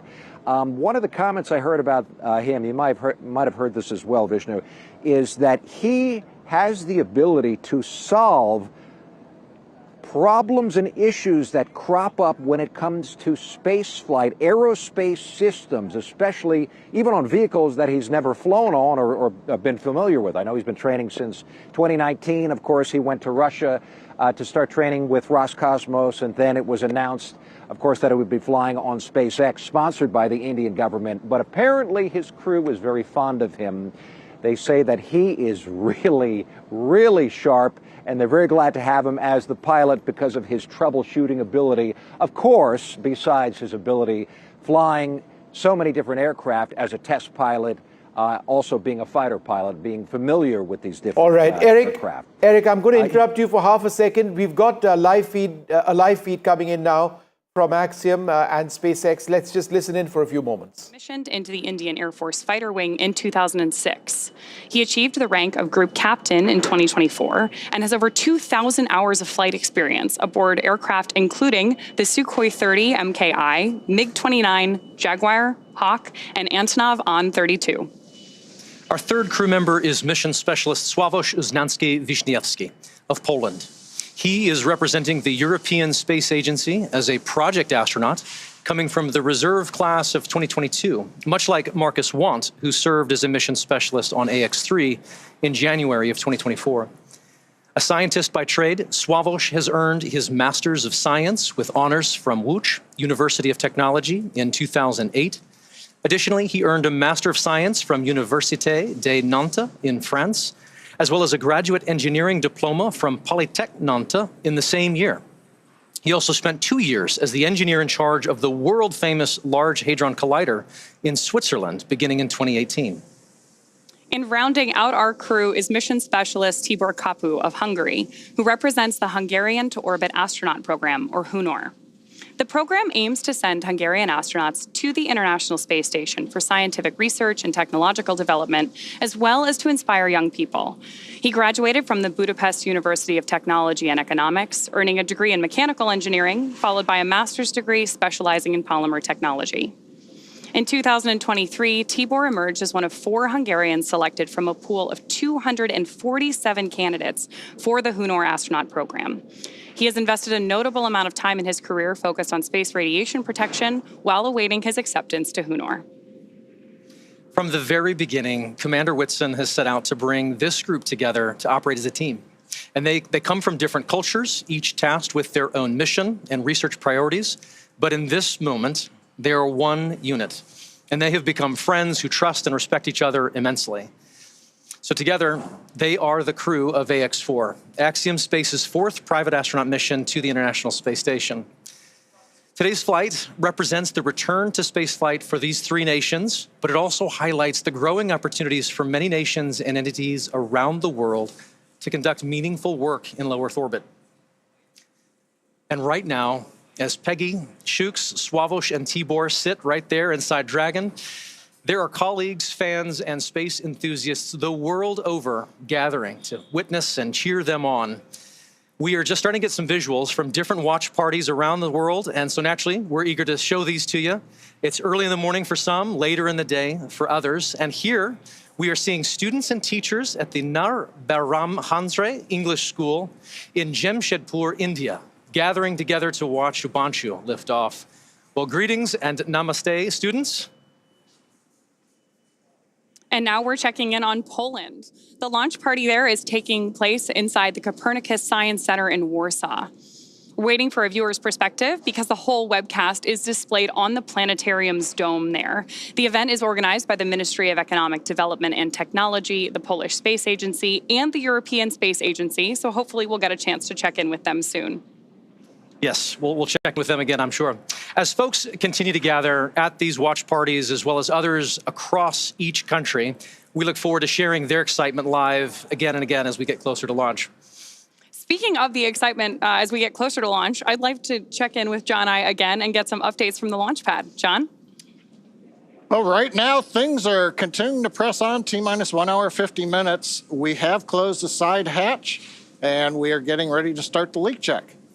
Now, we talked about the Dragon launch this SpaceX morning. For the side hatch, the reinspection noted a fiber right now we're as listening a to possible communications cause on of the back channels. issue we saw earlier. So we have obviously reclosed the side hatch, and we're stepping into Okay, the right side now, hatch leak Dragon, check we repeat. talked about an instantaneous As we window. are in We need pad an hatch efficient closed, orbit we to are get to going the space repeat station. our health check for launch escape system, so you can expect momentary flight computer state change again, followed by transition back to pad hatch closed. How copy? In your reinspection, you found a fiber, and we are looking forward to another flight computer transition like we had before as you repeat the leak check. Yep, that's a good readback. Yeah, we're listening to Peggy Whitson talking to the ground team at SpaceX. They're getting ready to start the leak check. When they were getting ready to close the hatch, they found a fiber across one of the seals. They cleaned that up. So we're going to press into the leak check now. Fingers crossed that everything goes well. From time to time, we will be hearing the crew talking to the ground or vice versa, so we may stop our commentary right in the middle of everything if we hear something coming up. But I started to talk about the instantaneous window, and that's because we need an efficient orbit to get to the space station. And the most efficient way to do that is to launch when the space station's orbit plane is passing over pad 39A. But that also means that you have to launch on a precise second this morning, and that's what we call the instantaneous window. Now, at pad 39A, the Earth is rotating at 900 miles an hour to the east. So if we were to delay launch by 15 minutes, the Earth's rotation alone would take us over 200 miles past the space station's orbit. And the errors you get launching too soon or too late, they're the ones that cost you the most propellant to try to make up. Now, while the orbit that the space station is flying in is going to be directly overhead at liftoff, the actual station may be several thousand miles away in its orbit. But that's a lot easier to fix. As Dragon gets into orbit, its speed will be a few hundred miles per hour different than the space station. And so in several hours, we can make up a couple thousand miles without a problem. So overall, it's kind of like catching up to your friends on a highway. If you're on the same highway, you can speed up or slow down to catch up with the other automobile. It just takes you some time. But if you end up on parallel highways separated by 15 minutes, you're going to have a hard time catching up to your friends. And that concludes today's segment of My Friend, Orbital Mechanics. With that, back to you, Ronnie and Paul. Awesome. Thanks, John. After a successful liftoff and orbital insertion, the AX-4 crew are set to rendezvous and dock with the International Space Station tomorrow at 7 a.m. Eastern. They'll spend approximately 14 days aboard the orbiting laboratory, bringing the total occupancy count up to 11.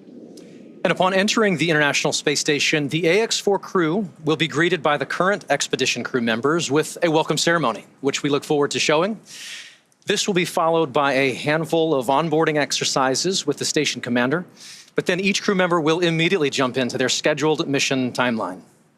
For the next 14 days, every minute of their workday will be scheduled with public engagements, science, research tasks, and a variety of activities that are unique to microgravity.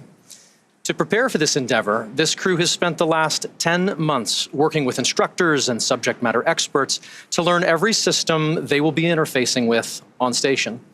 They have studied and practiced every experiment, reviewed and rehearsed every event, all to maximize their time in space.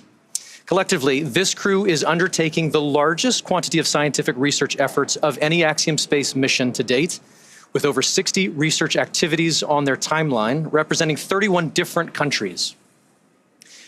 Missions like AX-4 continue to expand what is possible, setting the stage for even greater opportunities to come. At the conclusion of their time on the station, the crew will participate in a closing farewell ceremony and begin their preparations for the journey back to Earth. Currently, that flight is targeting just about 2 weeks from today for both return and splashdown. And so while the teams are progressing towards launch there on the launch pad, why don't we look back at what some of those efforts have been to get them to this point? For context, this crew has been living in an isolated quarantine bubble for the last 4 weeks, having reported to quarantine on May 25th. In that time, they have shifted their sleep regimens to adjust their circadian rhythm to match those on board the International Space Station. And over the last few days, they have finessed that further to be ready for this moment.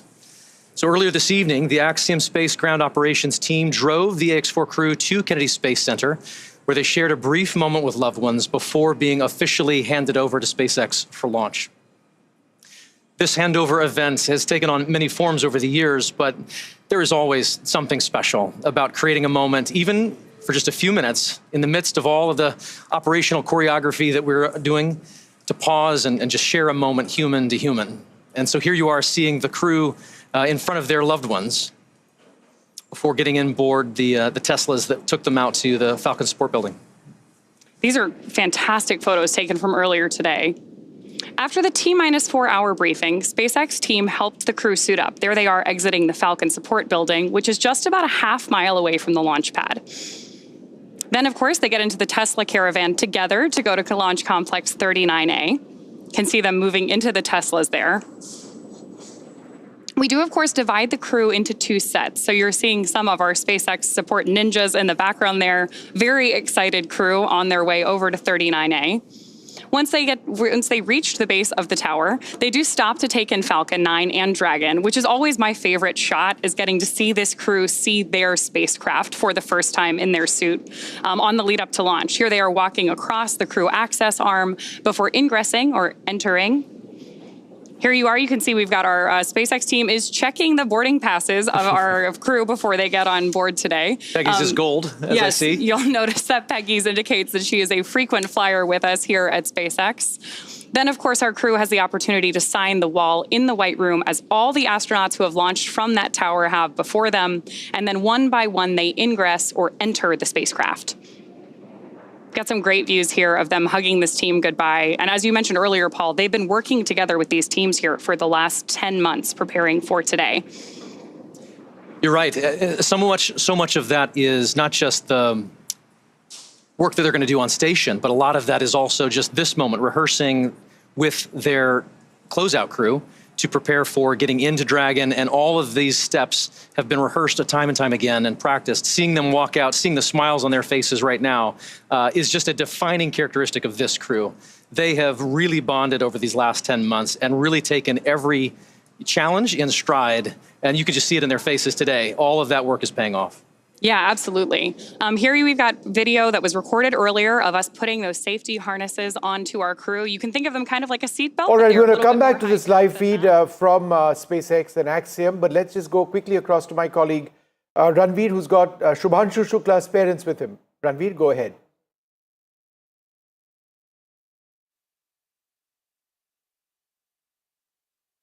जिस city Montessori school में शुभांशु शुक्ला पढ़े हैं उस school में आज launch को लेकर के बड़ी तैयारियां हैं और शुभांशु का जब परिवार यहां पहुंचा तो स्कूल के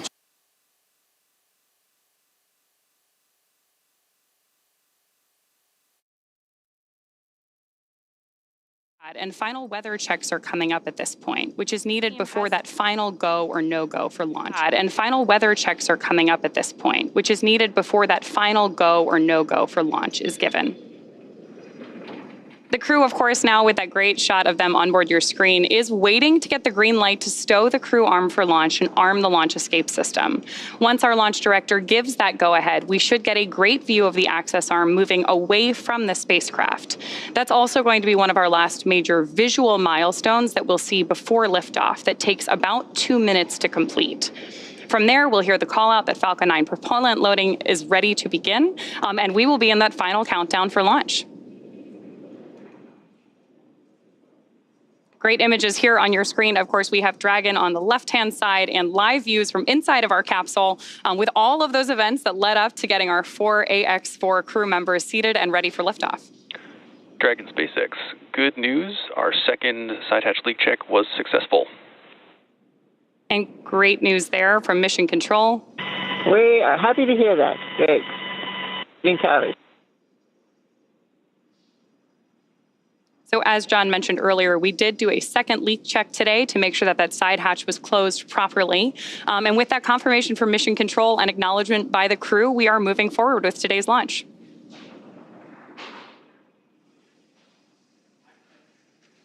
Obviously, Peggy has been through this once before successfully, and it is a first time for the other 3 crew members.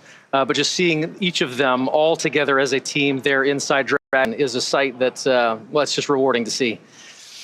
We've shared a bit about our crew members on this AX4 mission, but to properly introduce them and the space agencies they represent, we're going to send you now out to Axiom Space's Sonia Gavankar-McKay, who's joining us from the press site at Kennedy Space Center in Florida.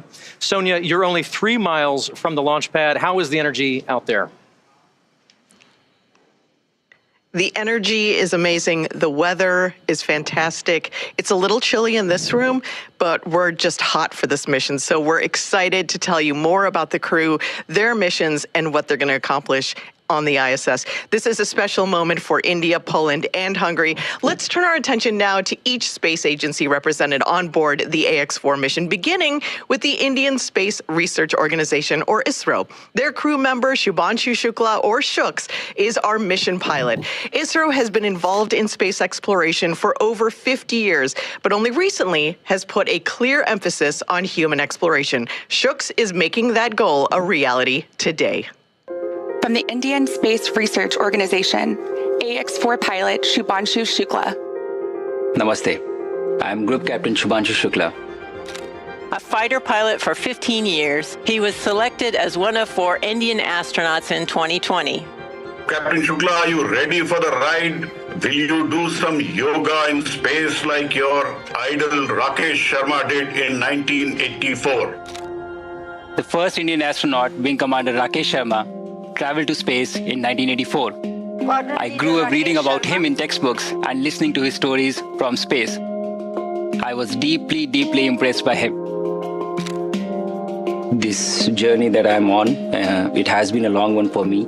And it started out somewhere. I didn't know that this is the path it is going to finally take. I would say that I've been extremely fortunate and extremely lucky to have gotten the opportunities to first fly all my life, which was a dream job for me, and then have the opportunity to apply to astronaut corps, and now consequently be here. The way this worked out for me was that probably a week before we arrived at Axiom was the time I came to know that I would be going. I was extremely excited to be here. I was very, very happy because this was a possibility for me to actually fly to space. You don't know how to respond to such things. Shuks' his wisdom. The knowledge that he possesses, he could be 130 years old. for me, having him as my pilot in the Dragon capsule is great. He already has that operational savvy. You know, he's just wicked smart when it comes to spacecraft technologies. He is very focused, and he will basically go 1, 2, 3, 4 in a record time. I don't even know how he gets there so fast. The team that I'm flying with on this mission, it is fantastic. I do feel that, I have exceptional crewmates. I will have these crew members for this one flight, but post this mission, these are going to be my friends for life. It has been an amazing journey. These are moments that really tell you that you are getting to be a part of something that is much larger than yourself. I can only say how extremely fortunate I am to be a part of this. It is my sincere endeavor through my mission to inspire an entire generation back home in the country. I want to use this opportunity to ignite curiosity among kids. Even if this story, my story, is able to change one life, it would be a huge success for me. I'm Group Captain Shubhanshu Shukla, and I am the mission pilot for Axiom Mission.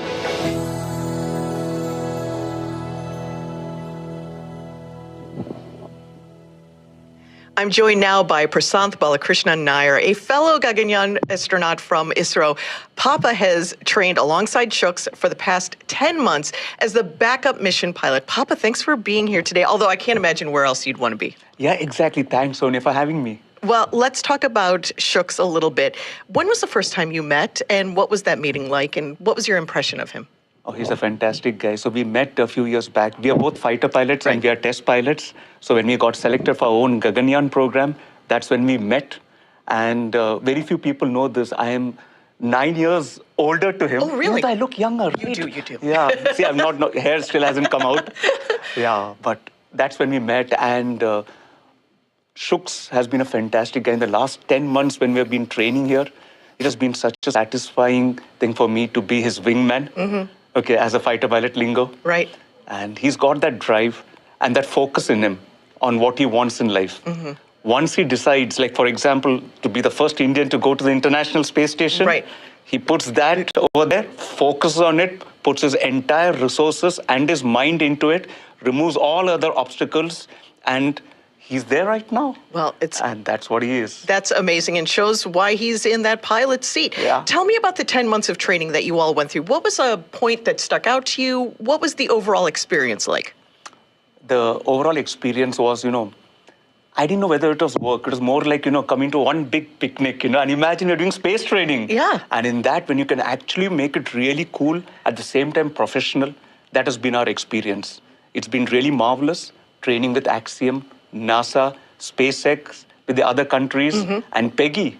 It's been fantastic. A legend. You get to train with a legend. Now, I have seen you do some of the training, but the food training, I think maybe was one of your favorites? Yeah, well, you can't, the army marches on its stomach, right? Yeah, and we astronauts also fly to space on our stomach only, yeah. The food was the fantastic part, and we went for this NOLS training, National Outdoor Leadership School in Where Baja. you really got to bond as a team. It was fantastic, because we realized it's in such situations when we are kayaking and the weather was down and when the resources are low and the only thing we have to back on is each other. It was fantastic to know each other really threadbare. And it was beautiful, because these are those moments when you train as a team that we come to know not just the strong points, but the limitations. Right. Because when going to space or doing such kind of activity, the most important thing is to know your teammates' weak point so that you can be there to support him. Right. Wonderful. Thank you, Papa, for being here. Good luck to you. Good luck to India. Good luck to the entire ISRO agency. We're here now, finally. Good luck. No, definitely. Thank you for having me. And I want to, on behalf of Axiom and all, give a big shout out to my Prime Minister, my Chairman, my wife Lena, and my daughter Nandini, and my parents, and everyone back home. Thank you, everyone, and all my countrymen. Indeed. Jai Hind. Indeed. Thank you so much. Well, let's meet our next crew member. We'll take a closer look at Sławosz Uznański-Wisniewski and the return to space flight for the nation of Poland. Sław is continuing and growing the partnership between Axiom Space and ESA. His scientific background and energetic spirit make him an incredible asset and truly engaging addition to this diverse crew. I think both mountains and sailing, my head gets clear. I'm focused on how to choose my path. How are you? Good, very good. Congratulations. Second peak, 6,000 meters. How does it feel? Good, perfect. How I see the world is out there for us to enjoy it. When we live, we try to understand, and actually this is a lifelong learning. Representing Poland, ESA project astronaut Sławomir Uznański-Wiśniewski. Sławomir Uznański-Wiśniewski. His name is a mouthful, so we quickly gave him the call sign Swav. He is an engineer from CERN. He is a project astronaut. He is a mountaineer. He is a sailor. And he is so good looking after that. Swav is surprised. He is a kind of guy whose country should be proud of. We are the European Organization for Research, known as CERN. What CERN does, CERN studies what the world is made of, colliding these particles and seeing what happens after it. What are the smallest building blocks of nature. In my work as an engineer, I try to understand what happens around, how to build better systems, how to solve certain problems, and that's, I think, the way how I look at the world.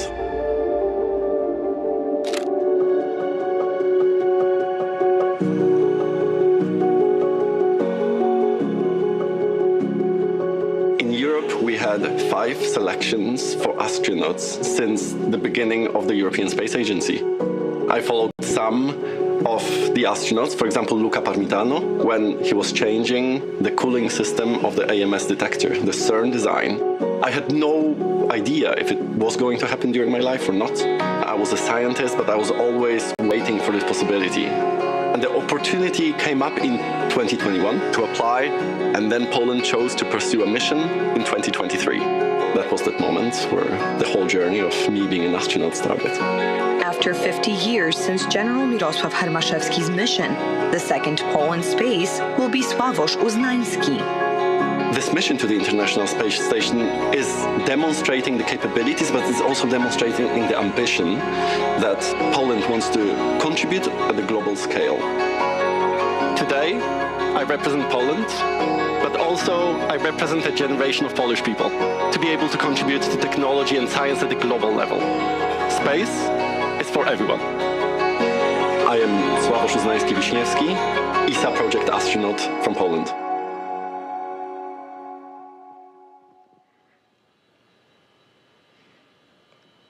I'm joined now by Frank Duin, ESA, ISS, and Terra Nove Program Manager. Thank you so much for being here. You've launched from Baikonur. How's it feel to be just yards from the clock here at Kennedy? Well, it feels great, of course, to be back here. We have, of course, launched already a lot of ESA astronauts here on SpaceX Crew Dragon missions, and so it's always great to be back. Especially on a launch day, right? Especially on a launch date, yes, certainly. And this is your ESA's second time launching a project astronaut with Axiom Space. It's a new concept. What kind of lessons learned did you get from AX3 the first time a project astronaut flew on an AX mission? Well, the lessons learned that we had, of course, is that these missions can be extremely successful for ESA and for our member states. We can do a lot of science on those missions, technology development. For example, during the mission here with Sławomir, we will have 13 Polish experiments that will be flying. It's not only about the science, it's also building industrial capability in our member states, gaining support for our exploration program. So these missions can be highly successful for ESA and for the member states that decides to implement them. And does it also grow the pool of astronauts in a unique way? What are you finding as the pool is growing? Well, the pool is growing a little bit, of course. The project astronauts, after their mission, they go back to their normal job. But of course, they remain astronauts. They remain advocacies for space, for education, for STEM. This is also a big part of this mission, inspiration. That we want to bring. If we want to fight climate change, for example, in the future, we need more and more engineers, we need more scientists, and this is needed for our society. So inspiration is also a very important part of this mission. So tell us a little bit about Sławomir. Why was he chosen? Why was he chosen for this mission? What do you think he's going to bring to the table during the mission and after? Well, Sławomir, in the first place, of course, is an excellent scientist. He has worked a lot in CERN as an engineer and a scientist, so he brings that aspect, of course, with him. He has a great personality. If you see pictures of Sławomir, he's always smiling. So that is also something that he can bring to a crew, but also to the European Astronaut Corps. And then again, in Poland, he's really a hero. He's really a star. And that's really great for the young kids that can look up to him and that can also invest their careers in science and in technology. So you think it's going to make a huge impact in Poland. What do you think it's going to do for exploration for the young people of the nation of Poland?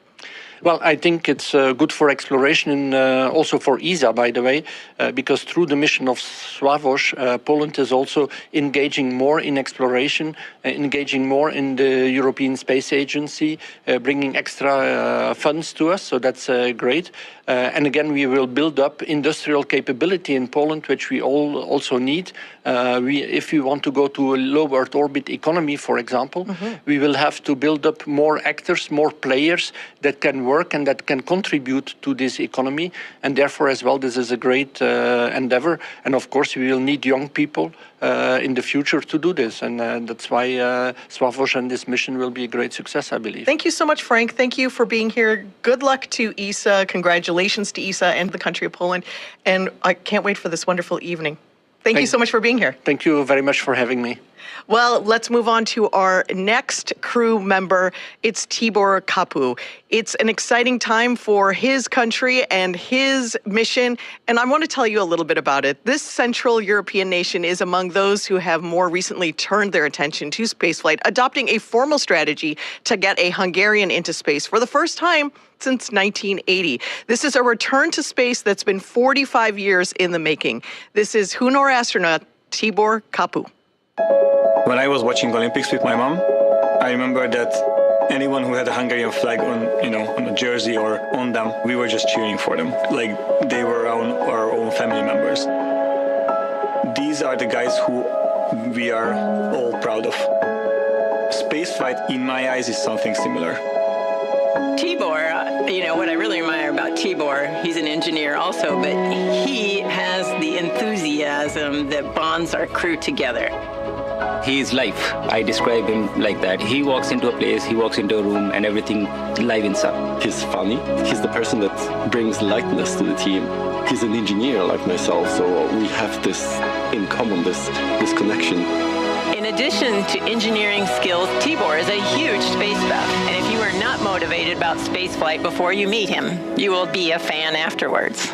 It is actually coming from childhood. I remember, assembling so many sets of Legos. I did, Star Wars. I did all kinds of planes. I was looking for my place for a really long time. But for a long time, actually, I didn't even know what to do. I remember this really cool moment with my dad. He explained to me what does a mechanical engineer do, and that's when we discussed that, okay, I will be a mechanical engineer. It was great, I loved it, but I knew that I could do much more.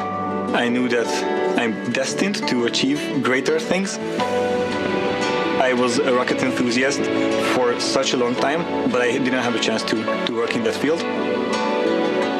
The selection process for Hunor, it was announced in 2021. I was extremely enthusiastic. It wasn't a question if I'm taking that opportunity or not. We did 14 months of rigorous selection process, physical and psychological and cognitive stuff. The whole thing took like 2.5 years. It's much harder than I thought, actually. May 26th was the anniversary of that Farkas flying to space. He was the first Hungarian astronaut. And that day and that night I was selected. And I was actually quite proud of myself that I could prove to myself that I am capable of focusing for months and years in order to stand here. So people have been calling me their sons since the selection, especially my hometown. I feel their love, I feel their energy, I feel that they are proud of me. I want to be special for my country. And if it will spark or ignite anything in them, then I think we are doing our job quite well. My name is Tibor Kapu, and I'm mission specialist for AX4.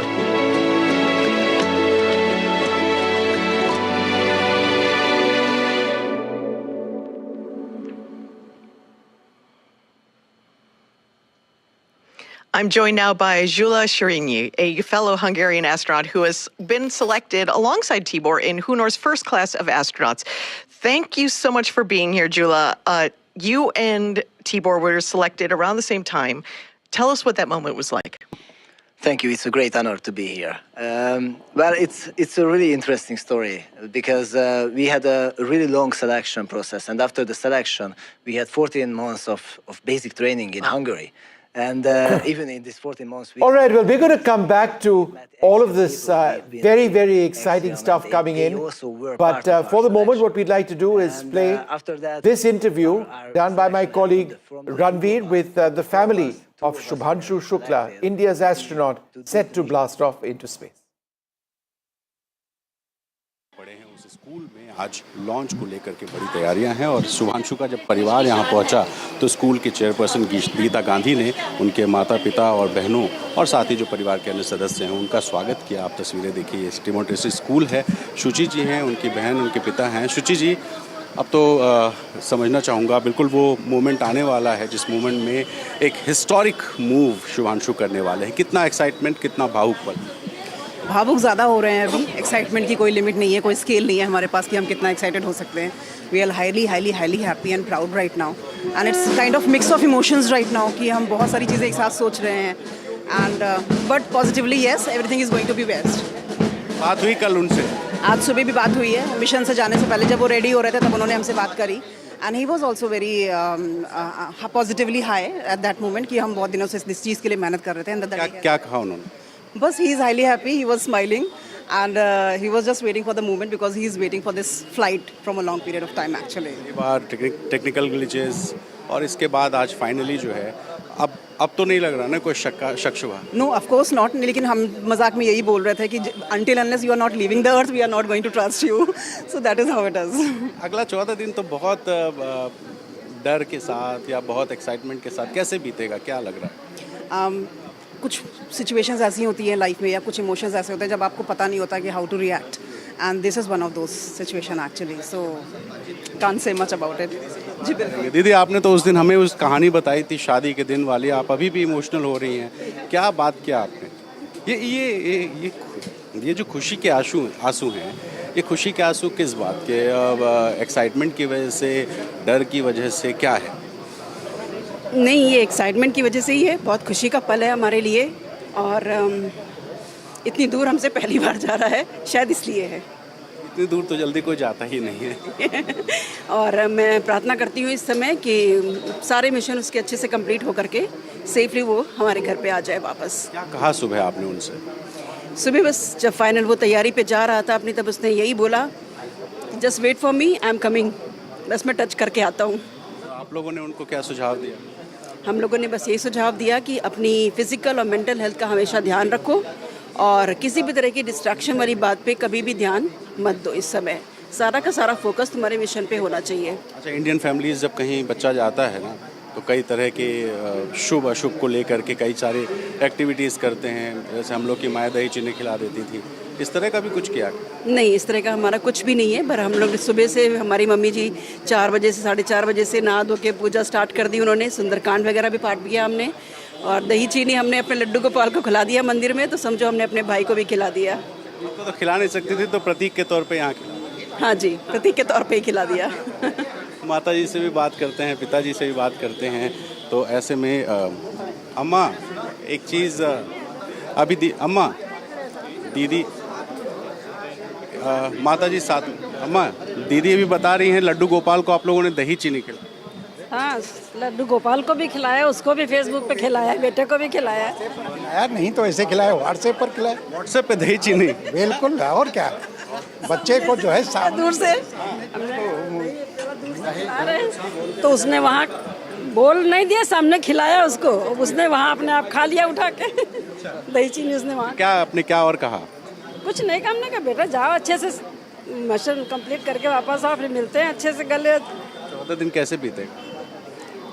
अच्छे से बीतेंगे। डर से बीतेगा? नहीं, डर नहीं, कोई डर नहीं। तो देखिए यहाँ पे गीता गांधी जी भी हैं, स्कूल के चेयरमैन हैं। मैम बहुत कॉन्ग्रेचुलेशंस के। हाँ जी आप इधर आ जाइए please.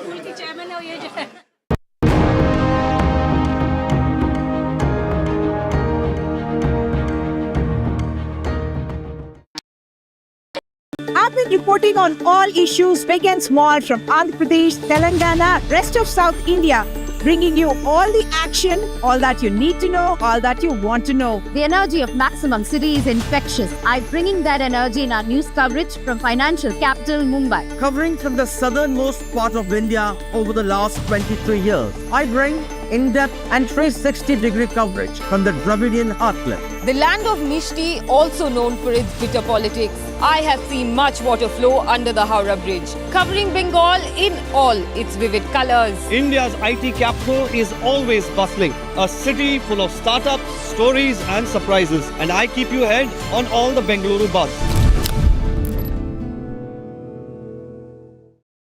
In today's interconnected world, India's voice is more crucial than ever.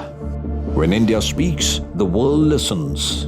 At NDTV World, we are that voice, bringing you intelligent and insightful news from India and beyond. From geopolitics and diplomacy to economic shifts, migrations, tech disruptions, and the stories of our diaspora. We cover the news that shapes our global future.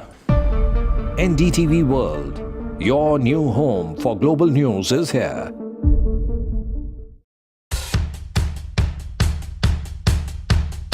The markets move fast. And so should your portfolio. Expert insights, real-time stock picks. Do I buy Ola? Should I hold CDSL for the long term? Buy, sell or hold. The answers you need, straight from the experts. Callers from India and across the world. Connect live, ask, decide and invest wisely. Your portfolio, your future. Ask Profit.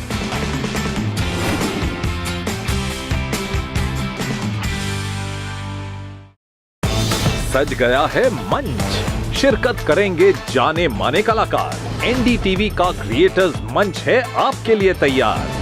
शामिल होंगे legendary writer Javed Akhtar, अपनी कविताओं से युवाओं के दिलों पर राज करने वाले कवि कुमार विश्वास, समय से परे की फिल्म बनाने वाले डायरेक्टर इम्तियाज अली और best selling writer Chetan Bhagat. यहाँ फन और एंटरटेनमेंट मिलेगा साहित्य से, नई रचनाएं, नई सोच, नया मंच। एनडीटीवी लाया है आपके लिए क्रिएटर्स मंच। आप भी जुड़ें एनडीटीवी नेटवर्क पर। 50 years of the emergency. भाइयों और बहनों, राष्ट्रपति जी ने आपातकाल की घोषणा की है। India's darkest hour, June 25th, 1975. Lest we forget. The emergency. NDTV rewinds when democracy was suspended. लोकतंत्र का गला घोट दिया गया था। भारत के संविधान निर्माताओं की तपस्या को मिट्टी में मिलाने की कोशिश की गई। Indira Gandhi's assault on freedom. An NDTV special, Wednesday, June 25th.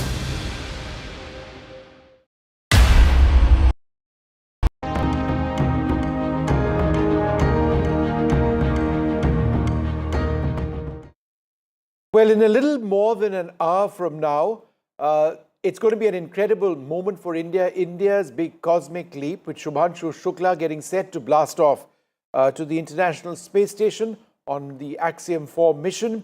It's a SpaceX rocket. It's a Crew Dragon spacecraft, also made by SpaceX. Axiom Space is a private aerospace company. NASA is an important partner. And of course, ISRO is as well.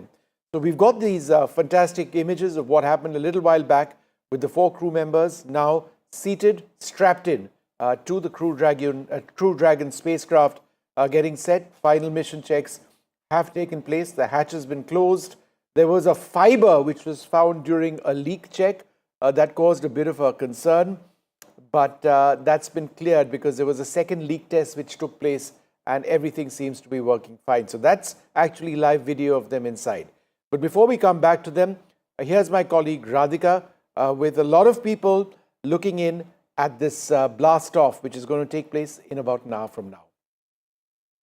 It's a big day for India as Indian astronaut Shubhanshu Shukla will be traveling to space today, and I am at the Nehru Space Center in Mumbai at the Aviation and Space Hall, and around me are models of space. You have mission control model right here, rockets, launchers, all of it, and there is a space suit which is what perhaps Shubhanshu Shukla will be wearing. That's the model of a spacesuit here. And I have with me a lot of excited students as well who are very closely following this mission. Let me go straight across to them.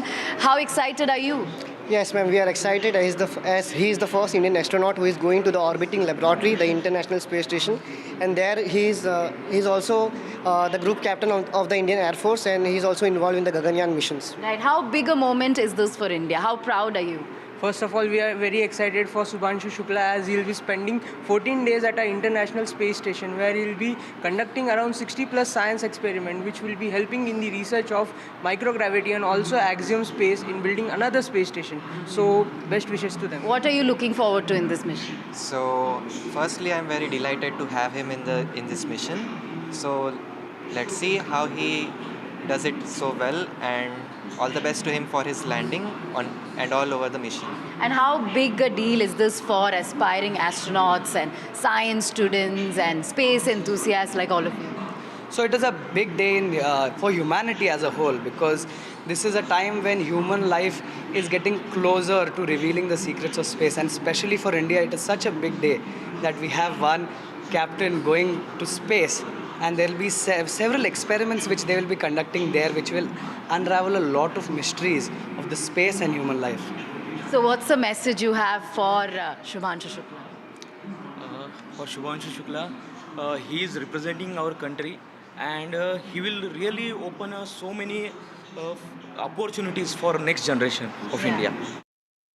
All right, let's just go back to live footage now, coming in from SpaceX.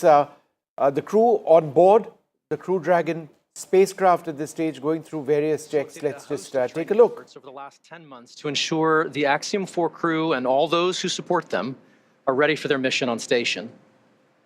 Kicking off efforts at Axiom Space headquarters in August of 2024, this crew immediately began to familiarize themselves with the range of teams and systems and operations they would need to become proficient with in order to succeed. So from selecting the food they would eat and learning how to prepare it with the food warming and hydration systems on orbit, to understanding the tools and systems available to them throughout the station, learning every seemingly small detail is critical to ensure mission success. While in Building 9 at Johnson Space Center, the crews learned and rehearsed routine operations, medical procedures, emergency situations, and media outreach engagements. All of these lessons built up to full-scale simulations that were run in coordination with ground teams at Johnson and around the world.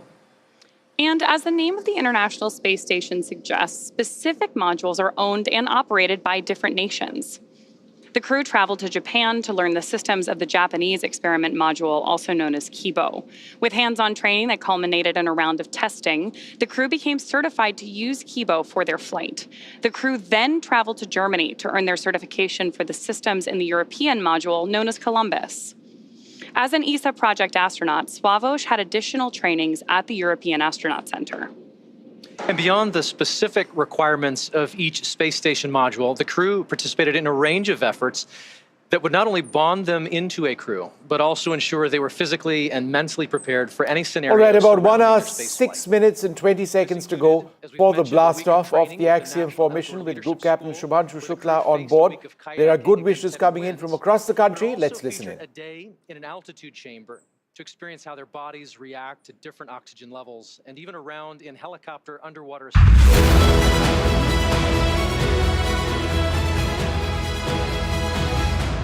Shuks, good luck to you and the rest of the crew. Enjoy it. Will it be very hard for him? I don't think so. He'll feel some pressure. He'll be under a lot of tension to keep up with the pace because it's pretty fast, but he's very well trained. He'll do great. Will there be a happy landing for him? Happy splashdown. A happy splashdown for Group Captain Shubhanshu Shukla.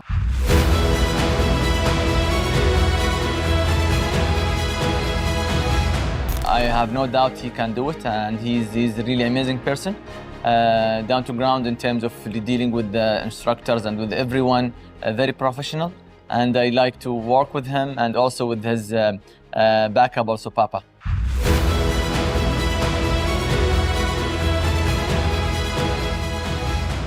Trust your training, because sometimes, it's still an unexpected environment that he hasn't been in, that you haven't been in. So trust your training like you've been doing your whole life. Do the right thing, keep calm if things don't go the way it's expected. It's space, it doesn't always cooperate, and enjoy the ride. Try to make yourself some good memories. Look at the Earth, take pictures of your activities, of your crewmates, and it's gonna go super fast. So be really conscious in trying to imprint those memories on your brain, because you're going to need them when you come back.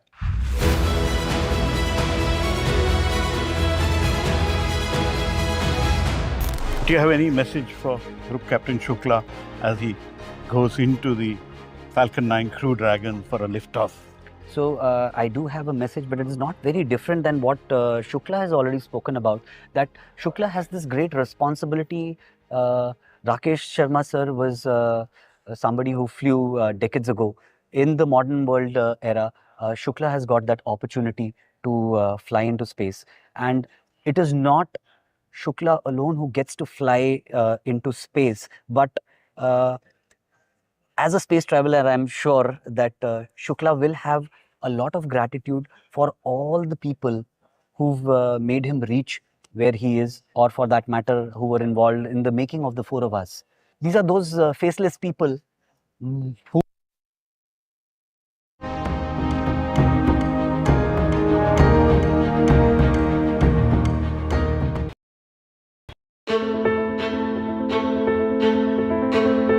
News is not just headlines, it is what impacts you.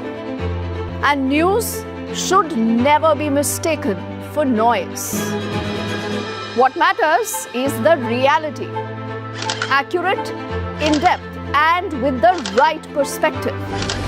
For over 20 years, I have been a journalist, and never has clarity mattered more than now. At Newsnight, we go beyond the surface.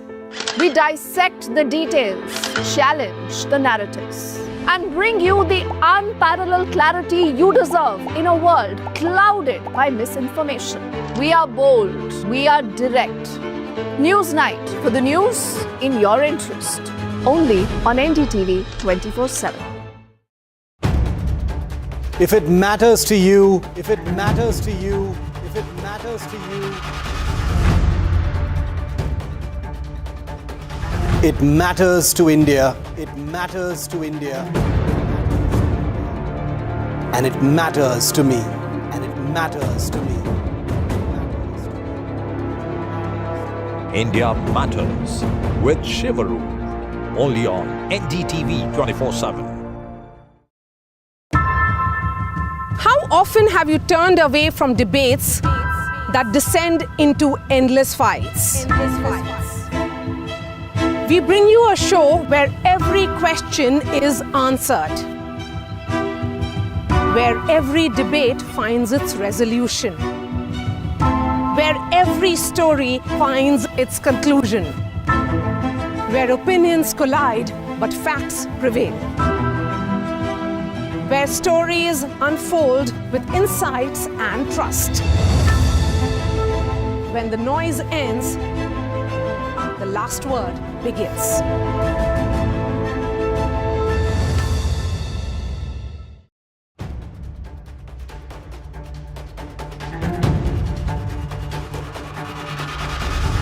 If it matters to you, if it matters to you, if it matters to you,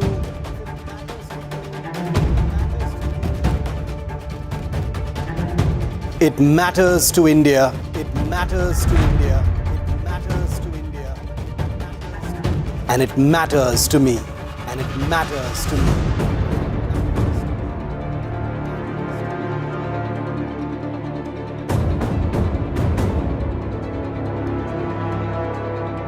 India Matters with Shivaru. Only on NDTV 24/7. Is your business future ready? Join the 13-week strategic ESG certification program for business sustainability and growth for CXO and business leaders by NDTV, Terry and Zenora. Master global ESG frameworks, gain real-world tools, and lead with impact. Starts July 13th. Enroll now and power your business with sustainability.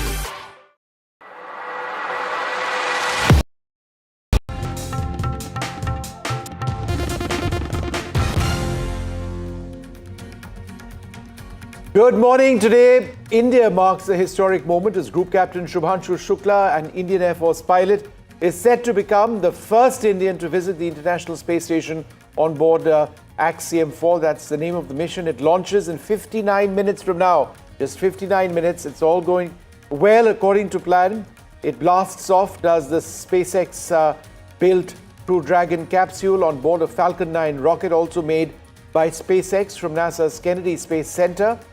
Along him, his commander, Peggy Whitson, a very experienced astronaut, along with astronauts from Poland and Hungary. They get up to the International Space Station. There have been multiple delays, including a bit of a concern today when a fiber was found in a seal during a leak check, right, of the cabin, of the capsule itself. That's been subsequently cleared, and it's all systems go. Let's listen in.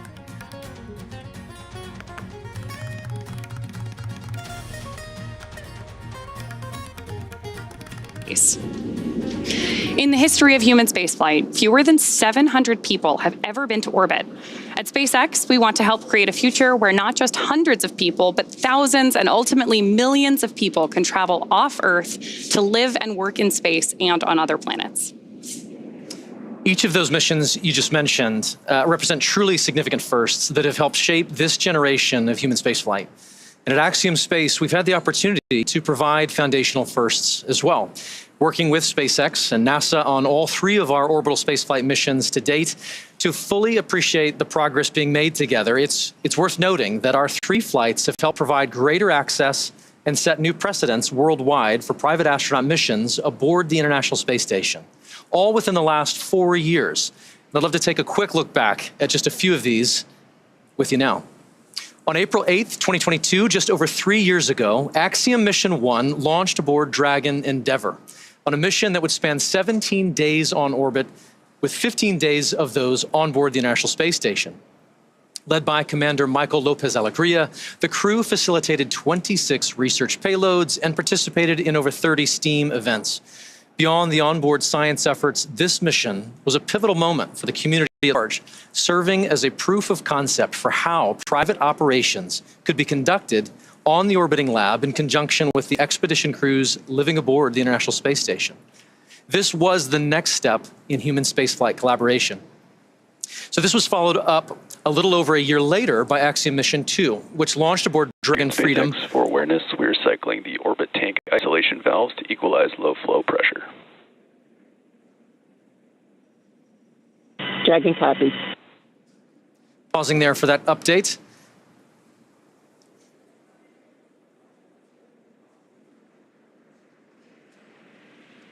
And I believe that may be all for that.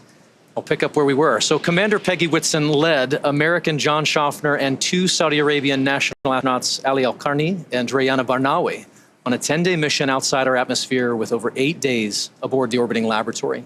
And over the course of their 126 orbits, they conducted 26 research efforts and participated in 20 STEAM events. This became the first private mission with government-sponsored astronauts. And last year, in January of 2024, we conducted Axiom Mission 3, which saw Commander Michael Lopez Alegria once again lead a crew to the station. This was our longest flight to date at over 21 days, covering 346 orbits. The crew spent over 18 days on station and worked with 54 payloads, conducted 28 STEAM engagements. Flying once again on Dragon Freedom, this was the first all-European astronaut mission to the International Space Station. And here we are today. With Axiom Mission 4, we add a projected 14 more days of operational flight heritage and make possible an additional 60 research payloads. Each of these flights builds on the one that came before it, certainly, but It also is meant to open up access to low Earth orbit just a little bit more, providing opportunities for more nations and organizations than ever before to participate in human spaceflight. It's the fact that now 11 nations have been represented across our flights that speaks to the success of missions like these. We visited with the crew of AX4 to get their thoughts on what our collective future in space looks like.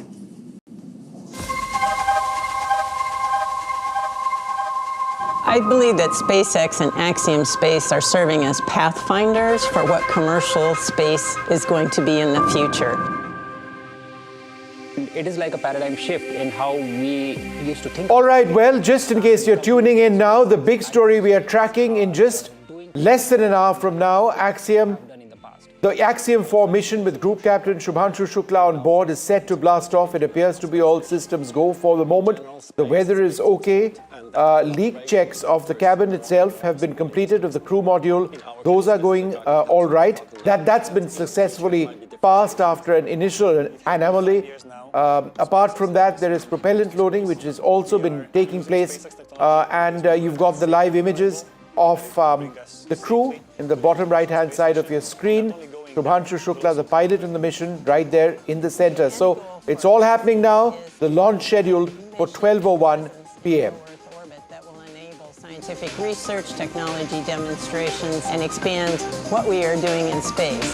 These precursor missions like the Axiom 4 mission are just the tip of the iceberg for expanding in low Earth orbit and way beyond even. Like we say, that space has space for everyone. And this is what it means. And I think that is the essence of spaceflight. I love Peggy's comment there that this is really just the tip of the iceberg. Absolutely. The International Space Station may not last forever, but there's a lot in the works today to enable even more research and more capabilities off-planet. Of course. And so for Axiom Space, missions like AX4, as we've said, not only create opportunities for our customers to accomplish their goals in microgravity, but they are also invaluable in developing our teams and our systems for our own future Axiom Station. When the time comes and the International Space Station reaches the end of its operational life, Dragon SpaceX for awareness, we are continuing troubleshooting on the wind file upload. It has not been resolved yet. Troubleshooting is continuing. to follow up on that comment we had earlier. Dragon copies, continuing troubleshooting. We are going to keep working this issue in the lead up to launch. So as I was saying, when the time comes and the International Space Station reaches the end of its operational life, SpaceX will help deorbit the orbiting lab. NASA awarded SpaceX a contract to develop the U.S. Deorbit Vehicle, or USDV, a modified Dragon designed to guide the station through a controlled re-entry into the Earth's atmosphere to ensure that upon re-entry, the space... All right, well, we'll come back to that live feed from the Axiom 4 and SpaceX. But joining us now, Eric von Anken. He's an anchor at WKMG-TV News 6 Orlando. Thanks once again, Eric, for being with us. The last I heard, they were troubleshooting a couple of things. Do you have any idea what that might be? Good morning, Vishu. Yes, trying to get more details as we speak on this, but this is a major problem. This is a deal breaker. Essentially, what Mission Control is trying to do over at SpaceX headquarters here at the Kennedy Space Center is send weather data, wind data specifically, to the capsule, the very top of the Falcon 9 behind me. So that's the Dragon crew capsule that, of course, is sitting on top of the rocket. That's where the 4 astronauts are, including your captain.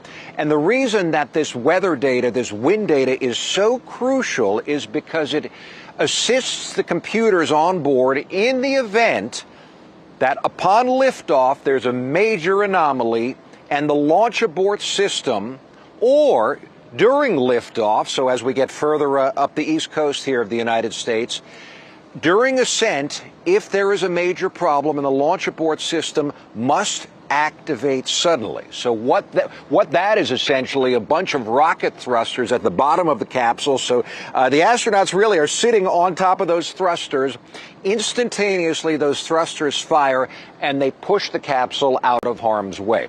Well, of course, the capsule has to land. It has to come down Likely somewhere in the ocean, of course, because the trajectory is taking it from here up the coast, headed towards Europe, but then eventually we're into orbit. So there's parachutes, obviously, that assist this capsule in gently splashing down on the water, but there are wind conditions depending on the varying locations that this capsule could touch down somewhere in the Atlantic Ocean. So Mission Control needs to get this data to the Dragon so the Dragon knows how to respond in these conditions if, God forbid, there is an anomaly and this capsule ends up in the Atlantic Ocean instead of orbit. And if that launch abort system cannot be enabled because the data cannot be uploaded, that means they cannot fuel this rocket. So because they have 4 astronauts sitting on a whole bunch of liquid oxygen and liquid kerosene, they enable this launch abort system and then they go tank, they go fuel. They start loading the rocket with this super cold propellant, and that happens around 45 minutes or so before launch. So about an hour out, that's when the launch team makes the decision, yes, we're going to go ahead with fueling. About 45 minutes out, they start to fill those tanks on that rocket with that super cold fuel. If they cannot upload the weather conditions, the profile, they cannot arm that launch abort system. If they cannot arm the launch abort system, they cannot fuel. And of course, if they can't fuel, they cannot fly. Vishnu, I should tell you, this is an instantaneous window. So 2:31 here, our time. If they cannot fuel, starting quite soon, they will not be done fueling, which means they will miss that instantaneous 2:31 a.m. our Eastern Standard Time launch window. So we await another update. No, so what is the window that we are now looking at? In how many minutes approximately do you believe this problem needs to be fixed? That is a tough question to answer, Vishnu. So what I can tell you, it's been about 15, 20 minutes since Mission Control first announced that they've been troubleshooting, trying to upload this data, this information to the Dragon capsule. As you heard, because we were just listening before I came to you, to the communications, they continue to troubleshoot that issue. I can tell you, I cover many rocket launches, covered the space shuttle launches before this. I cannot tell you in any of the launches that I've ever covered that this particular issue has ever popped up. There's a lot of things that could go wrong leading up to launch. Usually it has to do with leaks, as we've talked about. Something like the liquid hydrogen leak, or liquid oxygen leak, I should say, specific to this booster last time. In this case, it's a matter, it sounds like, of just trying to upload this data. Is everything else being uploaded correctly? It sounds like it. If this is the only issue that they're troubleshooting, why this particular data set, Vishnu, is not making it to the capsule, I can't tell you. But what it does sound like is they're trying to address this issue over and over again. Listening to see if there is a status update. You go ahead and listen. You know what, Vishnu, listen into that. Obviously, the thing we're waiting to hear from over the countdown net is the troubleshooting going on with the wind upload of data to the Dragon spacecraft. We heard just a couple of minutes ago they're still working on it. We have to have that on board before we get to essentially crew access, arm retract, and then launch escape system armed. So we're going to continue to monitor that as we get a little bit closer. Now on the Falcon 9, good news, the chief engineer pulled the team. They don't see any issues right now. They'll be doing their final pull at T-minus 45 minutes or so to go into propellant load. Now, we talked about Dragon. They're working no other issues other than getting the wind file uploaded. The good news, weather, the weather officer at T-minus 1 hour said phenomenal. So we'll take that all night long. And then finally, around the launch pad, flight danger, hazard areas are clear. Both around both pad 39A as well as tonight landing zone 1, because the first stage is coming back about 9 miles south of the launch site. So weather is good, no issues on Dragon. The only particular issue is this uploading of the weather data. But again, that, as I said, is a showstopper. If that does not happen, they will not fly tonight. No, it is such a disappointment because as things, and you were alluding to this, as things go, that it seems to be a relatively smaller problem to fix than, let's say, a propellant leak or one of 1,000 other things that can go wrong. This is a data link to transfer wind data onto the crew capsule, which isn't going through for some reason. So it could be what, a hardware issue? It could be a software issue as well, right? Very likely a software issue, Vishnu. Again, I don't design these rockets, but I can tell you, covering a lot of these launches, it's just a matter of transferring this data, like I said, to the capsule. So going from mission control, here on property, about a mile away, for maybe half a mile from where I'm standing, to listening for an update. Sounds like nothing has changed. To the launch pad about 3.5 miles behind me. But what's so bizarre about this, and you were referencing that as well, how is it that all of this other data is flowing to the capsule? I mean, there's comm checks back and forth, right? And all this information is being sent to the capsule and back to mission control. I mean, there's thousands of sensors on this rocket and capsule that every single second are monitoring every single component, any sort of volatility on that rocket. There are valves, there are gauges, and all of that data is flowing back and forth, but not the weather data for a potential, but very unlikely, very unlikely landing abort situation. Why that is, again, we have never had this in my, from what I can recall. It just, again, speculating, wouldn't there be a bypass for the data link, another way to transmit this information, given that there is an active information flow between various aspects of the rocket and the crew capsule and mission control? You would think, Vishnu, you would absolutely think. So typically, they deal with these problems as they come up, right? And they're very familiar with leaks because that's a matter of hoses connecting and clamping together these are connection points. We dealt with that when the Artemis rocket launched here several years ago. But something like data transfer, you would think that this is the least of their worries. What I can tell you is that they have now brought in everyone who's in that room to look at this problem to try and figure out, is it on this end? Is it a matter of the data's stuck and it's not being received? I'm totally with you. Nothing makes sense about just this particular data set that cannot make it to Dragon, when everything else, we just heard from the commentator, everything else tonight is a go. Absolutely everything. Even those typical problems. So, I think from what it's sounding like, this has a lot of people in Axiom, SpaceX, also mission control right now. For a second, Pallav with me has a few details to share. Go ahead, Pallava. No, I just heard that they will go on till T-minus 37 minutes. That is when they need to arm the crew escape system.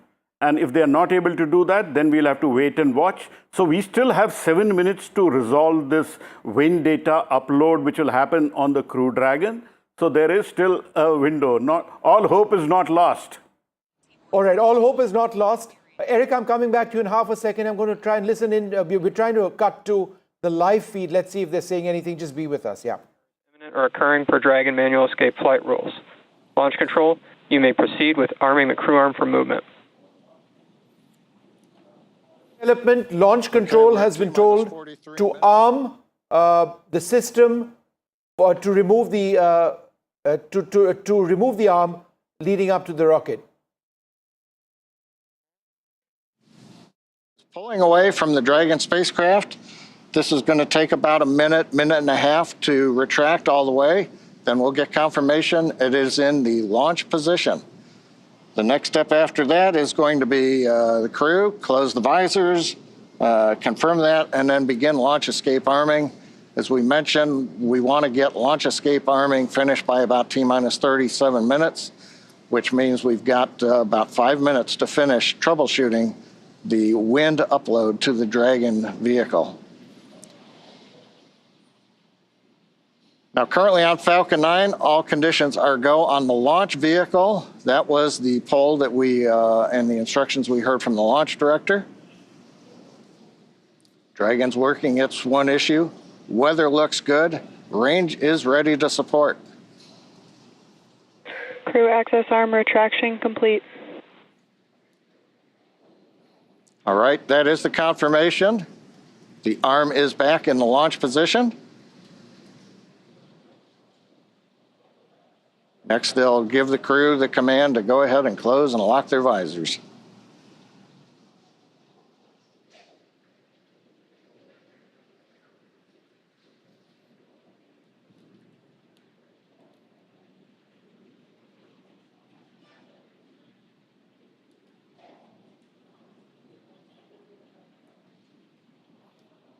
All right. Again, just for the benefit. I think right now we're probably waiting just a little bit longer. We want to give the Dragon team as much time as they can have before we move into the sequence where we then have the crew arm the launch escape system. Now, if we do get through this and we solve the upload issue, at T-minus 35 minutes, we will begin propellant load. Once we do that, then there's no chance to hold the clock. We would have to complete the countdown and launch on time, or as we have mentioned during the webcast, we do have another opportunity tomorrow about 24 hours from now. We're inside 41 minutes, continuing to troubleshoot the problem.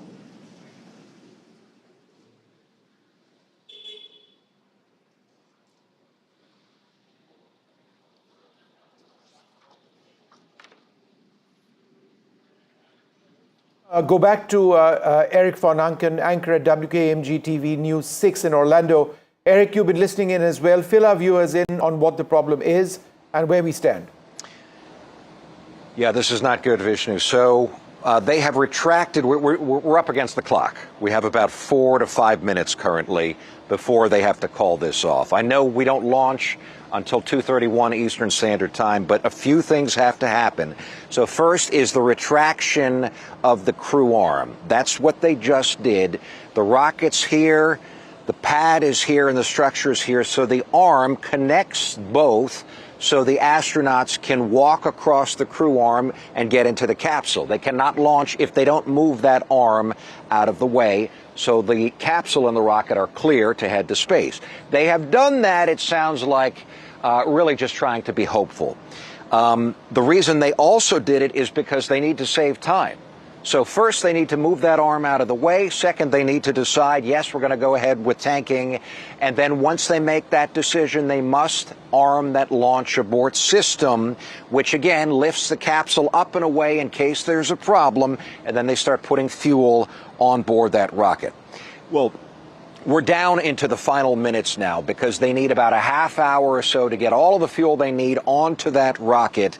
And they will not start fueling unless they can fix this upload problem, like we talked about earlier, sending the data, weather data, to the capsule that the capsule needs to land itself autonomously in the ocean if there is some sort of problem and this launch abort system is engaged. The problem now is that we're right up against the amount of time that they will need to put all this fuel on board the rocket. And if they can't arm, Eric, we're just cutting across they cannot now. fuel. And listening in, yeah. Yeah, go ahead. See on the screen, we're also going to begin escape system arming. It's going to take about 50 seconds once they get into it. We will then get confirmation that the launch escape system is armed. And from there, we will move into propellant loading coming up in 3 minutes at T-minus 35. So we passed a major milestone, everything looking good. And it's kind of quiet here right now. Everybody's kind of tense. We're waiting to see how it go, Paul. But with that, it looks like we're doing good. John, you're right. In the timeline. We have taken a sigh of relief. Smiles are returning. But with that.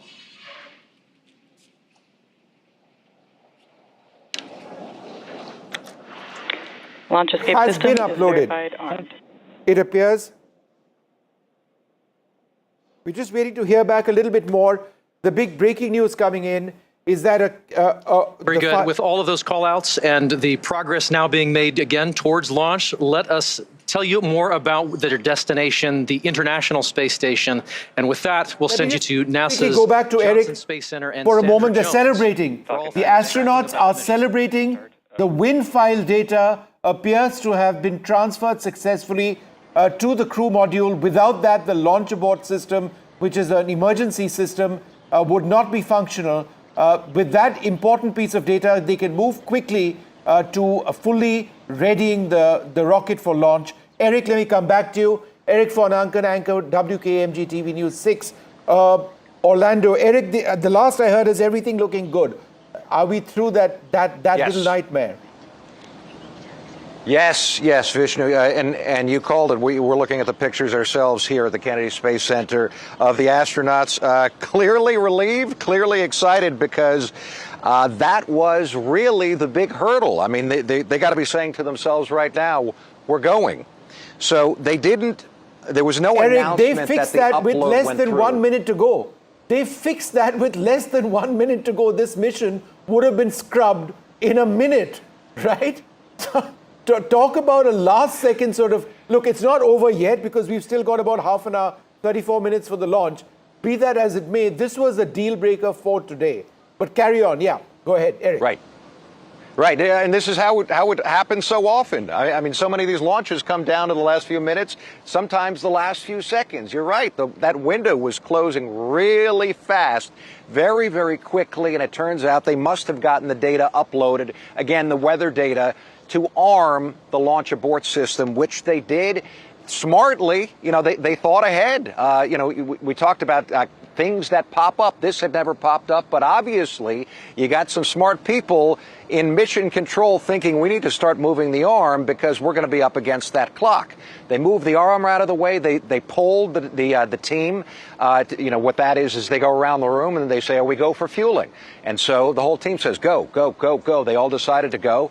And then that's when they arm the launch abort system. It just takes a few seconds. And now they have started to fuel the rocket. Again, the reason that this is a time-sensitive process is because the fuel is, I want to say, minus 200 plus degrees Fahrenheit negative, right? So this is super chilled liquid, and they need to keep it this cold, to keep it compressed, to fit as much, of course, on board the rocket in those tanks as possible. So in order to do that, and SpaceX is really the only rocket builder that does this, they have decided to put the astronauts on board first, which is totally different than how they launched the space shuttle, by the way. They would fuel and then bring the astronauts in. But this is a much more efficient process because they want to wait till the last minute to keep the liquid fuel, the liquid kerosene and the liquid oxygen on board those tanks as cold as possible. So that's why you bring in the astronauts first. You sit them on top of that rocket, put them in that capsule, arm that launch abort system, which they did, and then they connect the hoses and they start letting that propellant, super cold, just gush some more into information that coming in. rocket. Pallav, But go again, Vishnu, what I heard from SpaceX is that they are still going ahead with the launch at 1 minute past 12 o'clock. So things are running on time. The issues which happened on the fiber on the hatch and then with this wind file upload onto the Crew Dragon have all been resolved. Both the aerospace grade kerosene and liquid oxygen is being loaded onto the spacecraft, and now we should have a launch unless some other glitch pops up, but we'll have to wait till T-minus 30 seconds when the final liftoff signal is given. So right now, things looking good, the weather is good, and the 4 astronauts have their visors closed in the Crew Dragon, and they are now ready for liftoff in less than 33 minutes. So all set for 31 liftoff. minutes, 31 minutes, 46 seconds approximately. Eric, go ahead. Anything else you're picking up? No other issues. Like we said, they are fueling as we speak. The update you just got seconds ago from that gentleman, that's what we're hearing out here as well, that the super cold liquid is flowing into these tanks. But like I said, SpaceX does it differently because they need to keep the fuel as cold as possible before they lift that rocket off the ground so they can pack as much as possible into the rocket. We talked about an instantaneous launch window. So like we said, Eastern Standard Time here on the East Coast of Florida, 2:31 a.m. If they wait even just seconds, it's not just that the Earth is moving, of course, and the space station doesn't line up. It's that the trajectory. So what we just heard is one of the comparisons. It's one thing if your friends leave with you a few minutes, they get ahead of you, let's say on a highway, right? You take two cars, you're heading somewhere, your friends pull in front of you, they take off, but you're on the same highway. That's fine. If you're on a different highway, it doesn't matter how fast you go, you will never catch up to your friends. That's why even waiting just a few seconds outside of our launch window essentially would put the Dragon on a different highway. So they need to be on the same highway. As long as they do that, the Dragon is actually traveling a little bit faster once it gets up into orbit than the actual International Space Station.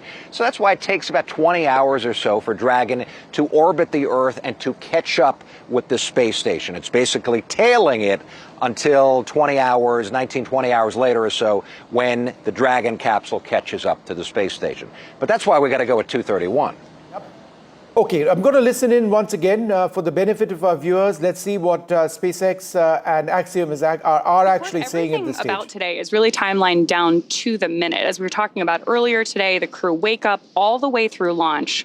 We have this kind of precise choreography that is key to our launch site execution.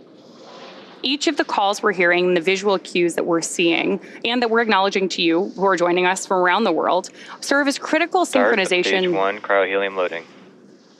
There's confirmation there that we're loading the cryohelium on board stage 1 of Falcon 9.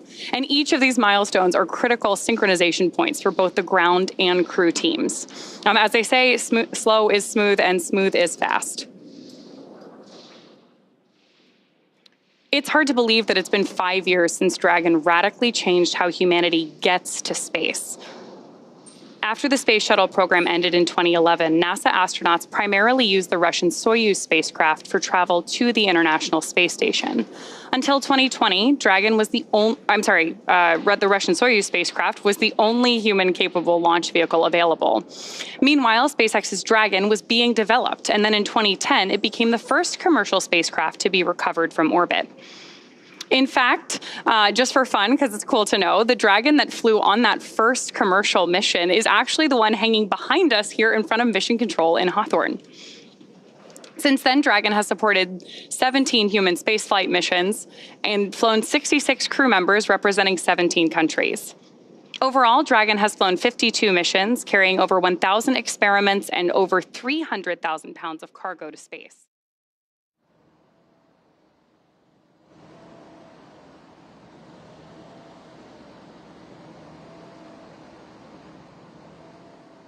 Eric, go ahead. Yeah, so we are still go.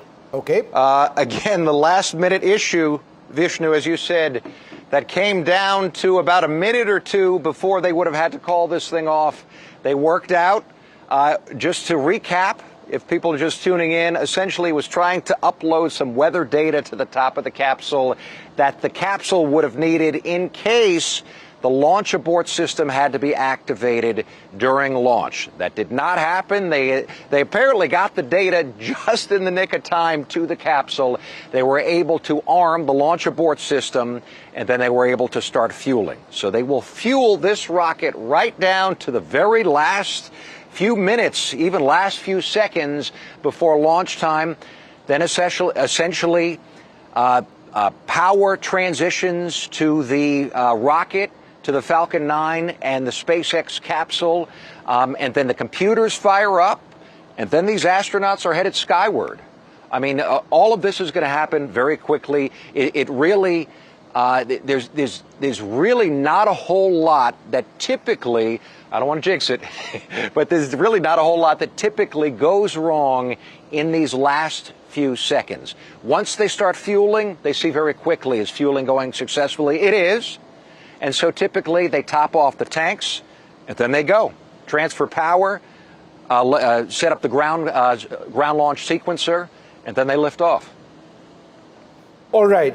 So just in terms of what's happening inside the crew module at this stage, the visors, Pallava, my colleague here, tells me likely to be down at this stage. They'll be going through their final checks. But essentially at this stage, and Eric, correct me if I'm wrong, it's all automated, right? Correct.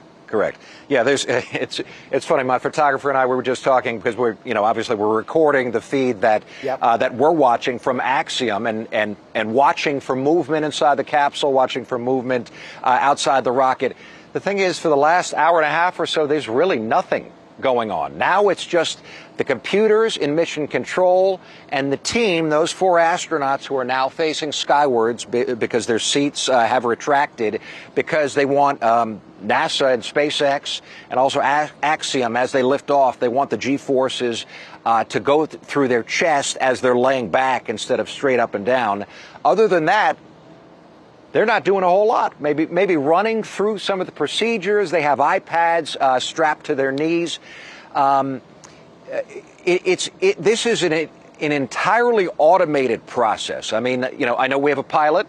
I know he's your pilot, but there's not a whole lot to do because this sequence, as I said, the ground launch sequencer takes over in the final seconds before the countdown, and this rocket essentially flies itself to the International Space Station. It can even dock autonomously with the space station, but most of the time it is the pilot that guides the spacecraft as they start to get close to the space station within proximity with a controller. And that is, of course, a very precise process because you certainly don't want to knock into the space station. That would be a major problem. But getting there, they're just going to sit back and they're just going to enjoy the ride and look skyward. The reason that their visors are down now is because, again, if, God forbid, the launch abort system must fire, the kick in the seats is just, it's got to be unbelievable. Probably better than the best roller coaster in the world. Do we know what G-forces that would be, Eric? I mean, if they had to use the crew aboard, upwards of 6-7 G at least. It's got to be. I can tell you, I flew with the Air Force Thunderbirds here in an F-16, and we hit 9 Gs in a very tight banking turn, and that was just about all I felt my body could handle. Yeah. So, I know it's up there. I know it's really intense because think about this, Vishnu. So, again. Not a scenario we like to talk about, but certainly a scenario that SpaceX and NASA have planned for. This is why the launch abort system exists. But if there were some major anomaly, and we have seen some, not with people on board the top of this rocket, but the SpaceX Falcon 9 rocket, there was an incident several years back when they were fueling and the rocket exploded. So Elon Musk tweeted right after that, and he said our launch abort system is so good that it was a satellite that was on top of the rocket at the time, but had there been the Dragon crew capsule with astronauts inside, they would have instantaneously been blasted out of, as I said earlier, harm's way. So these thrusters fire up in milliseconds. I mean, you blink, and the capsule is already lifting off, because of course. An explosion is instantaneous, except what SpaceX did when that happened several years back, they slowed the video down, and you could see that capsule would have had time within milliseconds to lift off by the time that the rocket started to disintegrate and might have put anyone in danger had there been a capsule on that rocket. All right, Eric, hold on for a second. It's intense. We need to take a short commercial break and about, 20 minutes, 57 seconds. And it's all happening now, ladies and gentlemen. It is absolutely huge. After a lot of last-second hitches. It appears that Shubhanshu Shukla, Group Captain Shubhanshu Shukla, is set to blast off along with a wonderful international crew in just a little while from now. We'll take a short break, come back with the very latest.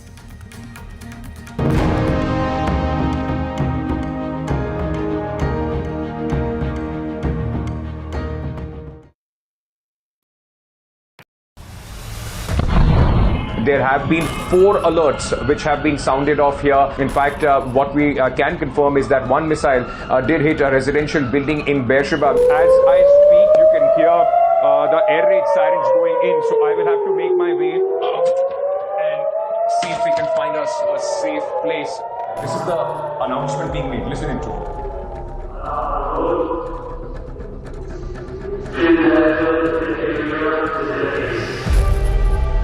We are coming to you live from this location which was hit in Beersheba, a residential high-rise.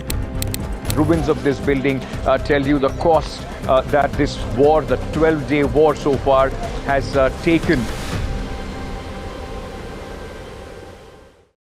I've been reporting on all issues big and small from Andhra Pradesh, Telangana, rest of South India, bringing you all the action, all that you need to know, all that you want to know. The energy of maximum city is infectious. I'm bringing that energy in our news coverage from financial capital Mumbai. Covering from the southernmost part of India.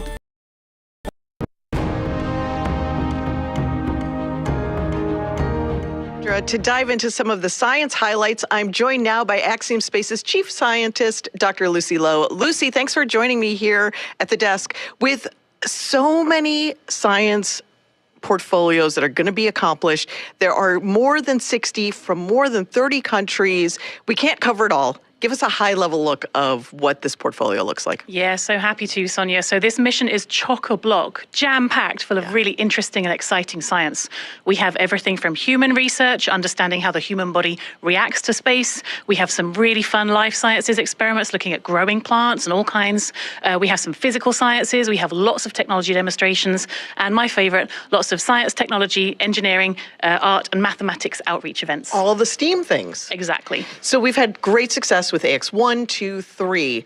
Do we have any return payload flyers for AX4? We do. We have our partners at... All right, so approximately 19 minutes to go for the Axiom 4 mission to blast off. We've had a couple of pretty nerve-wracking moments in the last little while because there was critical data which had to be uplinked. Wind data had to be uplinked to the crew module. Without that, the crew abort system, which is essentially an ejection system where the entire Crew Dragon is ejected from the rocket, parachutes open up, and then it comes down safely, one would hope.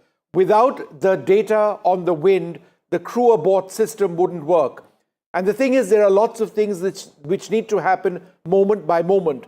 So if that data wasn't there in place, then the rockets wouldn't be refueled. And we got to a situation where if the data had not been uploaded in 1 more minute, then the mission would have been scrubbed today. With approximately 1 minute left, they uploaded the wind data, the crew module was activated, the arm of the rocket, the arm from the launch pad moved away a little while earlier on, and instantly then is when the propellant started being loaded. And that's taking place right now. In approximately 18 minutes from now, it should blast off. There are no further errors or anomalies which we are aware of at this juncture. Let's go back to that live feed from SpaceX and Axiom and listen in. Microalgae, and they're going to be looking at how these could be used for food or for fuel or for potentially even life support systems on orbit in future. The team is also looking at muscle cells. They're seeing how muscle cells respond to access to microgravity. So when the human goes into space and there are changes, physiological changes that happen very quickly that can impact the muscle cells. And so the team is going to be looking at some of these changes to muscle cells in space and then applying that understanding not only to developing countermeasures for future crew, but also to take that learning and then understand more about diseases that might affect muscle wasting back here on Earth. I wish that this was on so we could see if anything was lighting up with Israel. Thank you so much for helping with this. I'm going to turn this way and I'm going to get the Dairos B project. Israel, thanks for joining us here, showing off the headset there. This is fascinating. While I manipulate this, like they're going to do in space, which basically makes me an astronaut, I'm going to also hum Bach. You should do. So this is a project from Hunor, flying this research. And this is actually looking at fluid dynamics in space. So we've put this tape on for artistic purposes.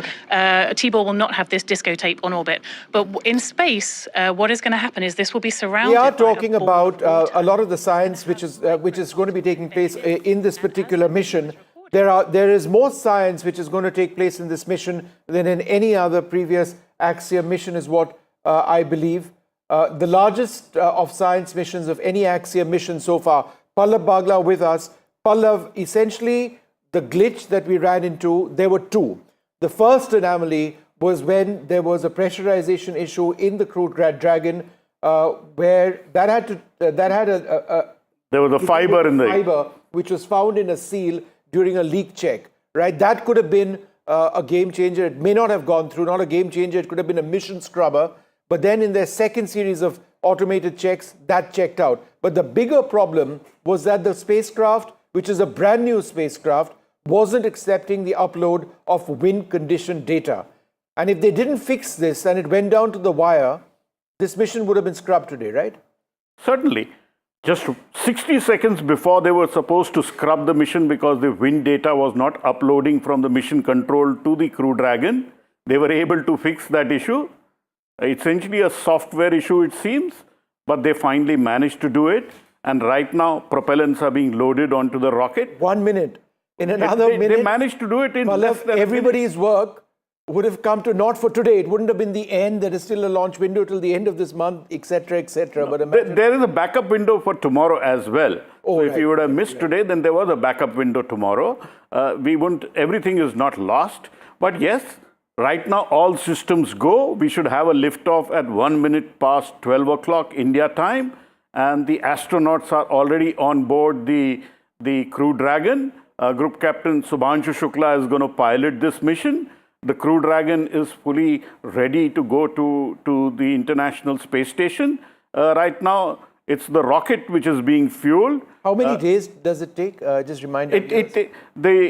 After liftoff, it'll be a 28-hour run for the phasing, as it is called, for the Crew Dragon to go and dock with the International Space Station, and it'll dock with the Harmony module of the International Space Station. And this would be an incredible moment. And if it lifts off today at 12:01, then do join us tomorrow at 4:30 p.m. when we will have coverage of the docking, and we will see, like Prime Minister Narendra Modi said, Bharat ka beta ya beti antariksh mein jhanda leke jayega. So we'll see Shubhanshu Shukla carrying India's flag to the International Space Station.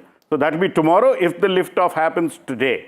Right now, we are still in the automated phase of the Falcon 9 rocket, and the final word will come 30 seconds before liftoff.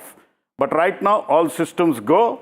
The two hiccups which happened when there was a fiber which was stuck on the seal of the side hatch, that was resolved, and that could have been a game changer. And then finally this software upload which was to happen, that was also resolved less than 60 seconds before liftoff. So we've had so many glitches on this particular mission, 6 delays, and finally we are less than 14 minutes before liftoff. So we are very close to the liftoff, and the astronauts are seated on the Crew Dragon, waiting for final word and liftoff. Visors down. They are essentially waiting inside the Crew Dragon for liftoff. It is an incredible moment for Group Captain Shubhanshu Shukla, who's supposed to be a very cool person who takes in all of this without difficulty. And they have with him astronaut Peggy Whitson, who's the commander. So it's the commander and the pilot who play the key role during this ascent phase. The commander gives the commands. The Whitson, Group Captain Shukla gives the second go-ahead. So it's like the pilot and co-pilot in an airplane, and they will lift off. Okay. Let's just listen in to SpaceX right now. So let's see what they say. We started this next tradition for AX2, and we're excited to continue that today. It's a special thing to be named as a commander to anything, but being the commander of a 4-person crew that has completed months of training and is about to defy gravity and set sail for the International Space Station, it's truly out of this world. Peggy has some thoughts she wanted to share here in this moment, just a few short minutes from launch, and here's Peggy. As commander of the AX4 mission, I want to thank everyone who has contributed to our journey. This mission to the International Space Station would not have been possible without the hard work of so many incredible teams. First, I want to extend my heartfelt gratitude to the teams at Axiom Space. Their talent and dedication shines through every unexpected challenge, the countless hours of work, and every task at hand to ensure the safety of the crew. The team's determination and commitment to achieving the highest standards inspires me every day and reminds me why I joined the Axiom Space family. To our partners at NASA, your expertise and support have been invaluable, ensuring that we are fully prepared to live and work aboard the space station. The comprehensive training programs provided by NASA have given us the skills needed to thrive in the unique environment of space.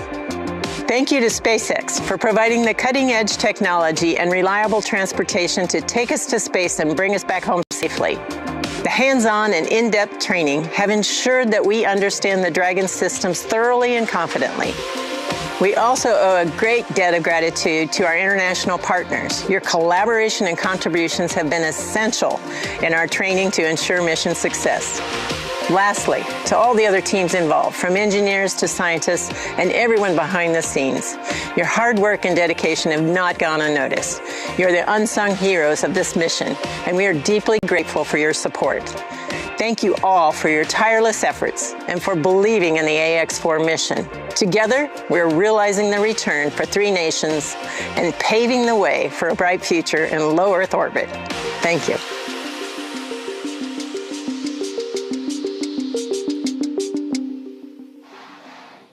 Awesome words from our commander there. And of course, with that, we are just under T-minus 11 minutes until our liftoff at 2:31 a.m. Eastern today from Launch Complex 39A at Kennedy Space Center. Just in case you are just joining us, right now on your screen, you have a live view of Falcon 9 with our AX4 crew safely tucked in the Dragon space capsule atop the vehicle. At this point, we are coming up on terminal count. Our crew access arm has been moved out of the way and our launch escape system is armed. And we are standing by for that final process by which we step into our terminal count, get ready, Dragon and Falcon for liftoff. Dragon SpaceX, confirmed crew displays are configured for launch. The displays are configured for launch, and the Axiom 4 crew would like to thank the incredible teams that have made this moment possible. To the Axiom Space team, you've poured your hearts into this mission. Your passion and dedication have lifted us higher. We wear this patch with pride because of you. To NASA, thank you for the decades of knowledge, the training, and the trust. You've shaped generations of explorers, and we're honored to carry that legacy forward. To SpaceX, thank you for giving us the wings to fly and the confidence for a safe return home. And to our international partners, thank you for standing with us across borders, united by shared purpose. And to every person behind the scenes, engineers, trainers, families, and friends, you are the quiet force behind this mission. We carry the hopes of many with us. As we realize the return, we will bring those hopes home to you. Thank you. Peggy Shukes, Swav Tibor, from all of us that are staying here on the ground, we look forward to your mission. All the hard work from our teams culminates here, so good luck, enjoy the ride, and science the heck out of all your experiments.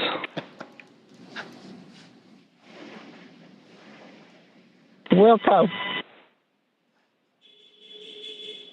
And a Wilco from Peggy Watson. We're coming up on the T-minus 8-minute mark. Next major event that'll be occurring on the Falcon 9 is the engine chill event. That happens at T-minus 7 minutes. We open the pre-valves, feeding both the RP-1 kerosene fuel as well as the liquid oxygen. And that'll go to the Merlin 1D engines. The liquid oxygen, we actually open a valve and we allow some of it to bleed off overboard out into the warm Florida air here in the early morning, and that'll begin chilling in the turbopumps on those 9 Merlin engines to get ready for when we ignite the engines starting at T-minus 2 seconds. Also interesting to note, just several minutes ago, as we talked about early in the webcast, the International Space Station flew over Kennedy Space Center. And so that means the orbit planes are lined up. We're ready to go in just 7.5 minutes from now.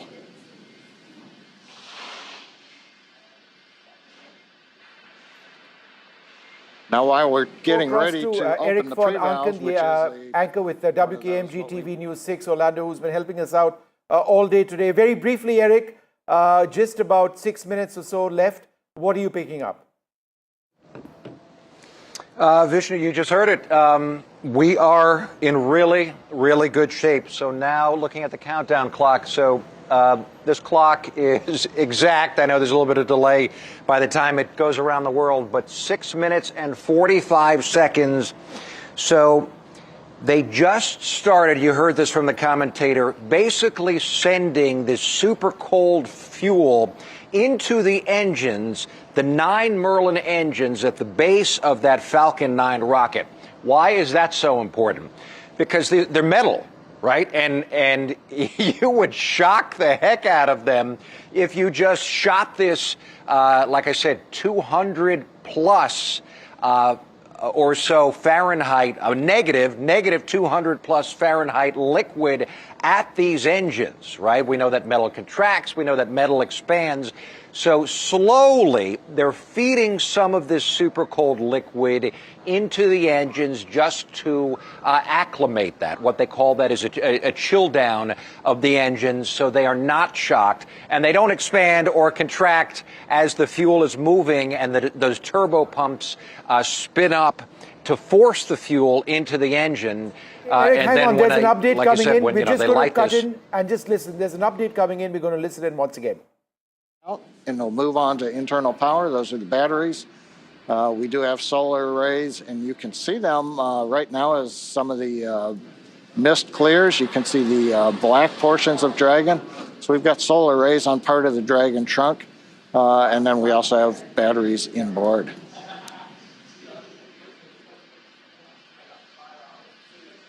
Now we have completed loading fuel on both the first and second stage. We're still loading liquid oxygen onto both stages. That'll wrap up at the T-minus 3 minute mark and the T-minus 2 minute mark. But right now we're waiting to hear the final updates to the crew.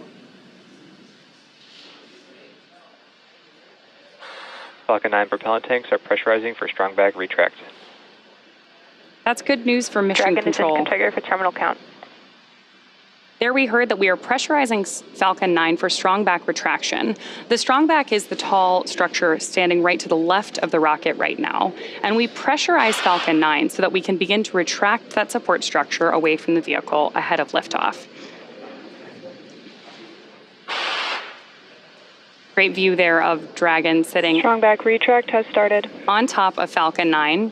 And we'll look for those clamp arms around the base of Dragon just beneath those solar panels John was just talking about to begin opening up so the strong back can pull away. The strong back is used both to move Falcon 9 out to the launch pad ahead of liftoff and to provide all of the fuel and comm umbilicals that we're using in the lead up to launch. There are those clamp arms opening up. And then we'll see the strong back pull just about 2 degrees away from Falcon 9 in the final lead up to launch. Then at liftoff, it'll move to a full 45 degrees away from the rocket. Great live shots there of the capsule on board the rocket here. Yeah, Ronnie, it takes about 20 seconds for the hydraulics to open up those clamp arms that held onto the second stage. Then about 30 seconds, it's hard to see, but that strong back will move just a couple degrees away. And with that, we are just about 30 seconds away from the expected call out that LOX load has been completed on board our first stage.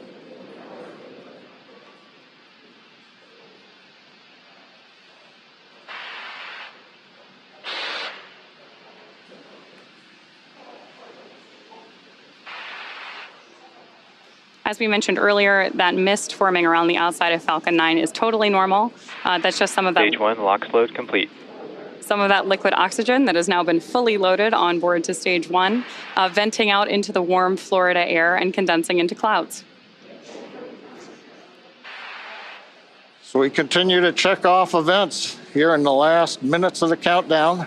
Dragon is in terminal count and is on internal power. And the confirmation a minute ago, we started the move into transition. And there on the left side of the screen and the right, you can see some of the watch parties, Paul. Yeah. Absolutely. On our left side of the screen, you can see the school in India. And then the right side of the screen is the planetarium in Poland with students and fans of this crew cheering on what's about to be a momentous moment.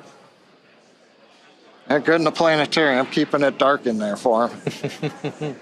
Okay, we're waiting to hear the confirmation that second stage LOX load is complete. That should be coming up momentarily.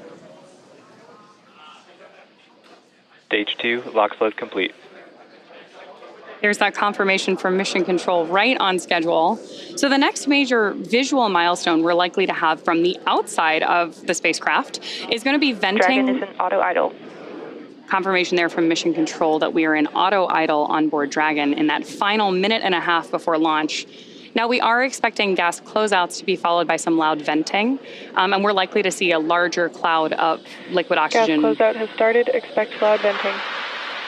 There's instructions to the crew, also right on schedule. And a great nighttime shot of Dragon sitting there at historic Launch Complex 39A with the AX-4 crew safely tucked inside with just over a minute to go until liftoff. Seated left to right inside Dragon from this camera's perspective, you have Tibor Kapu there on the left-hand side. Then beside him is our pilot, Shubhanshu Shukla. Then to the other side is armed. Falcon 9 is in startup and is now controlling. Is Commander Peggy Whitson, and Dragon then on the far side is Sławosz Wisniewski of ESA. Dragon SpaceX, go for launch. AX4 is go for launch.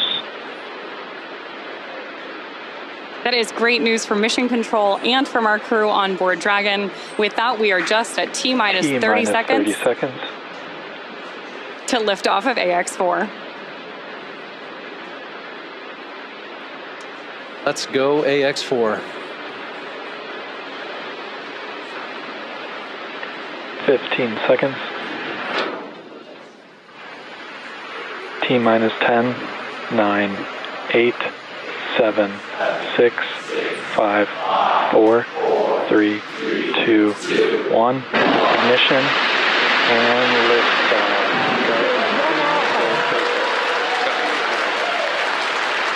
For three nations, a new chapter in space takes flight. Godspeed, AX4.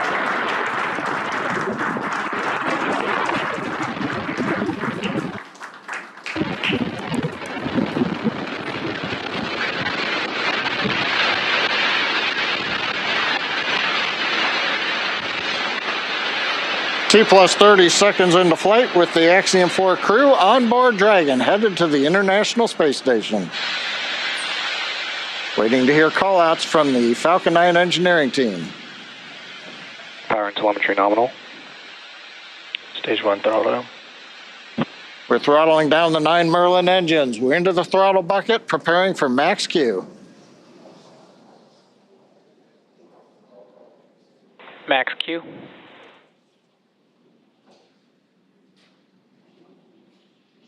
Vehicle is supersonic.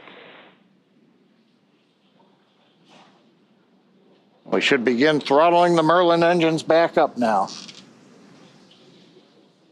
Stage 1 throttle up.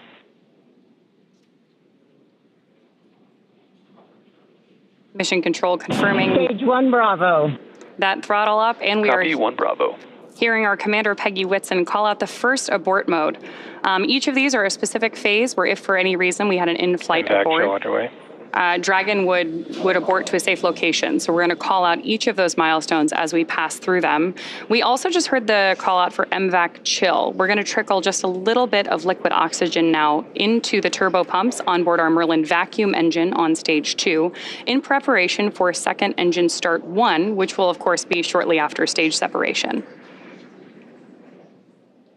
Now, at this point, we are just about 30 seconds away from 4 events that are going to happen in rapid succession. The first one will be main engine cutoff, or MECO, then again followed by stage separation, ignition of that second stage engine, which we are already preparing for, as well as the first stage's boost back burn. With that confirmation from Mission Control that we are throttling the first stage engines down, we are expecting MECO at T plus 2 minutes and 26 seconds. MECO. Stage separation confirmed.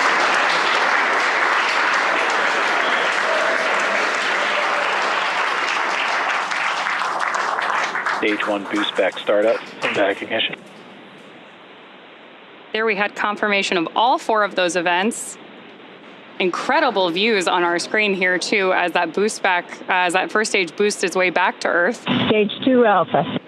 And confirmation Copy, from our 2 Alpha. commander that we have entered the 2 Alpha abort mode. Of course, we're getting lots of cheers from behind us here at Mission Control here in Hawthorne, California as well. And at this point, our AX4 crew is on their way to space. The view you have on your screen right now is our MVAC engine burning for that second engine first burn. We're expecting that SECO here, second engine cutoff, which will likely be called out over the nets as SECO in just a couple of minutes.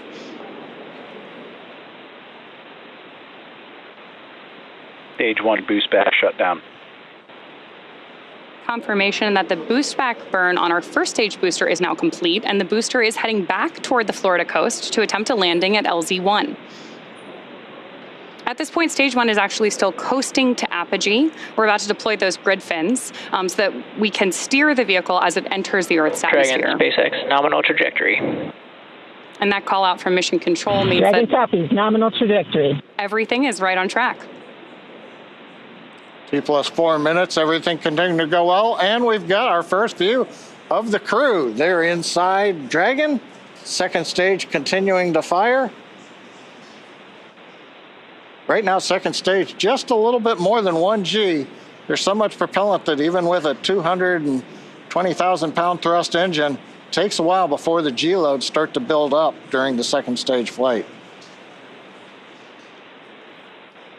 Meanwhile, first stage continuing to coast up to apogee, and that actually now, as you can see on the bottom left of your monitors, we have begun coming back down. It takes a couple minutes to go up, a couple minutes to come back down.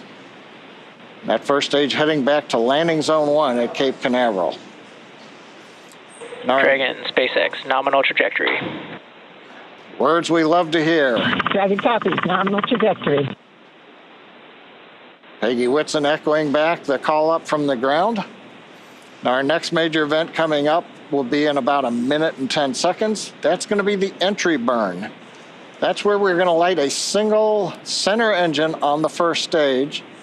That's going to slow us down in preparation for entering the Earth's atmosphere again. We'll then have a landing burn about 1 minute later at T plus 7 minutes and 19 seconds. Now for that one, we actually light 3 engines again. Then quickly once we've kind of jammed the brakes on, then we'll turn off 2 of the engines. We'll be down to just a single engine. Getting good views of the MVAC-D engine. There are a couple of cameras on the back of the second stage that give these views. And of course, the view inside the Dragon spacecraft showing the crew. Dragon SpaceX, nominal trajectory. Continuing the call-outs right on time. Dragon copies, nominal trajectory. Now, right now, as Ronnie pointed out, the grid fins have been deployed, but they're not being used. Right before the entry burn, we'll possibly see a little bit of motion if we can pick up the first stage camera. That's just to check out. It's not until we actually get through the entry burn. Stage 1 entry burn startup. That we get back in the atmosphere. And now here is entry burn call out. This is going to be about a 12-second burn. That's going to slow the vehicle down. You can watch that. Stage 1 entry burn shutdown.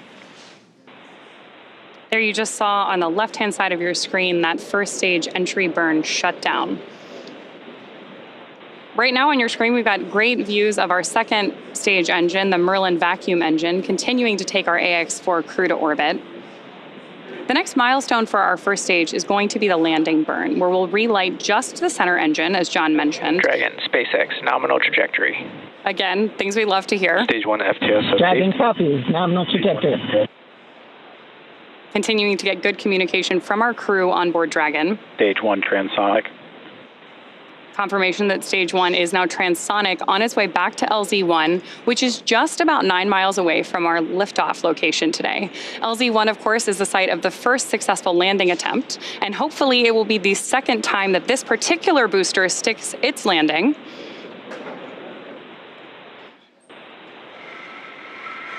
Seeing those actuating of the grid fins that John mentioned. Stage 1 landing leg deploy. Stage 2 FTSS saved. Stage 1 landing confirmed. That was a picture-perfect landing. That was great. Absolutely stunning.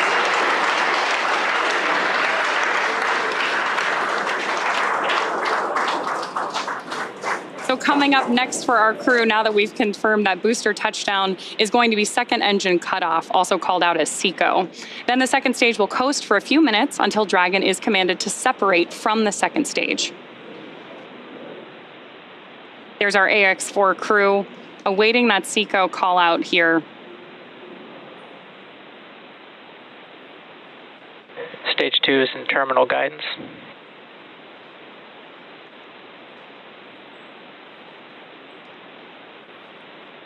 Good continued burn from our second stage engine there. Now at this point, our crew is experiencing about 3 Gs in the lead up to SECO 1, which of course will be their first taste of microgravity. SpaceX Dragon, Shannon.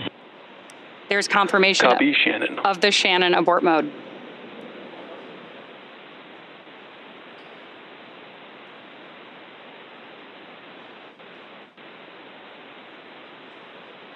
MVAC shutdown.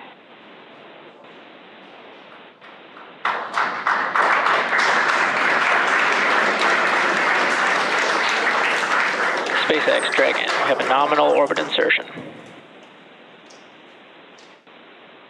Nominal orbital insertion, SpaceX, and we had an incredible ride uphill, and now we like to set our course for the International Space Station aboard the newest member of the Dragon fleet, our spacecraft named Grace. Grace is more than a name. It reflects the elegance with which we move through space against the backdrop of Earth. It speaks to the refinement of our mission, the harmony of science and spirit, and the unmerited favor we carry with humility. Grace reminds us that spaceflight is not just a feat of engineering, but an act of goodwill. The benefit of every human, everywhere. Over to you, Ship. Launch escape system disarmed. 10 minutes into flight. Water ride. नमस्कार मेरे प्यारे देशवासियों, water ride 40 साल बाद हम वापस अंतरिक्ष में पहुंच गए हैं और कमाल की राइड थी। इस समय हम 7.5 किलोमीटर प्रति सेकंड की रफ्तार से पृथ्वी के चारों तरफ घूम रहे हैं और मेरे कंधे पे मेरे साथ मेरा तिरंगा है जो मुझे बता रहा है कि नहीं हूँ, मैं आप सबके साथ हूँ। ये मेरी इंटरनेशनल स्पेस स्टेशन तक की जर्नी की शुरुआत नहीं है, ये भारत के ह्यूमन स्पेस प्रोग्राम की शुरुआत है और मैं चाहता हूं कि आप सभी देशवासी इस यात्रा का हिस्सा बने। आपका भी सीना गर्व से चौड़ा होना चाहिए, आप भी उतना ही एक्साइटमेंट दिखाइए। आइए हम सब मिलकर भारत के इस ह्यूमन स्पेस प्रोग्राम की जर्नी की शुरुआत करें। धन्यवाद। जय हिंद, जय Bharat.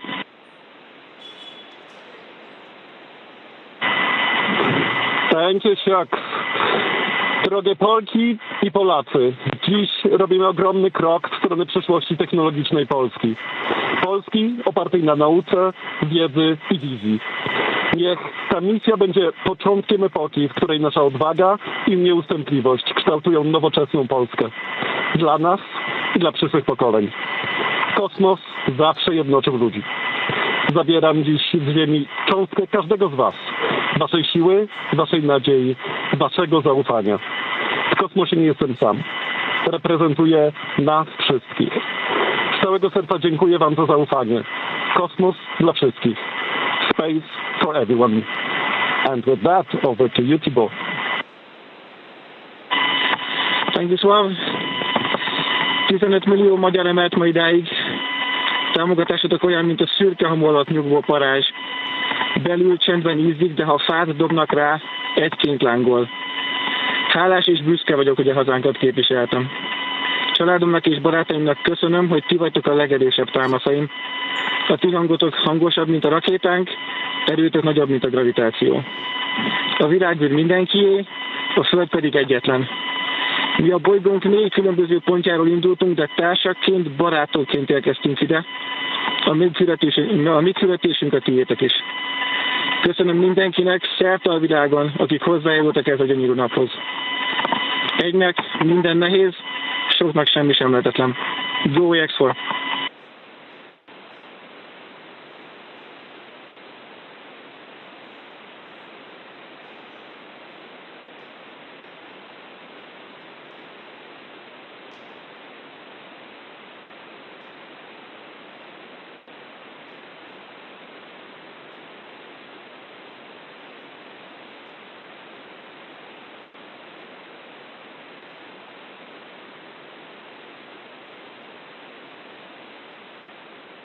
And we are getting some views inside of the newly named capsule that the crew Dragon SpaceX, announced today. On behalf of the entire SpaceX launch team, thank you.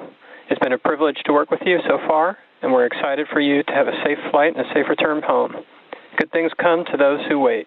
Godspeed to the maiden crew of Grace.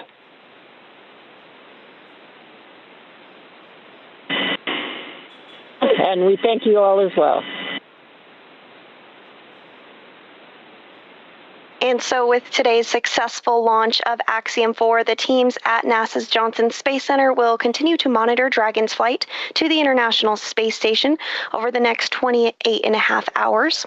NASA's role in this journey really kicks in at a period called Integrated Operations, which begins during the spacecraft's approach to the space station and continues during the crew's stay aboard the orbiting laboratory, where they will conduct science, education, and commercial activities, and will conclude once the spacecraft exits the vicinity of the International Space Station. During integrated operations, the NASA, SpaceX, and Axiom Space teams are all working in lockstep. The teams here are preparing for a docking of Axiom 4 to the space station at 7 a.m. Eastern on Thursday morning, and will continue to monitor the approach until then. But for now, that will be it for us here in Mission Control Houston, but we'll be back with you at 5 a.m. Eastern for docking, hatch opening, and welcome coverage. So with that, back over to you, Hawthorne. Thanks so much, Sandra. Over the next 28.5 hours, the Dragon spacecraft Grace will execute a series of burns to gradually raise and line up the AX-4 crew for docking with the International Space Station in what we refer to as the activation and rendezvous phase of flight. In just a few minutes, the crew will change out of their spacesuits to get a little bit more comfortable for flight and will enjoy their first meal aboard the spacecraft. Over the course of their flight, they will also have a rest period that will last for about 8 hours. Before they arrive at the space station, we will have 3 potential opportunities to chat briefly with the crew on orbit. While we're hopeful that one of these will work out, none of them are guaranteed.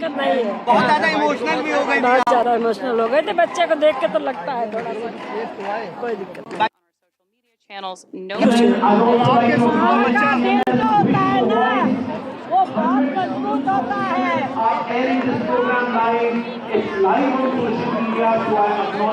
The social media team, all the people backstage, everyone. Updates on the mission across our social media channels. And then as Dragon and the X4. ये माँ के खुशी के आंसू हैं, हम सब लोग इनके साथ डांस कर रहे हैं।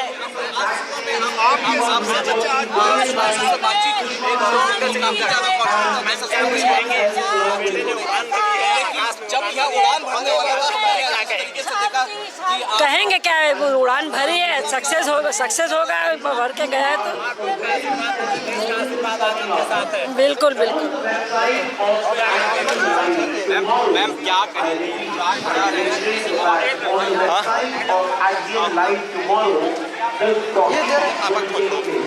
So I believe that all of you will log into that side and watch this rocket live. And 3 cheers is happening. And just a few moments back, after successfully blasting off on the Axiom 4 mission and becoming the second Indian to be in space after 41 years, remember, Rakesh Sharma was the first. Shubhanshu Shukla sent this message from the Dragon spacecraft. मेरे प्यारे देशवासियों, what a ride! 40 साल बाद हम वापस अंतरिक्ष में पहुंच गए हैं और कमाल की राइड थी। इस समय हम 7.5 किलोमीटर प्रति सेकंड की रफ्तार से पृथ्वी के चारों तरफ घूम रहे हैं और मेरे कंधे पे मेरे साथ मेरा तिरंगा है जो मुझे बता रहा है कि नहीं हूँ, मैं आप सबके साथ हूँ। ये मेरी इंटरनेशनल स्पेस स्टेशन तक की जर्नी की शुरुआत नहीं है, ये भारत के ह्यूमन स्पेस प्रोग्राम की शुरुआत है और मैं चाहता हूं कि आप सभी देशवासी इस यात्रा का हिस्सा बने। आपका भी सीना दिल से चौड़ा होना चाहिए, आप भी उतना ही एक्साइटमेंट दिखाइए। आइए हम सब मिलकर भारत के इस ह्यूमन स्पेस प्रोग्राम की जर्नी की शुरुआत करें। धन्यवाद। जय हिंद, जय Bharat. My colleague Aishwarya Jain. Aishwarya, go ahead.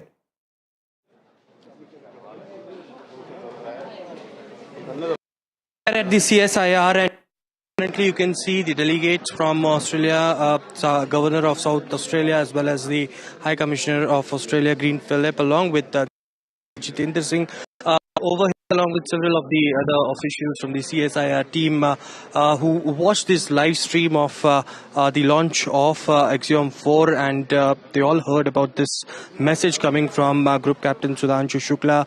We are waiting for Dr. Jitendra Singh to speak in a short while from now, but he closely monitored every program. His ministry had a crucial role in sending off Group Captain Shubhanshu Shukla to space, as the other secretaries also just sitting by him. So a lot of excitement over here at the CIS as the send-off was successful, and they all wished and cheered with all those clappings and with slogans like Jai Hind. As we saw this takeoff, we'll shortly speak to Dr. Jitendra Singh as he will be speaking to NDTV very shortly. We'll come back to you in just a moment from now. There is a lot of celebration. The images on the left-hand side of your screen are from the school of Shubhanshu Shukla. That's in Lucknow. The SpaceX mission thus far, I beg your pardon, the Axiom 4 mission thus far, after a couple of very difficult moments just preceding the launch itself today, appears to be going quite successfully. Shubhanshu Shukla is now the first Indian in space in 41 years, the second Indian in space. It's a journey of approximately 28 hours, a little less than that now, before they are able to mate with the International Space Station. But it's going to take a little bit of time. There is an entire process which needs to be followed. There'll be crew rest periods on board. They'll be checking out various systems. The Crew Dragon rocket spacecraft by itself is extremely automated at this stage. But there was a great deal of tension earlier on when critical data on wind conditions, which had to be transferred to the crew module, was not being uplinked. And it went down to the final minute. If that data wasn't transmitted and wasn't uploaded successfully, then the crew abort system, in other words, the system through which the crew module could separate from the rocket in the event of an emergency, would not have been activated. And that was a go, no-go moment. In other words, if that data wasn't transferred, the crew module abort system wouldn't have been activated. If that wasn't activated, then the mission wouldn't have been able to go across, wouldn't have been able to perform today, wouldn't have been able to fly today. They'd have to rely on a backup time for tomorrow.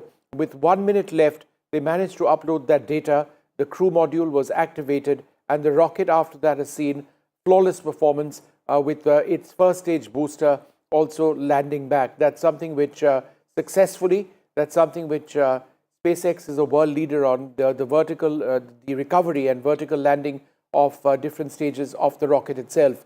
We've heard the first message from Shubhanshu Shukla as well in Hindi, where he's been addressing people across the country.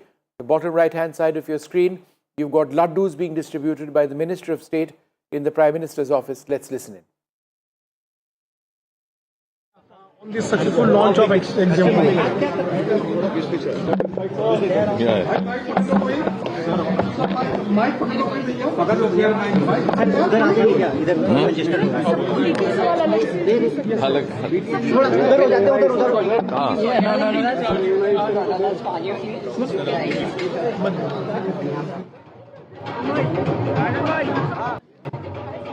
Pallava has a point to make. Pallav, go ahead. Well, a great day for India and a great day for the three countries, America, Poland and Hungary, especially Poland, India and Hungary, which have gone back to space after 41 years. I'm sure Wing Commander Rakesh Sharma, who's somewhere in Kunur watching it, as he said, the second Indian goes into space, makes history for India. India has done it. The first steps for India's Gaganyaan have started. It's a long journey from here onwards. It will end with sending an Indian on the moon.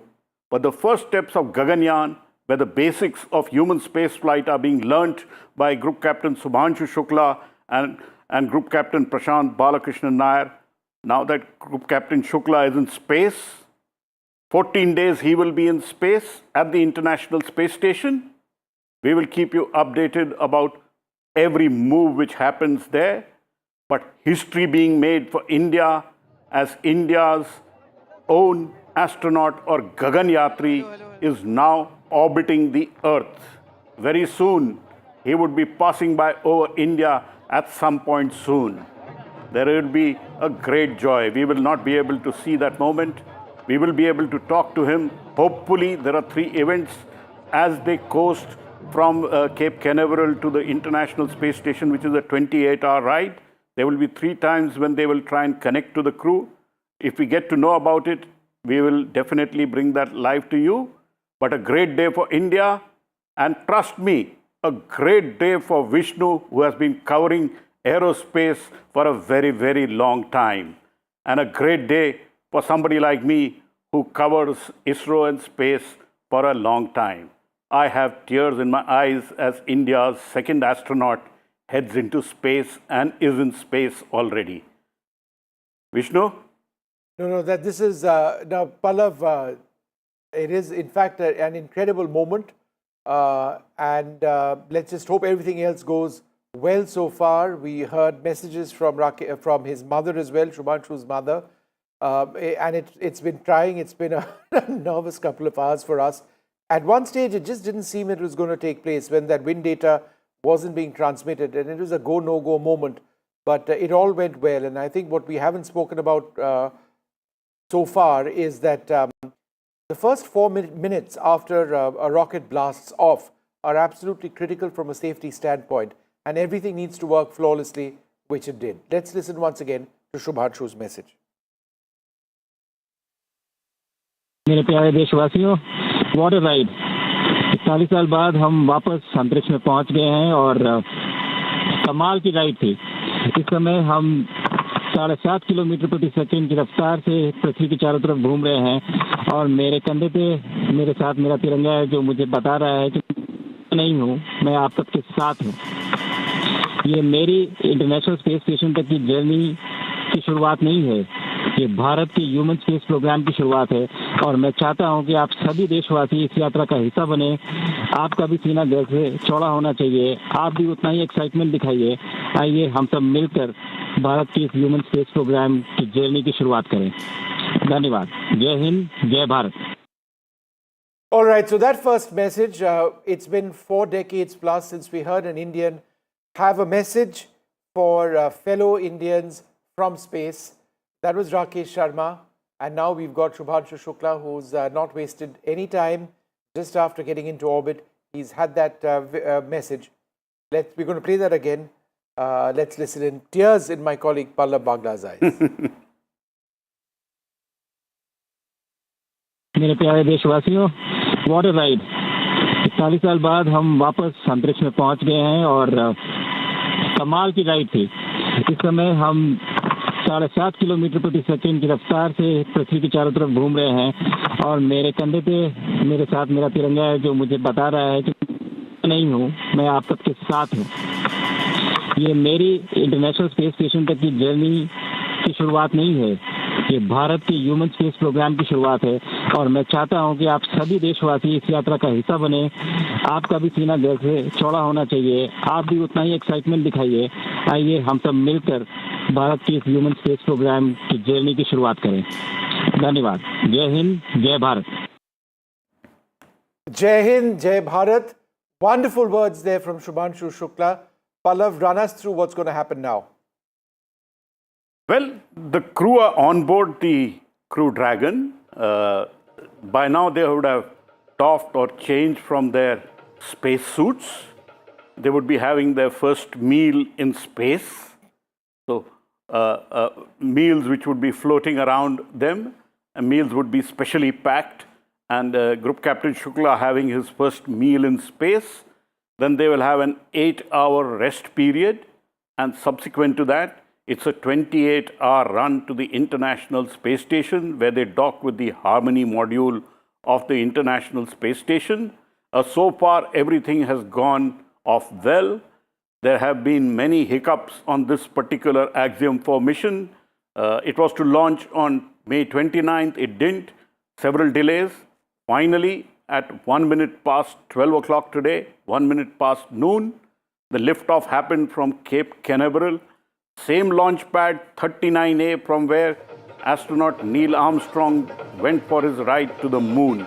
So Group Captain Shubhanshu Shukla, truly an astronaut now. We can call him an astronaut because he's already in space. And Group Captain Shukla is now orbiting Earth. He will take several rounds of the Earth before he heads straight towards the International Space Station, where the docking process is a complex dance between the Crew Dragon and the International Space Station, because both are traveling at a velocity of 28,000 kilometers per hour. And finally, the docking would happen and we would see the astronauts entering the International Space Station. So far, everything has gone on track for today's launch. There were tense moments. First, when there was a fiber which was stuck in the hatch, on the side hatch, and subsequently there was a software glitch when a file, a weather or wind data file was not getting uploaded onto the Crew Dragon. It happened just 1 minute left before the scrub would have been called. So the teams at SpaceX, teams at Axiom Space ensured that the file got uploaded, and after that we saw a on-dot liftoff of the Falcon 9 rocket from the Kennedy Space Center, and right now Group Captain Shubhanshu Shukla is in space. I'm sure Wing Commander Rakesh Sharma would be a very happy person because now he has seen a second Indian who has gone to space. And this is not the last Indian to go into space. By 2027, if all goes well, India's own Gaganyaan program would kick in and we would have an Indian launching from Sriharikota and go into space. Group Captain Shubhanshu Shukla's flight today through Axiom 4 is just the first baby step for India's own Gaganyaan program, which starts, work is going on very, very actively. I have seen it very closely. The first liftoff likely in 2027, India to have its own space station like the same we have at the International Space Station by 2035, and then to land an Indian on the moon by 2040. What an incredible journey for a country which got independence only in 1947. From a country which was living on ship to mouth, now we are heading back into space, sending our own astronaut and then heading towards moon. And we also have several other missions lined up, moon, Mars and Venus. And Pallav, this is an emotional moment for you. Tell us about that. Certainly, Vishnu. I have covered this program from day one. It is an emotional moment, and every time there was a setback, it was very hard because it takes a lot of effort to get teams revved up for that particular moment of a liftoff. We had 5 scrubs or aborts which happened. Finally, the 6th one has worked out. There's an incredible build-up inside every news reporter when a big mission like this happens. You had tears in your eyes, Pallav, at one stage. That is true. My eyes did well up because when you see the second Indian astronaut in space, it is a big moment for a country of 1.4 billion people. And between Vishnu and me, the Jugalbandi brings a lot of joy for a lot of Indians, and we try and give the best coverage. Despite at times both of us becoming emotional, we try and remain as objective as we can. It's very hard, trust me, it's very, very hard to try and be focused and give only the facts. But we continued to give the facts as they happened. There were very trying moments, especially in the build-up of the mission, when at one point ISRO put its foot down and said, unless the leak on the rocket is fixed to their satisfaction, they would have pulled out astronaut group captain Shubhanshu Shukla from the flight.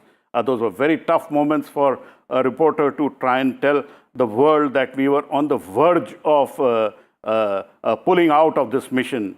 But everything works out. What ends well is good. So we now have Group Captain Shukla in space, heading to the International Space Station. 14 days of incredible work for him at the space station. And then we will see a happy splashdown, hopefully, somewhere off the coast of California. And Group Captain Shukla would have made incredible history for us. And his own school, the City Montessori School in Lucknow, would be a very, very proud school which nurtured Group Captain Shukla. And he joined the Indian Air Force literally against the wishes of his parents. And he has now created history for India. Absolutely, Vishnu. It is an incredible moment for us, not just for me personally, I'm sure as much for you, yes, and also for NDTV, which continues to support such detailed coverage like the one which we did. Hats off to our team at NDTV, our editors, our team which worked long hours to make sure we get the coverage as good as we can get. All right, so just look at those young people celebrating over there, Pallav. I also feel like dancing, Vishnu. It is a moment of joy. It's a real moment of joy for the country to have the second Indian astronaut up in space. I'm sure very soon we'll probably hear or get a tweet from the Prime Minister welcoming Shubhanshu Shukla in space. He's the one who pushed this particular mission through as the offer came from America and Axiom that India should send an astronaut at a cost. India has spent 550 crores for this mission. It is a seat which has been hired by India, but Prime Minister Narendra Modi himself pushed for this mission and made sure that both President Biden and President Trump take it forward. And finally, we have a successful mission of a liftoff and a successful astronaut in space, waiting for that big moment when he docks and enters the International Space Station and creates a moment of another joy for us. He will do 7 India-specific experiments. They will do 60 other experiments in all. There will be 2 events, one with school students in Lucknow at the City Montessori School, one with students and experts in Trivandrum, and there will be an interaction with an VIP. Right. I don't give you any...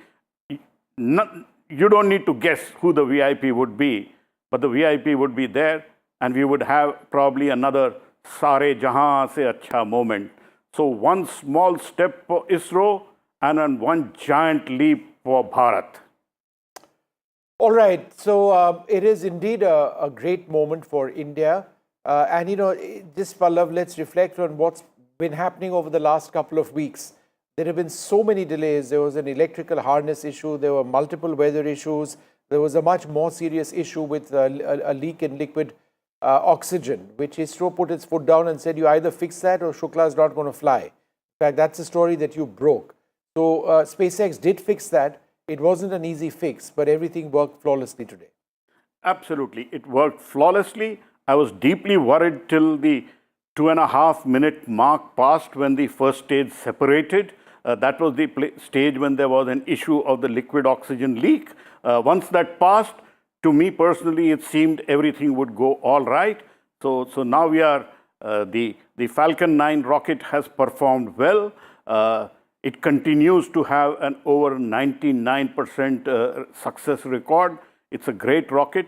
This is the second time India has used the Falcon 9 rocket. Earlier, we used the Falcon 9 rocket to launch an Indian satellite, and now we have used the Falcon 9 rocket to launch an Indian astronaut in space.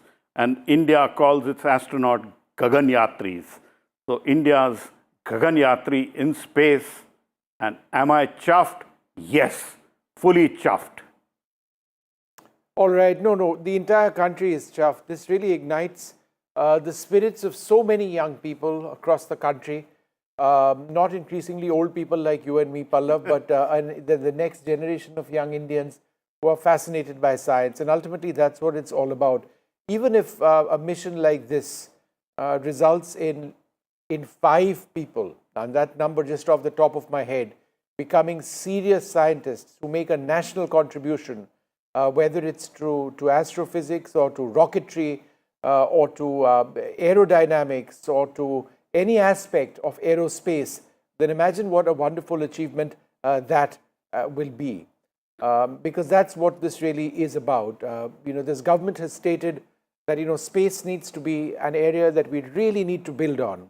And in terms of the technology that India has developed, whether it's robotics, Chandrayaan, Mangalyaan, any number of satellites by ISRO, the PSLV rocket, the GSLV rocket, different variants of that rocket, and larger rockets which are now in the offing as well, to talk about the Gaganyaan mission, Indians in space, and then an Indian space station. Think about it. This isn't something for the future. If things go well, then by 2040 or so, we should have, certainly by 2040, we should have an Indian space station. But so much hinges on what we are seeing now, the development to that Gaganyaan program, which is going to take a couple of years from now. This is that first step. It's a first experience. But Shukla, when he does come back, would share that experience. It's important in terms of imbibing wisdom and information which would be transferred to the entire team working on that Gaganyaan mission and doing fundamental engineering and design work. Let's just go across to NDTV's Ranveer, who is in Lucknow. That's where Shubhanshu Shukla is from. Go ahead, Ranveer. Tell us where you are, what's happening around you.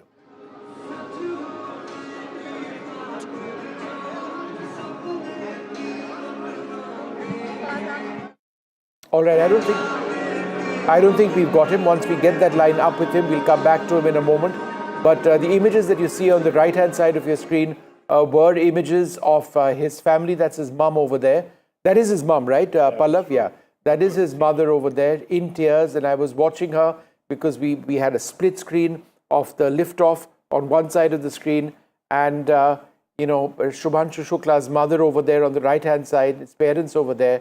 And she was in tears through those initial few moments, which were fairly testing. But it all did work out. And, these are those images. Let's go across now to Ranveer at Lucknow. That's where he's from. Ranveer, go ahead. Excitement is very much high in Lucknow, and I'm joining with Gunjan Shukla, who is the sister of Shubhanshu. Gunjanji, I just want to know the feeling when you saw the pictures of takeoff of Shubhanshu's Falcon 9 rocket. It was a very emotional moment for our family. I got emotional very much regularly. But now we are relieved that he has completed his 2 stages very safely. Now it's a journey of another 15 days. Tomorrow there will be docking and another 14 days for the research work. So these 15 days, how the family of Shubhanshu has prepared itself for these another 15 days? Yes. We are preparing for, we will do rituals, we will do pujas, we will do bhandaras, whatever good deeds. We will do our best to do that. So this is the family of Shubhanshu Shukla, and when the takeoff was done, the hall was filled with students, with the school management, and obviously with Shubhanshu Shukla's family's presence. So the hall was very much excited, and I'll show you the pictures of this hall now. The students are out for the exhibition, and I'll show you some pictures that how the excitement level is. See this lady, she is wearing a different kind of cap, and I'll also show a kid.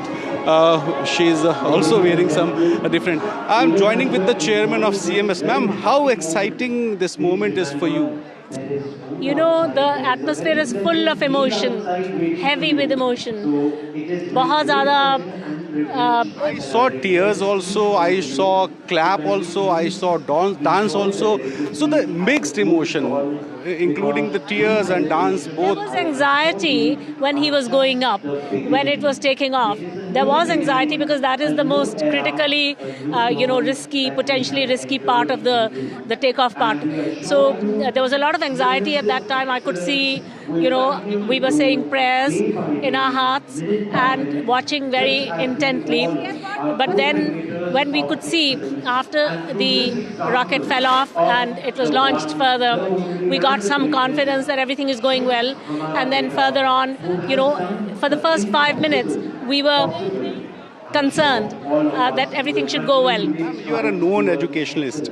If we talk about Shubhanshu Shukla, he is just 40 years and he is now 40 years. And he is now the first Indian to visit the International Space Station. So the journey is big, the journey is long. So how do you see the future of Indian space mission, including Shubhanshu Shukla? I didn't follow your question. Shubhanshu Shukla is just 40 years and India is aiming to reach moon, a manned mission to moon and another so many missions of space. So how Shubhanshu Shukla can participate in Indian mission for the space? He's in a very unique position. He's in a very privileged position, but he has earned the privilege.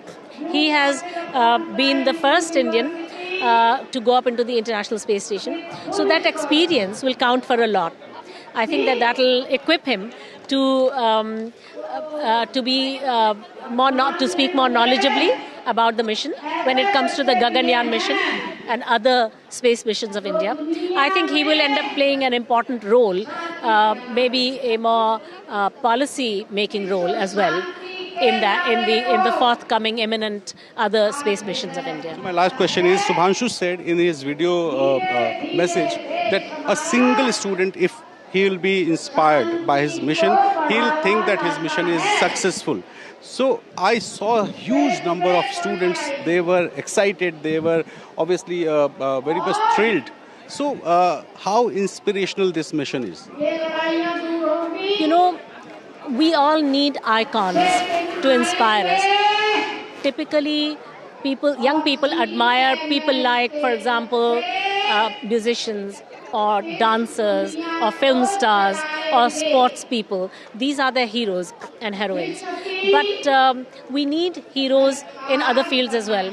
And I think by going to space and doing such a unique and extraordinary thing, Shubhanshu Shukla has become the heartthrob of young people. He's become, although he's gone a scientific mission, nevertheless, he's sparked the imagination of India. So I think that he himself was inspired to become an astronaut later on in life when he went to an air show. So these are the experiences that matter. Ultimately, it's the experiences that we garner, that some experience somewhere influences a child. So I think his mission will have inspired literally millions of Indian children to do something great and also to learn from his personal example of focus, discipline, rigorous preparation. Thank you so much. So she's Geeta Gandhi, the chairman of City Montessori School, and you can see these kind of the students. They are obviously excited. How excited are you, beta? I'm very excited to participate in Vyom Mahotsav. I made a ISS model that is there. So you saw the launching also? Yes, I saw the launching and I'm very happy. How was that moment? You were excited, you were thrilled. How was the feeling? I was very thrilled. I was very excited by seeing the moment. Shubhanshu is your icon. What? Shubhanshu Shukla is now your icon, your idol. Yeah. How's your experience though? thought that it will go not like this, but it went excited, and I was thrilled to see that it went very good. So these are the kids of City Montessori School, and obviously the excitement level is very high here at the hometown of Shubhanshu Shukla. All right, Ranveer, just carry on with what you're saying. You would have witnessed his parents, the moments just before the blast. We saw those, the liftoff, we saw his mother in tears. It would have been so difficult. What we understand is that parents weren't very happy that he joined the Air Force. He's turned out and done quite well. So give us a sense of what you saw in the moments just before the blast off of this rocket. I was standing here at 12 noon when the family was sitting on that sofa, and the family was obviously very much thrilled. The hands were joined. The excitement level was, I cannot mention the moment that how the family was excited and obviously feared because of the historic move, the takeoff. So now you can see the hall is filled with some of the kids, and I see a small kid. Beta, what is your name? My name is Abhavya Singh. So you saw the takeoff of Shubhanshu Shukla? Yes. Yes. How excited it is for you? It was so excited for me. So you're happy? Yes. So is an inspiration for you? Shubhanshu is an inspiration for you? Yes. Yes. So see these kids, and I'll also show you some of the demos prepared by City Montessori School to inspire these kids. And there is also an exhibition of some of the things which are related to astronomy, astronauts. So this is the Falcon 9 rocket, and you can see the demo of Falcon 9 rocket, and also there is a capsule. I'll show you that capsule where the kids are taking pics. So this is the capsule where you can see the kids are taking pics now, and I'll show you the rover also, that space rover.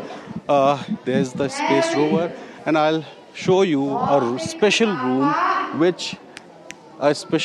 which is here just to define the gravitational force. So I'll take you to that room also. This is the hall where the Mission Control Center is being demonstrated, and now you can see this is the room where you can see this kid is getting some pictures. So if I'll turn around my camera, you can feel that I am just hanging in the zero gravity situation. So this room is just to demonstrate that how the astrologers face situations in Space Center. So beta, how are you excited? How are you feeling now? I'm feeling happy because he's one of my school alumnus, so like I feel very, very happy. Very, very happy? Yes. I saw you taking pictures. So what this room is? So this is where you like define gravity. So imagine you take a photo. So it's like this. So you choose a pose and do like this. But then let's show me. So see. So just a second. So this kid is explaining in a very different manner. Let's begin. Okay. So first take a pose, any type of pose. This is like the most common one, and then somebody has to like click a picture, and then when you like make it vertically, it will look like you're standing on it. Yes. This is very exciting, na? Yes, it is very exciting. So this is the inspiration level. You can see Shubhanshu in his video message said that if a single kid will be inspired by my mission, I'll think that my mission is a success. And you can see the kid, ma'am, how old he is? He's 3, he's 7, in class 3. Just 7. And he's explaining the things in a very, very, very different manner. So, do you think that Shubhanshu Shukla is going to be to become an inspiration for Indian kids, the kids who are attracted towards science? Yes, certainly. He's an inspiration for the coming children. Even like when I see he and we are of the same generation. Like I have been myself a space junkie.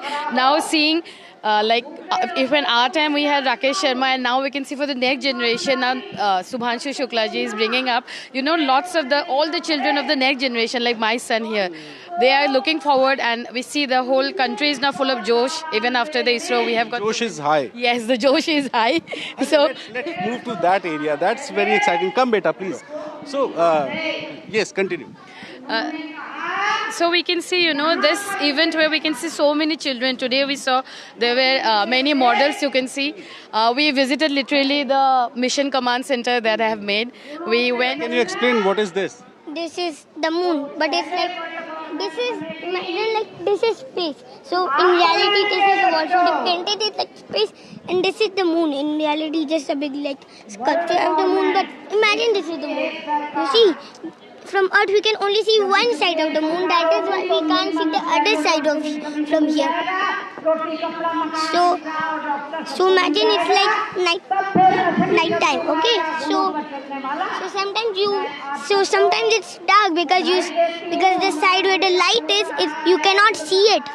But sometimes it's fully light like this. I can see a small Shubhanshu Shukla in the sky, in the skates. So obviously this is very, very, very different. This is very inspiring, and obviously these pictures made by the students. You are a student of CMS, beta. Yes. How excited are you? Very. Very much. Shubhanshu is now your inspiration. Yes. So, are you thrilled during seeing that picture? How was the excitement level? The excitement was very good, and it was really happy, and I am really happy to see that Shubhanshu Shukla is going to ISS. I was really excited, and my friend here, he was saying Shubhanshu Shukla go, Shubhanshu Shukla go. What was he saying?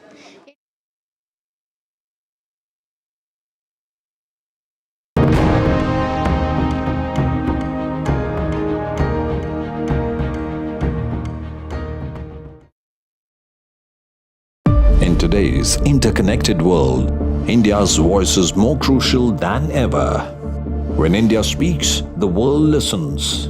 At NDTV World, we are that voice, bringing you intelligent and insightful news from India and beyond. From geopolitics and diplomacy to economic shifts, migrations, tech disruptions, and the stories of our diaspora. We cover the news that shapes our global future. NDTV World, your new home for global news is here.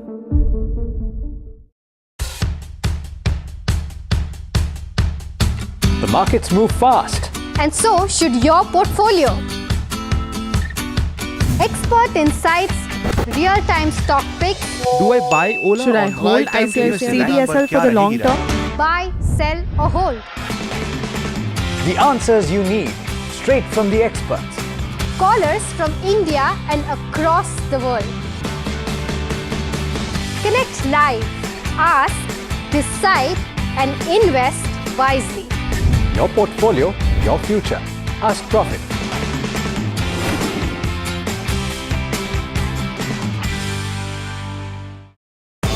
सज गया है मंच, शिरकत करेंगे जाने माने कलाकार। NDTV का क्रिएटर्स मंच है आपके लिए तैयार।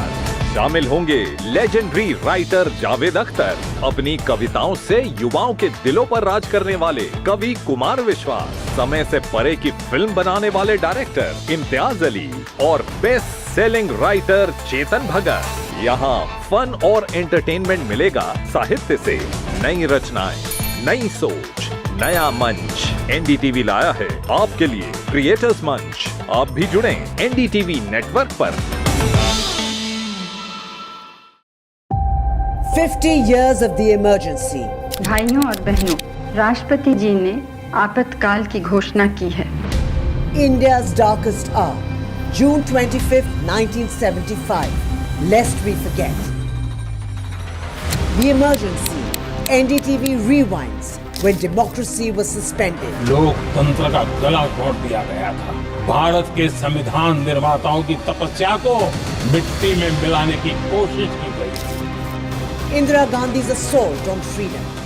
An NDTV special, Wednesday, June 25th.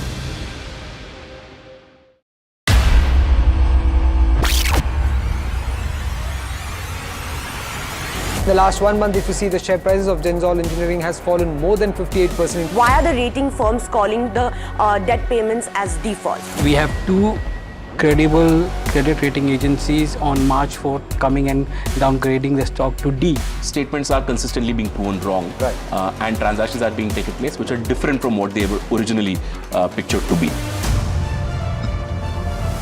The company claimed it would roll out 6,400 electric vehicles. But what it has rolled out is a shocking scam. Funds meant for the project were funneled allegedly back to the promoters, the Junkie brothers. What did the money buy? Not EVs, of course, but a lavish flat in Gurgaon's luxurious DLF Carmelias.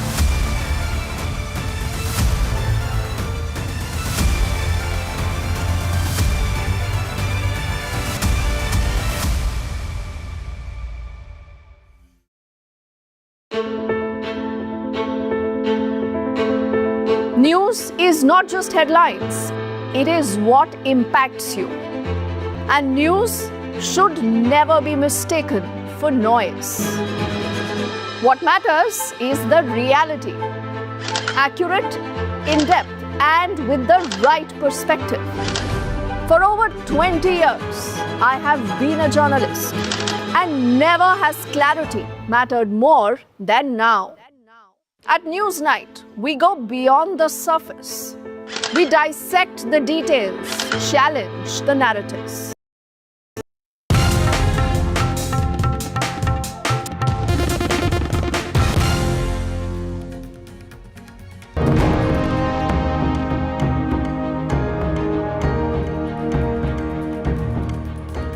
Hello viewers, a very good afternoon. You're watching NDTV. We're getting our rolling coverage of India's cosmic leap. Shubhanshu Shukla makes history as he becomes the second Indian who heads to space. We get you all that and more, but first up, the headlines. Axiom 4 mission starts off on a big success. Shubhanshu Shukla makes history as he becomes the second Indian headed to space as part of the Axiom 4 mission. It's a flawless liftoff of Axiom 4 mission. The journey to ISS, the International Space Station, will take about 28 hours. Shubhanshu Shukla's emotional message from space. He says he's carrying the tricolour on his shoulders. Says Jai Hind, Jai Bharat.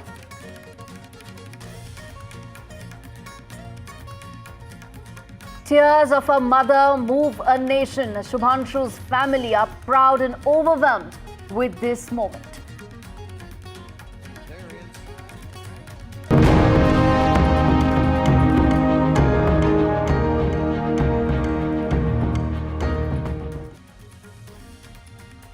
Viewers, if you're tuning in right now, the update and the big story that we continue to track on NDTV. Shubhanshu Shukla makes history. Axiom 4 mission takes off. It's a flawless start and a flawless takeoff of the mission. He's the second Indian that heads up to space. Shubhanshu Shukla is piloting the AX-4 mission. He's the first Indian to stay at the International Space Station. He soared to stars and 41 years later is when this new milestone is being celebrated by India in its space journey. The SpaceX rocket is carrying 1 billion dreams as India's space dream continues to soar. Now, the journey to the International Space Station will take about 28 hours. The team will be spending about a fortnight there, and there will be about 7 important experiments that will be conducted, curated by the top academic and space minds in India. We're going to talk about all that and more. But first up, let's play out this audio message by Shubhanshu Shukla from space. Listen in. मेरे प्यारे देशवासियों, what a ride! 40 साल बाद हम वापस अंतरिक्ष में पहुंच गए हैं और कमाल की राइड थी। इस समय हम 7.5 किलोमीटर प्रति सेकंड की रफ्तार से पृथ्वी के चारों तरफ घूम रहे हैं और मेरे कंधे पे मेरे साथ मेरा तिरंगा है जो मुझे बता रहा है कि नहीं हूँ, मैं आप सबके साथ हूँ। ये मेरी इंटरनेशनल स्पेस स्टेशन तक की जर्नी की शुरुआत नहीं है, ये भारत के ह्यूमन स्पेस प्रोग्राम की शुरुआत है और मैं चाहता हूं कि आप सभी देशवासी इस यात्रा का हिस्सा बने। आपका भी सीना गर्व से चौड़ा होना चाहिए, आप भी उतना ही एक्साइटमेंट दिखाइए। आइए हम सब मिलकर भारत के इस ह्यूमन स्पेस प्रोग्राम की जर्नी की शुरुआत करें। धन्यवाद। जय हिंद, जय Bharat. All right, let's play out sound bites of Shubhanshu Shukla's family, the mother, the brother, and the sister, extremely emotional after this launch. Let's play out some of those sound bites first.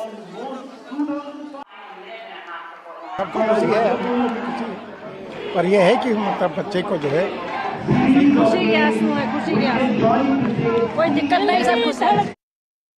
Excitement is very much high in Lucknow, and I'm joining with Gunjan Shukla, who is sister of Shubhanshu. Gunjan ji, I just want to know the feeling when you saw the pictures of takeoff of Shubhanshu's Falcon 9 rocket. It was a very emotional moment for our family. I got emotional very much regularly, but now we are relieved that he has completed his 2 stages very safely. Now it's a journey of another 15 days. Tomorrow there will be docking and another 14 days for the research work. So these 15 days, how the family of Shubhanshu has prepared itself for these another 15 days? Yes. We are preparing for, we will do rituals, we will do pujas, we will do bhandaras, whatever good deeds. We will do our best to do that. All right, those were the emotional sound bites coming in from the Shukla family. Viewers, on your screens are those majestic visuals of the takeoff, the complete near-perfect blast-off that has taken off of the Axiom 4 mission. As I said, now the next 14 days when the International Space Station is where the team will be after the 28-hour-long journey. We're going to even talk about what this journey is going to entail, everything from the next couple of hours to the next couple of minutes in terms of what the details would be. But first up, viewers, let's get in details in terms of the International Space Station, what it's likely to entail. As I said, this is the first time that you have the International Space Station. All you need to know what really are the details. Remember, the 28-hour journey will lead to the docking into this ISS. It's larger than a 6-bedroom house. That's the first important aspect of what really this International Space Station is all about. Let's talk about the sleeping quarters. There are about 6 odd sleeping quarters there in terms of where these astronauts will rest. Well, these are the details. There are 2 bathrooms and also a gymnasium. In space, astronauts need to be extremely fit. They need to take care of their bodies. They've undergone intense training as to how they will do so. And the gym is also serving and for that very important purpose. There's a 360-degree breathtaking view, and that is from the bay window where they will be able to see everything that they aspire to throughout their lives. It's a dream, it's a mission for people to become an astronaut, something that Shubhanshu Shukla has mentioned. And the 15 countries that will be together, they operate the ISS. Remember, this is not a one-country thing. There are 15 countries together who operate the International Space Station. It's a partnership, and it's continuously occupied since November 2000. That's an important part, that since then, this has been part of the global space journey. So this is the International Space Station, which travels at a speed of about 28,000 kilometers per hour. And it's something that I'm going to ask Pallava as well, where we talk about what really happens here. Remember, the space station is traveling at 28,000 kilometers per hour, and so is the rocket as well. So that entire process of docking is also a complicated and challenging process. We'll come to that. But this is the speed at which it is orbiting the Earth every 90 minutes. So this is the complex and challenging part of what lies ahead in terms of Axiom 4's mission. And in 24 hours, ISS makes 16 orbits of Earth. That's the speed at which it is orbiting around the Earth. And astronauts regularly conduct spacewalks. They do so. We've seen those visuals in the past as well.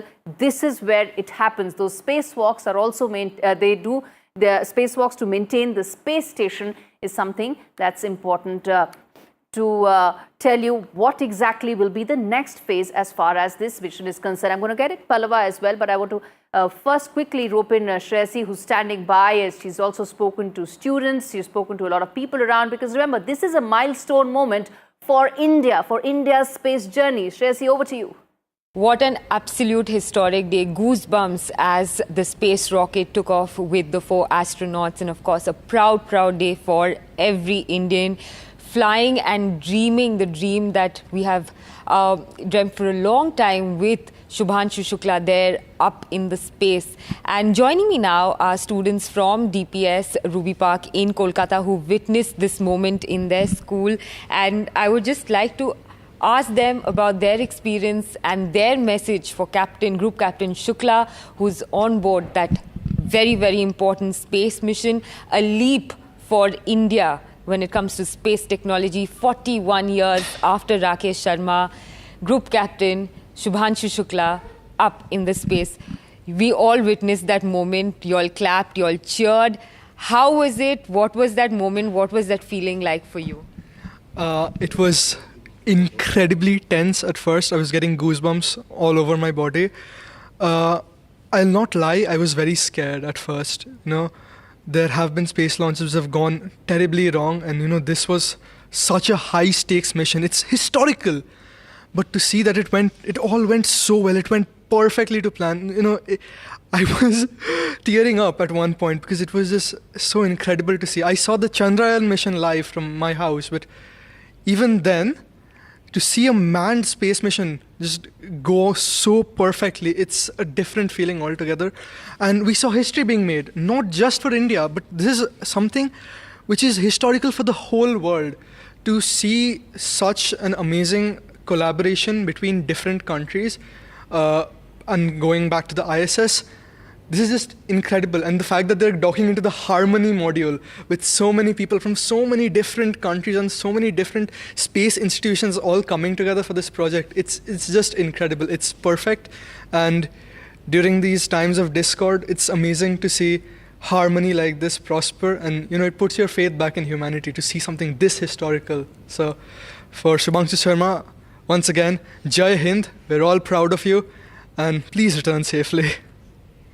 So, of course, a very, very proud moment indeed. And as every Indian, everyone has been praying, giving their good wishes. We just heard Group Captain Shukla also speak an address from inside the spaceship, where he said that, I'm not alone. Every Indian is on this journey with me. Jai Hind, Jai Bharat. What was that moment for you? And what is your message for the entire team that's on board this particular mission? It was an exhilarating moment, and honestly, I feel so proud to be an Indian. It feels amazing, and we felt like being a part of history being made. So just pride, and again, as you said, we hope that Mr. Shukla returns safely, and we saw his parents' reaction. So we all as Indians want the safe return of Mr. Shukla, and again, a proud Indian here. How big is this movement for India's space history? No, I think in a single sentence, if you ask me, that Viksit Bharat 2047, the ascent to that pedestal has begun with this mission. The world has acknowledged it, and this is also true vindication of the dream that Vikram Sarabhai and Satish Dhawan saw. And the dream is getting vindicated under the leadership of Prime Minister Modi, and it's not simply for saying.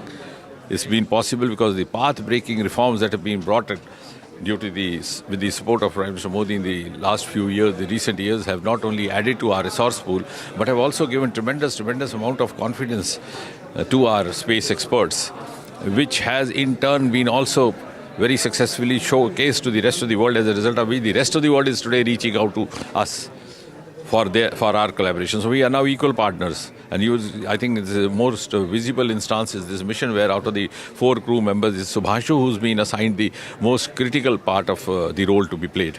So we are standing at the CSIR, and this institute also plays a huge role. Please tell us about those experiments that he's going to take forward. Yes, of course. Again, I would say it lives up to Prime Minister Modi's mantra of Atmanirbhar Bharat. All these experiments have been developed indigenously. All the kits have been developed and provided indigenously. Some of them, and I'm glad that they are all associated with this ministry. Some of them provided by the Department of Biotechnology, our institute here in Delhi, our institute in Mysuru. Some from CSIR, some also from some of the IITs, some from Indian Institute of Sciences, Bengaluru. And so this is also whole of science, whole of nation, setting a new model of work culture for the rest of the world. All right, those were some of the reactions. We also played out Dr. Jitendra Singh's soundbite, his first reaction, and I've got Pallava Bakla, my colleague, with me here in the studio, someone who understands this more than anyone else. Pallava, while we've been talking through the morning in our special broadcast, talk to us now about the next steps from here on. You know, the blastoff has happened at 12:01 p.m. today from NASA's Kennedy Space Center in Florida. What next now? Talk to us about the 28-hour crucial journey. What is it that we are now looking forward to? Well, I learn at every stage. Yes, we report space very actively here at NDTV, but it's a learning at every stage. SpaceX human space flights, we have never reported earlier, so it's a learning at every stage. Yes, the liftoff successfully happened at 1 minute past 12, which is 1 minute past noon for India. And now Group Captain Shubhanshu Shukla becomes the second Indian to go into space. We've had people of Indian origin, but now to have an Indian citizen in space is a very proud moment. Currently, the Crew Dragon, which they have named Grace, and this crew got to name the Dragon because it was a spanking new Dragon, which is the capsule, and they have named it Grace. And accompanying them is another small little member, a baby swan called Joy, the zero gravity indicator. So Joy, Group Captain Shubhanshu Shukla, astronaut Peggy Whitson, a Hungarian and a Polish astronaut, are currently cruising around Earth at about 400 kilometers above the Earth, speeding at over 28,000 kilometers an hour. It is a huge velocity. They will dock with the International Space Station, but tomorrow, if all goes well, by about 4:30 p.m. India time. So it is a 28-hour journey. Right now, the ascent phase is over. They are in the quiet phase of the space travel. So they would have taken off their suits, which is called doffing of the suits. And Group Captain Shukla would have had his first meal in space in zero gravity or near zero gravity, which people call microgravity. It's not easy to eat in space. He would have had his first taste. Gee. Indeed, absolutely. And I was going to ask you that, you know, these meals are very carefully curated, aren't they? Because everything needs to be very minutely taken care of in terms of what they eat, to how they remain there, in terms of fitness, all aspects, isn't it? Tell us more about all that, sir. Sure. They carry very specially curated meals, and meals are such that they don't leave crumbs which can float around, because then they can go and contaminate the ship in which they are traveling or at the International Space Station. Normally, when they reach the International Space Station, the space station follows what is called the London time or the Greenwich Mean Time. So everything is fixed according to that. They would have their breakfast, they would have their lunch. Each one normally have their lunch separately, but the dinner is had in a group. There are already 7 astronauts on board the International Space Station, 3 cosmonauts and 4 astronauts, the difference being Russian and American. And the current commander of the space station is a Japanese astronaut. And when they dock at the International Space Station, docking is a very complex and carefully choreographed procedure. It takes more than 2 hours for the actual docking process to complete. See, both spacecrafts are traveling in the same plane, in the same orbit, at 28,000 kilometers per hour. Both have to come together, join, and the docking takes place. It's a very tricky process. The Crew Dragon is so configured that it can do an autonomous docking. but Group Captain Shukla is the mission pilot. So if things go off nominal or not correct, then he can pilot the docking. And we already have astronaut Peggy Whitson, who's a veteran and a legend of an astronaut from America, as the commander. So between them, they will do the docking. So now, after their meal, they would have 8 hours of rest. So Group Captain Shukla would get his first nap in space. So an interesting thing, first meal in space, because it happened around early morning America time, which would be, say, breakfast time in London. So it would be his lunch time in space. And then they would have a nap in space for 8 hours. And then there would be 3 possible events in which the crew will be able to speak to Earth. We do not know what the times would be and whether they would be possible or not. Axiom Space has announced that there would be 3 possibilities, but there are complexities because the connectivity has to be there and the astronauts have to be available, and they would be announced 15 minutes prior to each event. Hopefully, at least one of them, before they reach the International Space Station, we should be able to hear. And then when they reach the International Space Station and the docking happens, it will be an almost 2-hour process. Then they enter the International Space Station. And as Group Captain Shukla said, he's already in space with the Tiranga, and he will float into the International Space Station carrying the pride of India, with being the first Indian to go to the International Space Station. Indeed, the first Indian to go to the International Space Station, carrying the hopes, aspirations and dreams of a billion plus people.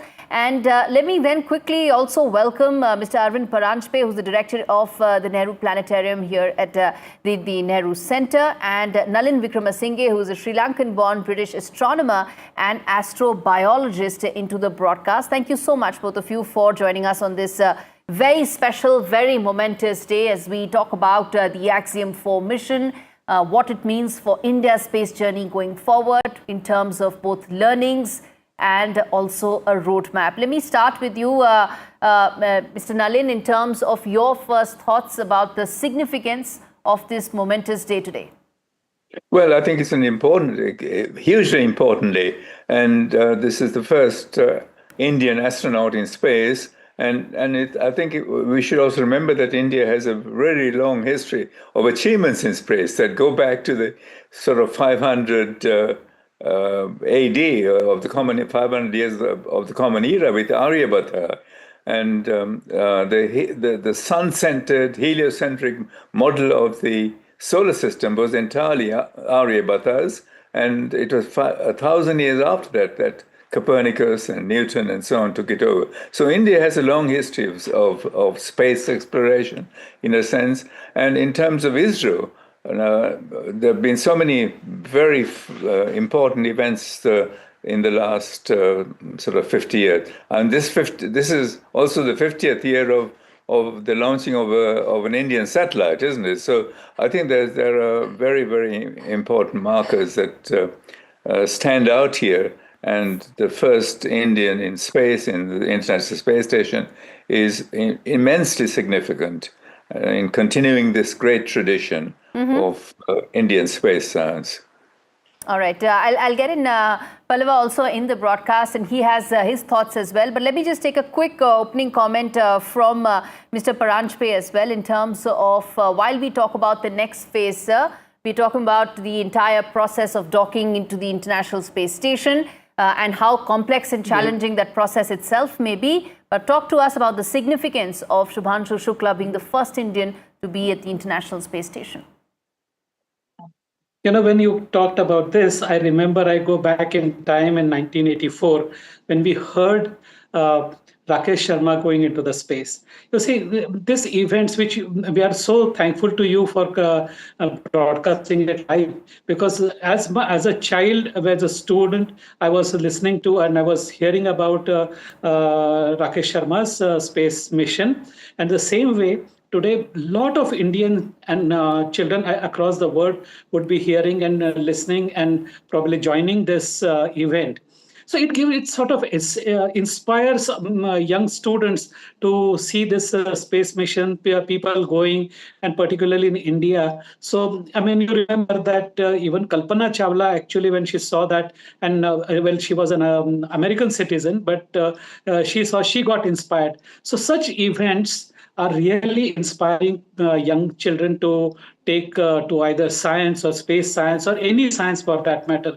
Because I heard it is said that one of the experiments which is involved in the at the space station is that yellow lentil, moong dal, which they are going to experiment over it and see how it sprouts in the space, because that information would be available later on for the new spacecraft or Gaganyaan mission that we are doing it. So there are many such things where, but I would say from my side, that is as an outreach officer connecting to general public, I would say that this is a fantastic mission. It was a beautiful launch, and that would inspire large number of people, students, and college students. Hold your thought there, sir. Hold your thought there, sir. I want to now quickly talk about and in fact pull out this very important message that's come in from India's first space hero in 1984, Rakesh Sharma, who's wishing Shubhanshu Shukla and other astronauts on this journey. Let's play that out first. Wishing you all the very best. To the crew, Godspeed, and spend as much time as possible to look out of the window. Have a fun. And I think that's the most important part as well, isn't it, Pallava, when Rakesh Sharma mentioned that look out of the window as much as you can, because those breathtaking shots, those breathtaking visuals we're not getting here. Our folks on Earth are not going to get any of those, are they? When the schedule Hamari of an Sundar Vasundhara Neela at the Ranki, I mean, it is International amazing. Space Station is chalked out literally minute by minute. I'm told they normally have an 11-hour day, starting with wake up, ending with bedtime. And the only time they get some off time is after they have completed their jobs. And then they go, most of them head to the cupola.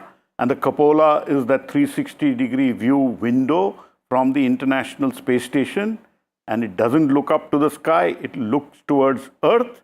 And Group Captain Shukla has told me that he would be documenting every part of his journey. So we should see some incredible pictures coming down after his mission is over.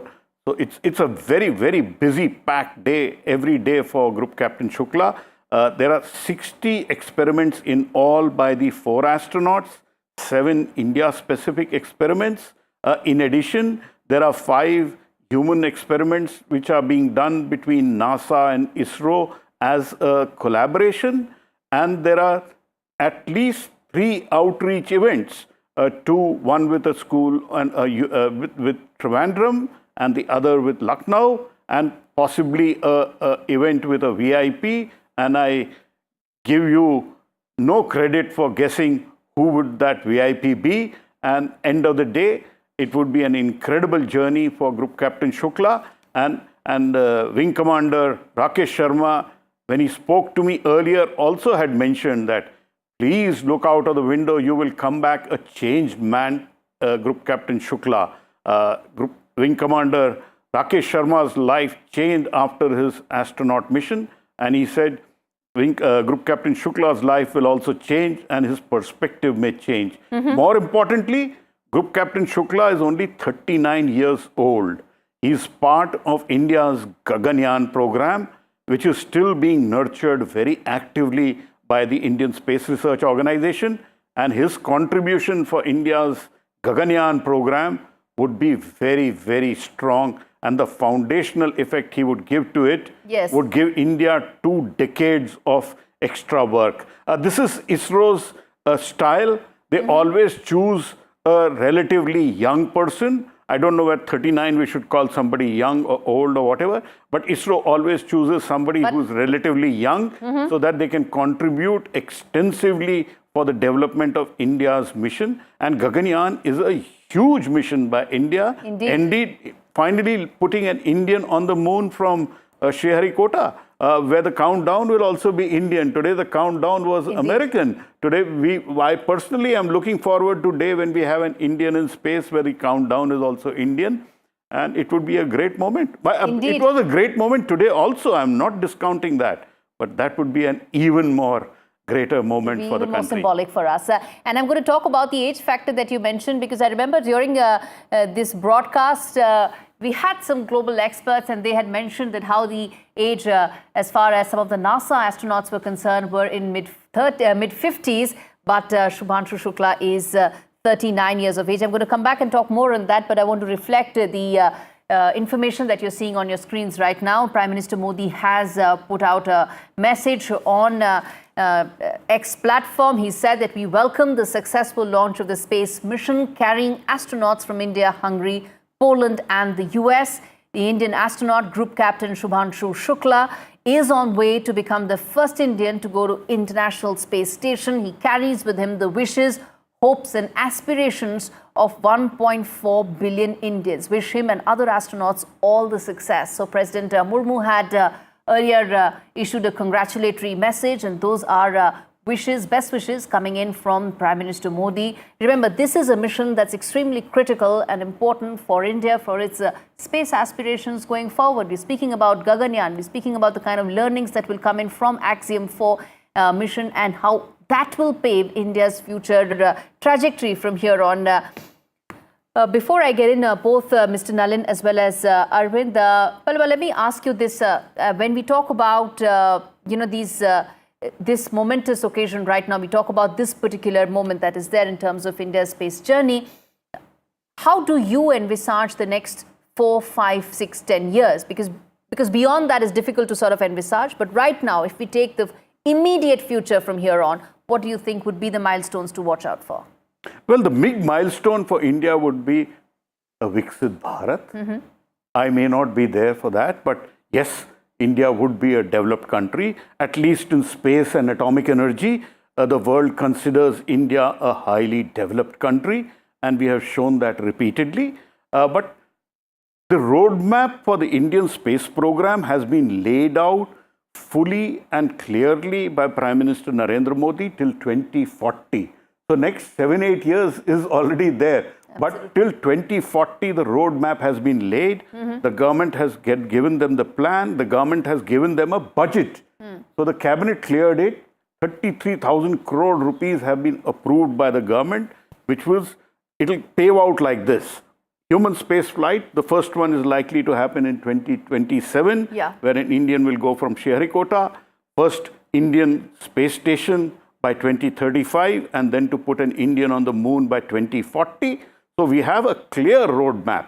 But in between, there are also missions which would be going back to the moon for a sample collection mission, a visit to Venus. I'm sure, Gauri, you would love that, a visit to Venus. It's a highly uninhabitable planet, but women love Venus. And Venus would be one revisit possibility for India. And then going to Mars. And in between, we have our own bread and butter missions of sending communication satellites, sending Earth observation satellites, and sending satellites which keep an eye on Pakistan so that they don't do nonsense like what they did. And also having missions to keep track of what is happening with our eastern neighbor and northern neighbor. So plenty of things lined up. And India's space ecosystem with those startups which are there is revving up. We have 2 startups ready to launch their first rockets into space in orbital flights, a Skyroot and Agnikul. So a lot happening on the space sector, and the government is supporting the Indian Space Research Organization and the space sector in a very big way, and there is a purpose for that. See, India offers a destination where you can do a lot of engineering at relatively low costs. So as the world is heading out to inhabit the moon, a lot of the engineering could well happen in India. So there is a purpose in all of this. It's not just all blue sky work.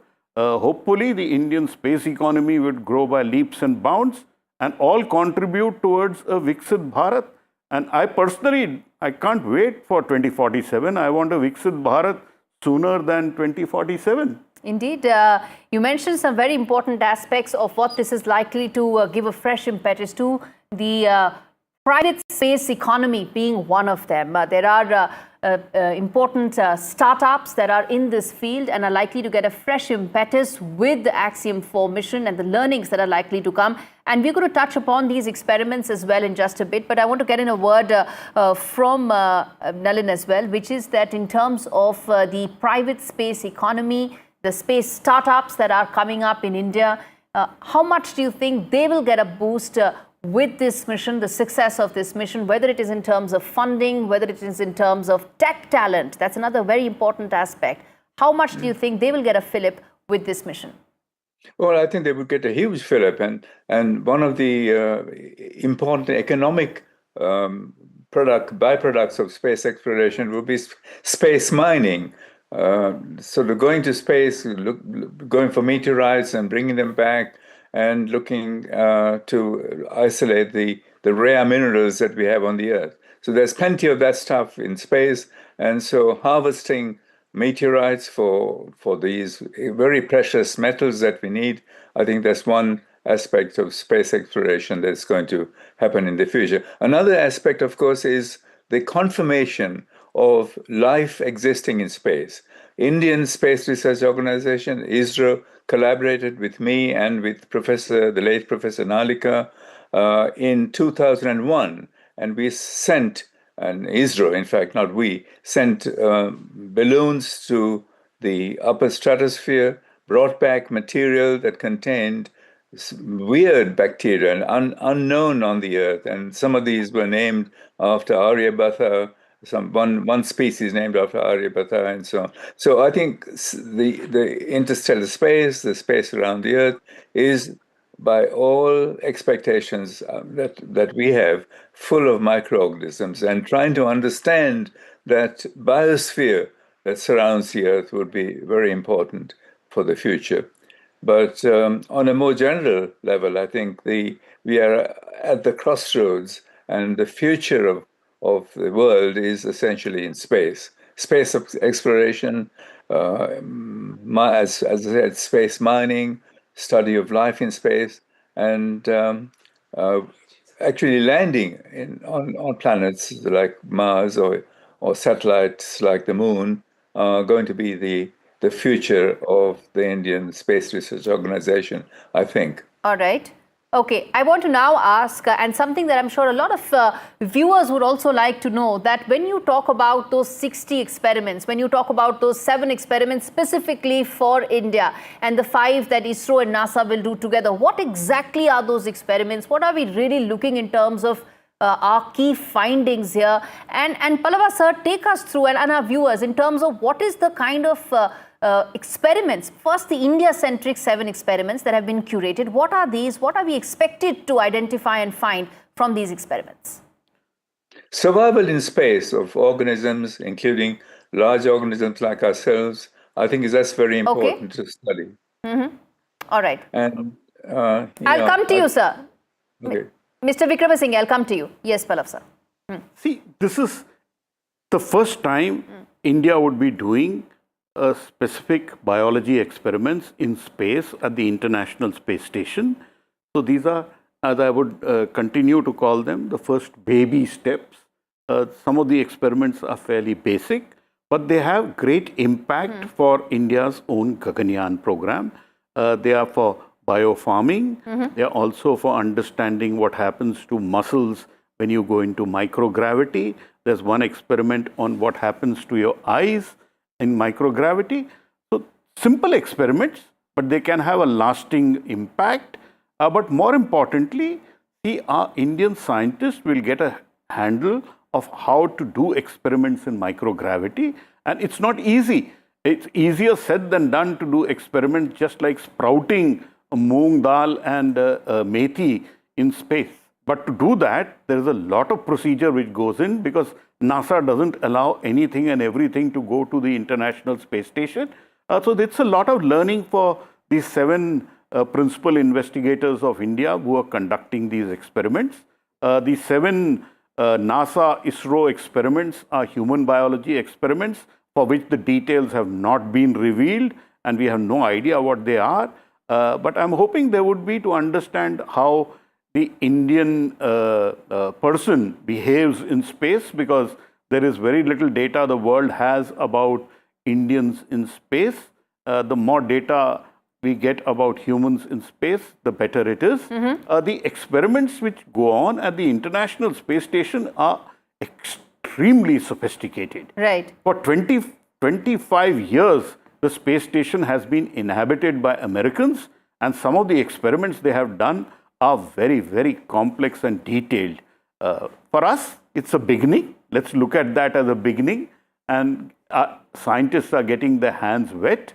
So we may get some great results.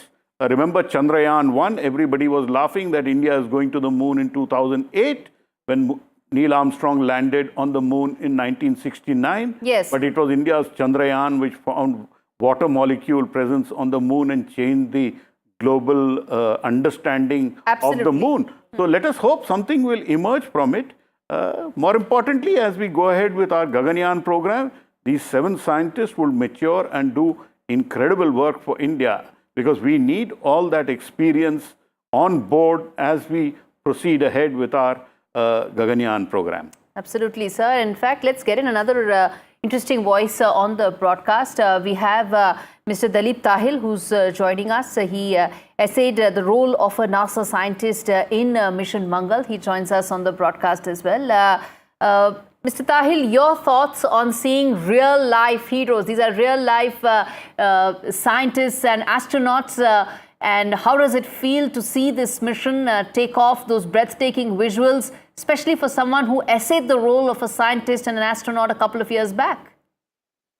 Well, very good afternoon to you. Thank you very much for having me on your program with such a distinguished panel of such a distinguished gentlemen on the panel who are, the scientists and the people who know much more about the experiments that got over.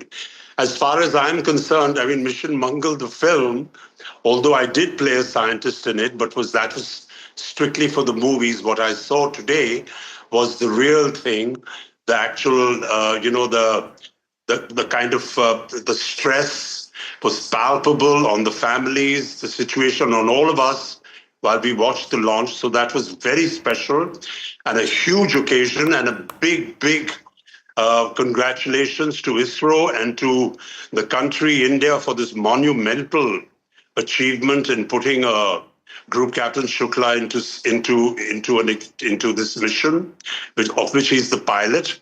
That's, it's absolutely wonderful to see it. And I, like everyone else, although I worked in the studio in Mission Control in Mission Mangal, but I can promise you that the feeling today was completely and utterly so real that it was nothing like the movie. Having said that, the other point of the thing for me is that it is very interesting to note that there are the crew comprises of people from all different parts of the globe. I mean, there's an Indian, there's an American, I believe there's a Hungarian.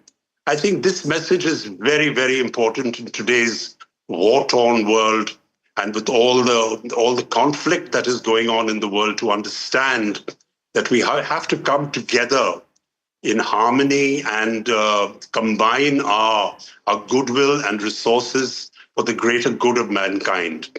I hope this message resonates to parts where we understand that it's only the coming together of different different nationalities, and that will sort of be better for the universe and better for human beings. But all said and done, it's a momentous occasion. Indeed, it is a momentous occasion. And you mentioned an interesting fact that the 4 astronauts, American, Indian, Hungarian and Polish, at a time when there is such a divided world. Well, the International Space Station where this will be docking is operated by 15 countries together. So when it comes to space, humanity is together, isn't it? And Mr. Tahil, then I want to ask you, as an actor who sees visuals to be able to prepare for roles, who sees such instances, that's how you sort of prepare for roles, I would assume. So how important has today's momentous occasion and the visuals that came in today? Well, I mean, made you know, for you? as much as you're giving me the importance of thinking that I'll prepare for a role, I mean, I can prepare for a role which gives me a lot of visual insights into it, but I don't think I'll ever be ready to actually be an astronaut and to go into a mission like this, which is a totally different ballgame. It is amazing amount of courage and training and the kind of time that has been invested in these individuals to come to this level and to pilot a mission like this. I can only portray it on the screen if I do get the opportunity. I meant just that, role of an astronaut in a movie. Yeah, well, not now, of course.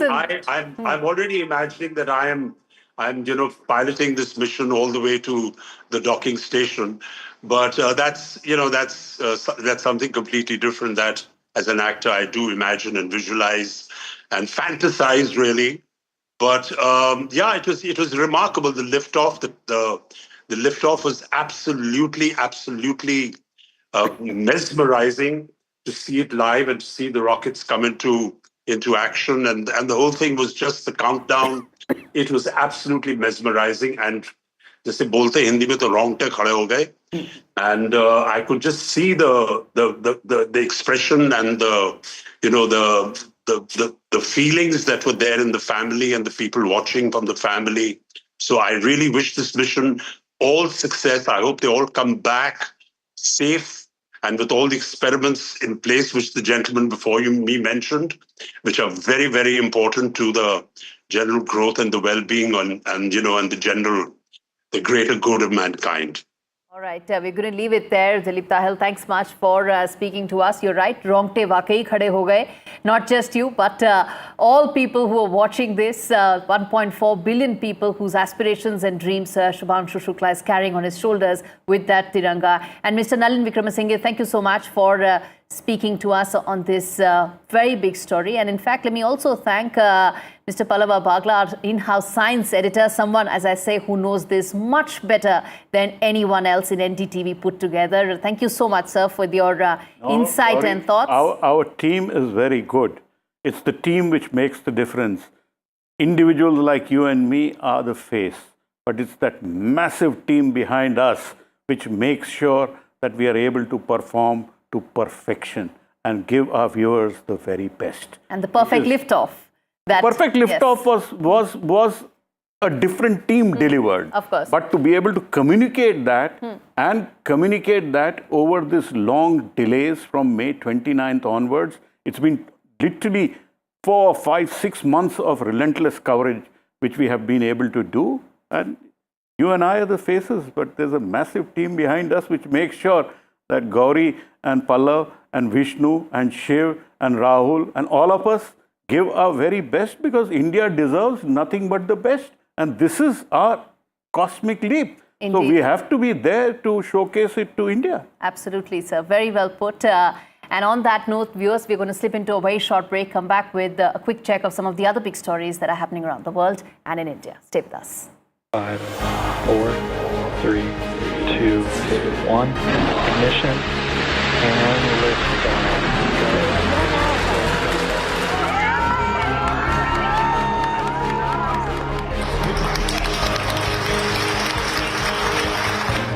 Stage 1 throttle.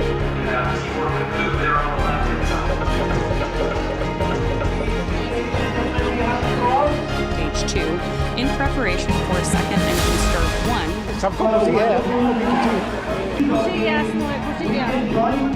कोई दिक्कत नहीं, सब कुछ है. Benefit of every human everywhere. मेरे साथ मेरा प्रेम है जो मुझे पता है. जय हिंद, जय भारत. आइए हम सब मिलकर भारत की ह्यूमन स्पेस प्रोग्राम की जर्नी की शुरुआत करें. धन्यवाद. जय हिंद, जय Bharat.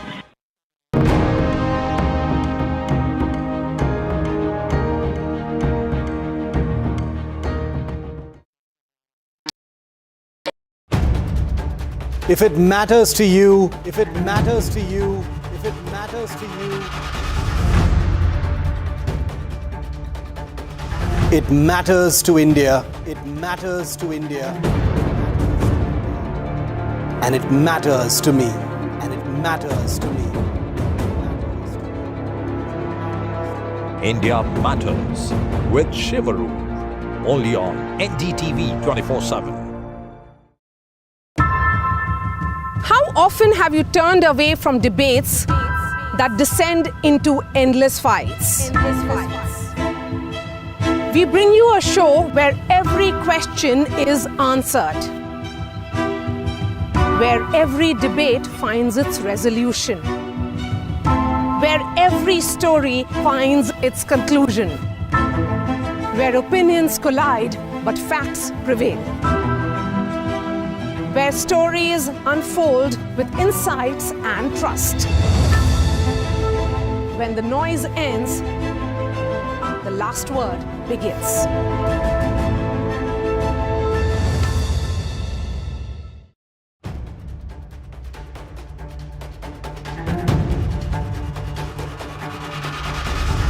If it matters to you, if it matters to you, if it matters to you,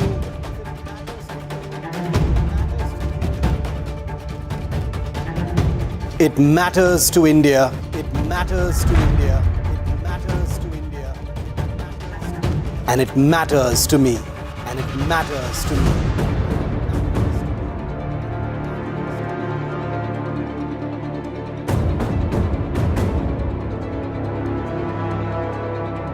India Matters with Shivaru, only on NDTV 24/7. Is your business future ready? Join the 13-week strategic ESG certification program for business sustainability and growth for CXO and business leaders by NDTV, Terry and Zenora. Master global ESG frameworks, gain real-world tools, and lead with impact. Starts July 13th. Enroll now and power your business with sustainability. Do you really know the company you invest in? What is the real picture behind presentations and claims? Is the outlook as rosy as the company claims? Know Your Company, powered by NDTV Profit Research, shines a light on the biggest stock market movers.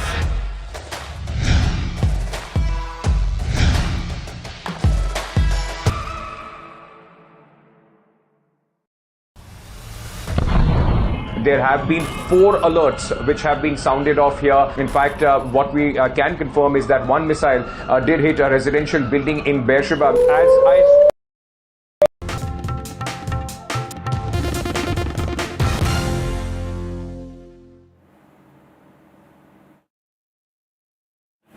Viewers, turning attention now to some of the other stories coming in. First up, Prime Minister Modi has called the imposition of emergency the darkest chapter in India's democratic history. Prime Minister Modi says that no Indian will ever forget the manner in which the spirit of the Constitution was violated and Parliament's voice was muzzled. As the country marks 50 years of emergency, Prime Minister Modi announced a book that chronicles his experience during those years and on how they shaped his journey as a leader. Home Minister Amit Shah also slammed Congress for the imposition of emergency in 1975 and said, "We overcame a dark chapter like the emergency because our nation never bows down to dictatorship." Mr. Shah said that the emergency was imposed by former PM Indira Gandhi as she saw a threat to her power and there was no external danger or internal unrest. There's a political face-off that has erupted over this.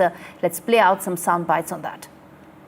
आपातकाल क्या था, इसकी व्याख्या कोई एक वाक्य में नहीं हो सकती, परंतु एक मल्टी पार्टी डेमोक्रेसी मूल स्वभाव जिस देश का लोकतांत्रिक है, ये लोकतांत्रिक देश के स्वभावगत लोकतांत्रिक देश की मल्टी पार्टी डेमोक्रेसी को व्यक्ति के तानाशाही में बदलने का षड्यंत्र का नाम है आपातकाल। 11 साल के शासन में कुछ करके दिखाया नहीं, पर देश को अगर एक रखना है, अखंड रखना है, तो आपको सभी जाति सभी धर्म के लोगों को साथ लेके चलना ही पड़ेगा। आरएसएस और बीजेपी ने अपनी उंगली भी नहीं कटाई उस वक्त। इनको पूछो, इनको, आप भी उस वक्त नहीं थे, आप इनके नेता थे बुजुर्ग, उस वक्त में इन्होंने क्यों नहीं आज़ादी जंग में भाग लिया? इनके पास कहने कुछ नहीं, इनके पास हिंदुओं को भड़काने वाला कुछ भी नहीं है। और बेरोजगारी है, उसकी चिंता इनको नहीं है। महंगाई बहुत भयंकर बढ़ रही है, उसकी चिंता इनको नहीं है। तो और क्या करेंगे? इमरजेंसी की बात करेंगे। 50 years of the emergency. भाइयों और बहनों, राष्ट्रपति जी ने आपातकाल की घोषणा की है। India's darkest hour, June 25th, 1975. Lest we forget. The emergency. NDTV rewinds when democracy was suspended. लोकतंत्र का गला घोट दिया गया था। भारत के संविधान निर्माताओं की तपस्या को मिट्टी में मिलाने की कोशिश की गई थी। Indira Gandhi's assault on freedom. An NDTV special, Wednesday, June 25th.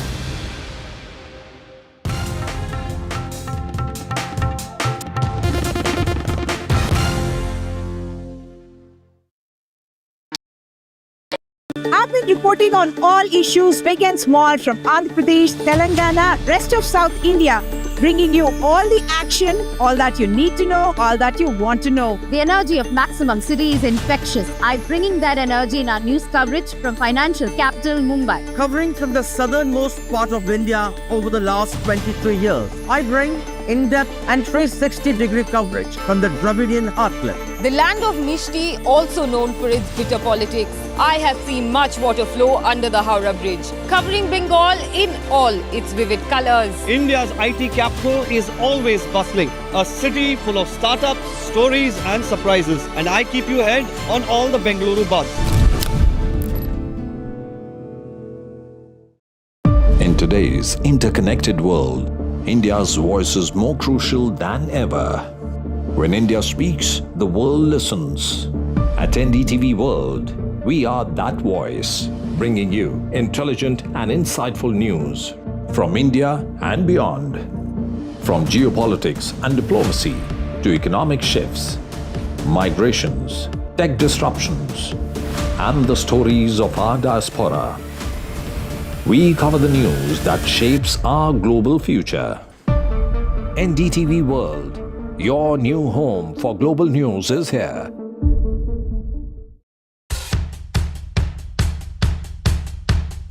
The markets move.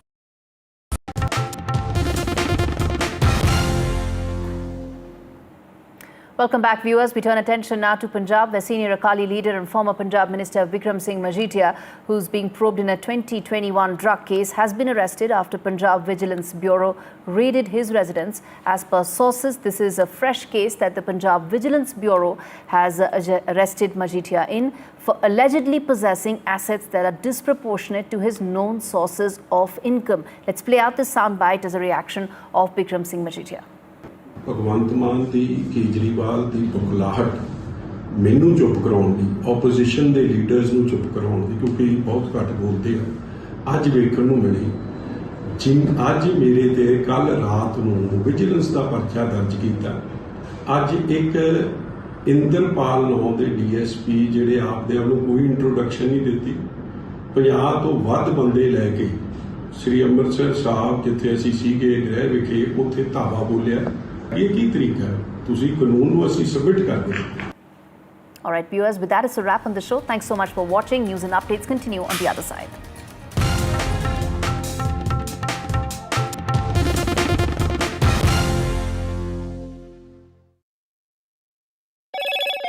Hello, Moto. Motorola,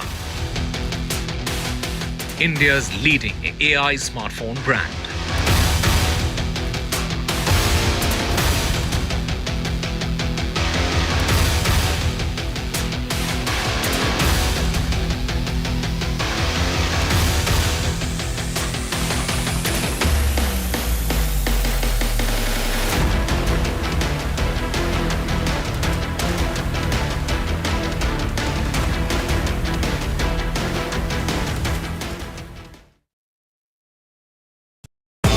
सज गया है मंच, शिरकत करेंगे जाने माने कलाकार। एनडीटीवी का क्रिएटर्स मंच है आपके लिए तैयार। शामिल होंगे लेजेंडरी राइटर जावेद अख्तर, अपनी कविताओं से युवाओं के दिलों पर राज करने वाले कवि कुमार विश्वास, समय से परे की फिल्म बनाने वाले डायरेक्टर इम्तियाज अली और best selling writer Chetan Bhagat. यहाँ फन और एंटरटेनमेंट मिलेगा, साहित्य से नई रचनाएं, नई सोच, नया मंच। एनडीटीवी लाया है आपके लिए क्रिएटर्स मंच। आप भी जुड़े एनडीटीवी नेटवर्क पर। 50 years of the emergency. भाइयों और बहनों, राष्ट्रपति जी ने आपातकाल की घोषणा की है। India's darkest hour, June 25th, 1975. Lest we forget. The emergency. NDTV rewinds when democracy was suspended. लोकतंत्र का गला घोट दिया गया था। भारत के संविधान निर्माताओं की तपस्या को मिट्टी में मिलाने की कोशिश की गई। Indira Gandhi's assault on freedom. An NDTV special, Wednesday, June 25th.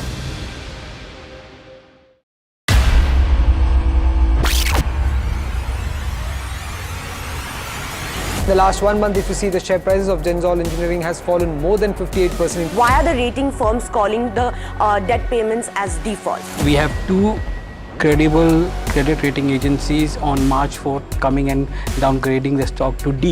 Statements are consistently being proven wrong, and transactions are being taken place which are different from what they were originally pictured to be. The company claimed it would roll out 6,400 electric vehicles. But what it has rolled out is a shocking scam. Funds meant for the project were funneled allegedly back to the promoters, the Junkie brothers. What did the money buy? Not EVs, of course, but a lavish flat in Gurgaon's luxurious DLF Carmelias.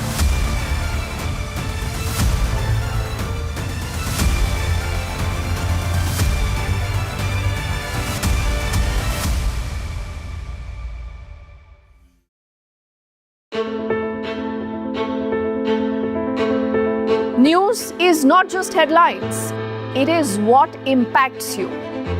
And news should never be mistaken for noise. What matters is the reality. Accurate, in-depth, and with the right perspective. For over 20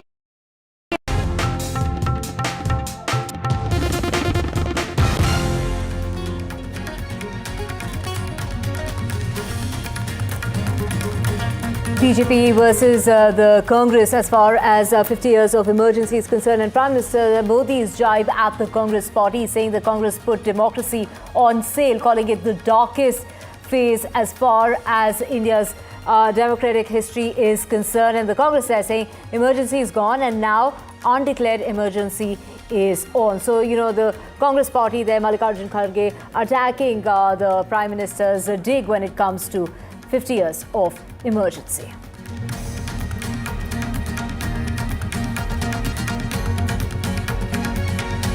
And it's Sardarji 3 row that has exploded with the Mika Singh there slamming Diljit Dosanjh for working with a Pakistani actress. Now Mika's, took to social media site Instagram and put out a post in which he referred to Diljit without really taking his name, referring to him as a fake singer. And vigilance heat when it comes to Bikram Majithia, the ex-Punjab minister, has been arrested. Allegedly, this is Arm Army Party's attempt to silence the opposition. Those are the allegations that are being made by Majithia. He has gone on to say that his earlier case, as well as this one, is nothing but fabrication of the Arm Army Party. And in Telangana, as far as this is another similar case such as Sonam Raghuvanshi that's come to light, that surface of a newly wed Telangana man allegedly who was murdered exactly a month to the date of his wedding. The wife as well as the mother-in-law have been taken into custody. They are looking for the man involved. The man who was apparently involved with the wife is said to be on the run. Shubhanshu Shukla, the second Indian, is in space. A journey to this is which will take about 28 hours. Shukla's first words after the launch was, "What a ride!" The family's proud moment and is over. The mother has gone on to say that while wiping off her tears, that these are tears of joy.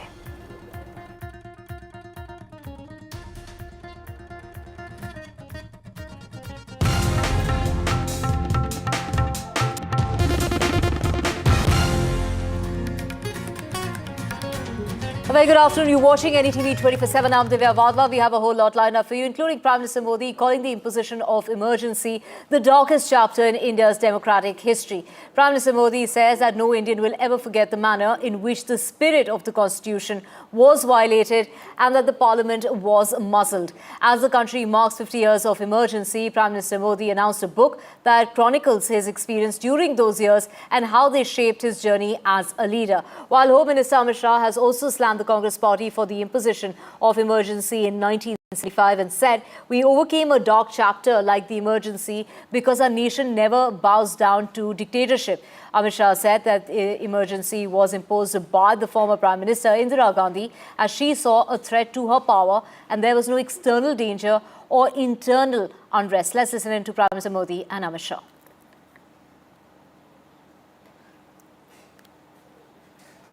आपातकाल क्या था, इसकी व्याख्या कोई एक वाक्य में नहीं हो सकती, परंतु एक मल्टी पार्टी डेमोक्रेसी, मूल स्वभाव जिस देश का लोकतांत्रिक है, ये लोकतांत्रिक देश के स्वभावगत लोकतांत्रिक देश की मल्टी पार्टी डेमोक्रेसी को व्यक्ति के तानाशाही में बदलने का षड्यंत्र का नाम है आपातकाल।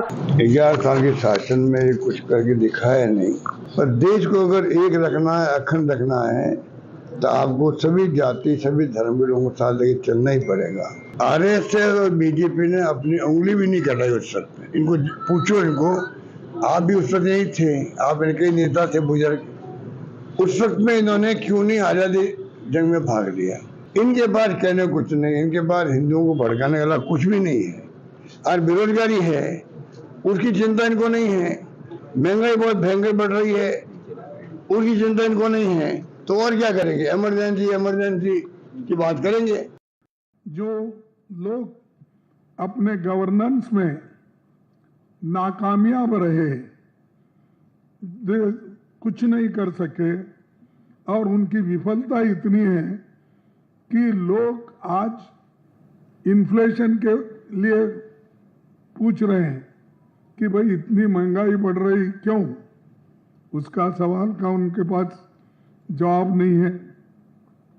बेरोजगारी का नहीं है, भ्रष्टाचार का नहीं है, आर्थिक बदहाली जो हो गई, नोटबंदी जो हो गई, बाहर का काला धन लाने की जो बात हो गई, वो सब कहाँ है? झूठ जो बातें इन्होंने बार बार करते आए हैं, तो उस झूठ को छुपाने के लिए, अपने बातों को छुपाने के लिए वे आज ये नाटक रचे। आज ही के दिन कांग्रेस की उस समय की प्रधानमंत्री श्रीमती इंदिरा गांधी ने आपातकाल की घोषणा 50 साल पहले की थी, जो केवल एक राजनीतिक घटना नहीं थी, बल्कि लोकतंत्र पर सीधा हमला था, एक कुठाराघात था। 25 जून 1975 की आधी रात को तत्कालीन प्रधानमंत्री इंदिरा गांधी ने आंतरिक अशांति का बहाना बनाकर भारत पर आपातकाल थोप दिया था और देश के संविधान की हत्या कर दी थी। 50 वर्ष बाद भी कांग्रेस उसी मानसिकता के साथ जी रही है। उसकी नीयत आज भी वैसी ही तानाशाही वाली है। And to know more on this, we have my colleague Aishwarya Jain joining us. Aishwarya, the Prime Minister there saying that the values enshrined in the Constitution were set aside. Fundamental rights were suspended, adding how it really taught him really hard life lessons.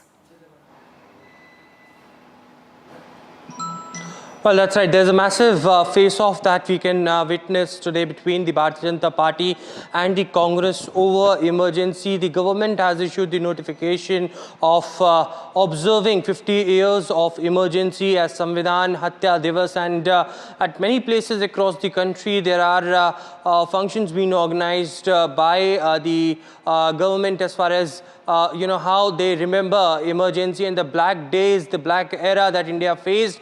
It is several of the leaders from the Bharatiya Janata Party, union ministers like Amit Shah, JP Nadda, all had been posting, including Prime Minister, about remembering their days when the emergency was imposed. In fact, Home Minister Amit Shah yesterday went on to say that this was 50 years ago when a despotic ruler who tried her best to continue the dynasty politics, and she wanted to impose emergency and surpass all the constitutional rights of the country. These were the black days, and certainly it was only when they were participating in such movements, when they were Bal Swayam Sevak of the RSS, including Prime Minister also remembered his days, and how the country had faced that black era, and people should not forget about these black days. On the contrary, it is the Congress party who has been saying that it is an undeclared emergency today because people had not been given rights. Anyone who speaks against the government, they are called anti-nationals. The governor has no rules. Vice Prime Minister not going to Manipur, and the powers had been suppressed of media also. So there has been a complete face-off that we can witness between the BJP and the Congress, but it is the Bharatiya Janata Party who are organizing several programs. Today we will witness at around 3:30 when Amit Shah would be holding a mega program and would be addressing about how 50 years of emergency had concluded, and India should not forget about these days. Right. Aishwarya, also take us through how is the Congress party reacting to the BJP slamming the imposition of emergency? Well, it's the Congress President Mallikarjun Kharge who conducted a press conference, and starting from stating that it's an undeclared emergency on the country that we are facing. In fact, people today are speaking about how to save Constitution, Samvidhan kis tarike se bachana hai, and that's the entire movement that Rahul Gandhi is leading for the opposition. It is also the Congress President who went on to say that today whenever a youth or a college student or anyone who wanted to raise any issues against the government, then they are called anti-national. Cases are being lodged against them. Media is not being allowed to speak against the government policies, and also Congress President went on to say that the country and particularly states like Manipur, which was burning for last 2 years, Prime Minister had no time to go over there. Today the governors are just the puppet of the government, and whenever they try to use their powers, they are being shunted out. And these are few examples that Congress President Mallikarjun Kharge gave while addressing the country. In fact, he went on to say that this has happened 50 years ago and nothing is now being remembered. Why not people or this government wants to move forward, rather just remembering what has happened 50 years back. So there is a complete a rebuttal that has come from the Congress party in terms of what the Bharatiya Janata Party or the government in official notification that had been issued across the country to observe 50 years complete face-off that we are witnessing currently between the Congress and BJP. Right. Thank you so much, Aishwarya, for giving us all those details. Let's just also take a look at this AI-generated video imagining Prime Minister Modi during the emergency period. He says when this was imposed, he was very young, and the anti-emergency movement was a learning experience for him. It reaffirmed the vitality of preserving our democratic framework. At the same time, I got to learn so much from people across the political spectrum. He's also gone on to say that it really shaped his life experience and him as a leader going forward. So there, the values enshrined in the Constitution were set aside, is what Prime Minister Modi has gone on to say, and fundamental rights were suspended. The press freedom was extinguished, and a large number of political leaders, social workers, students, and ordinary citizens were jailed. And that is what the Prime Minister has highlighted, but saying that things would have been different had it not been for the Congress party.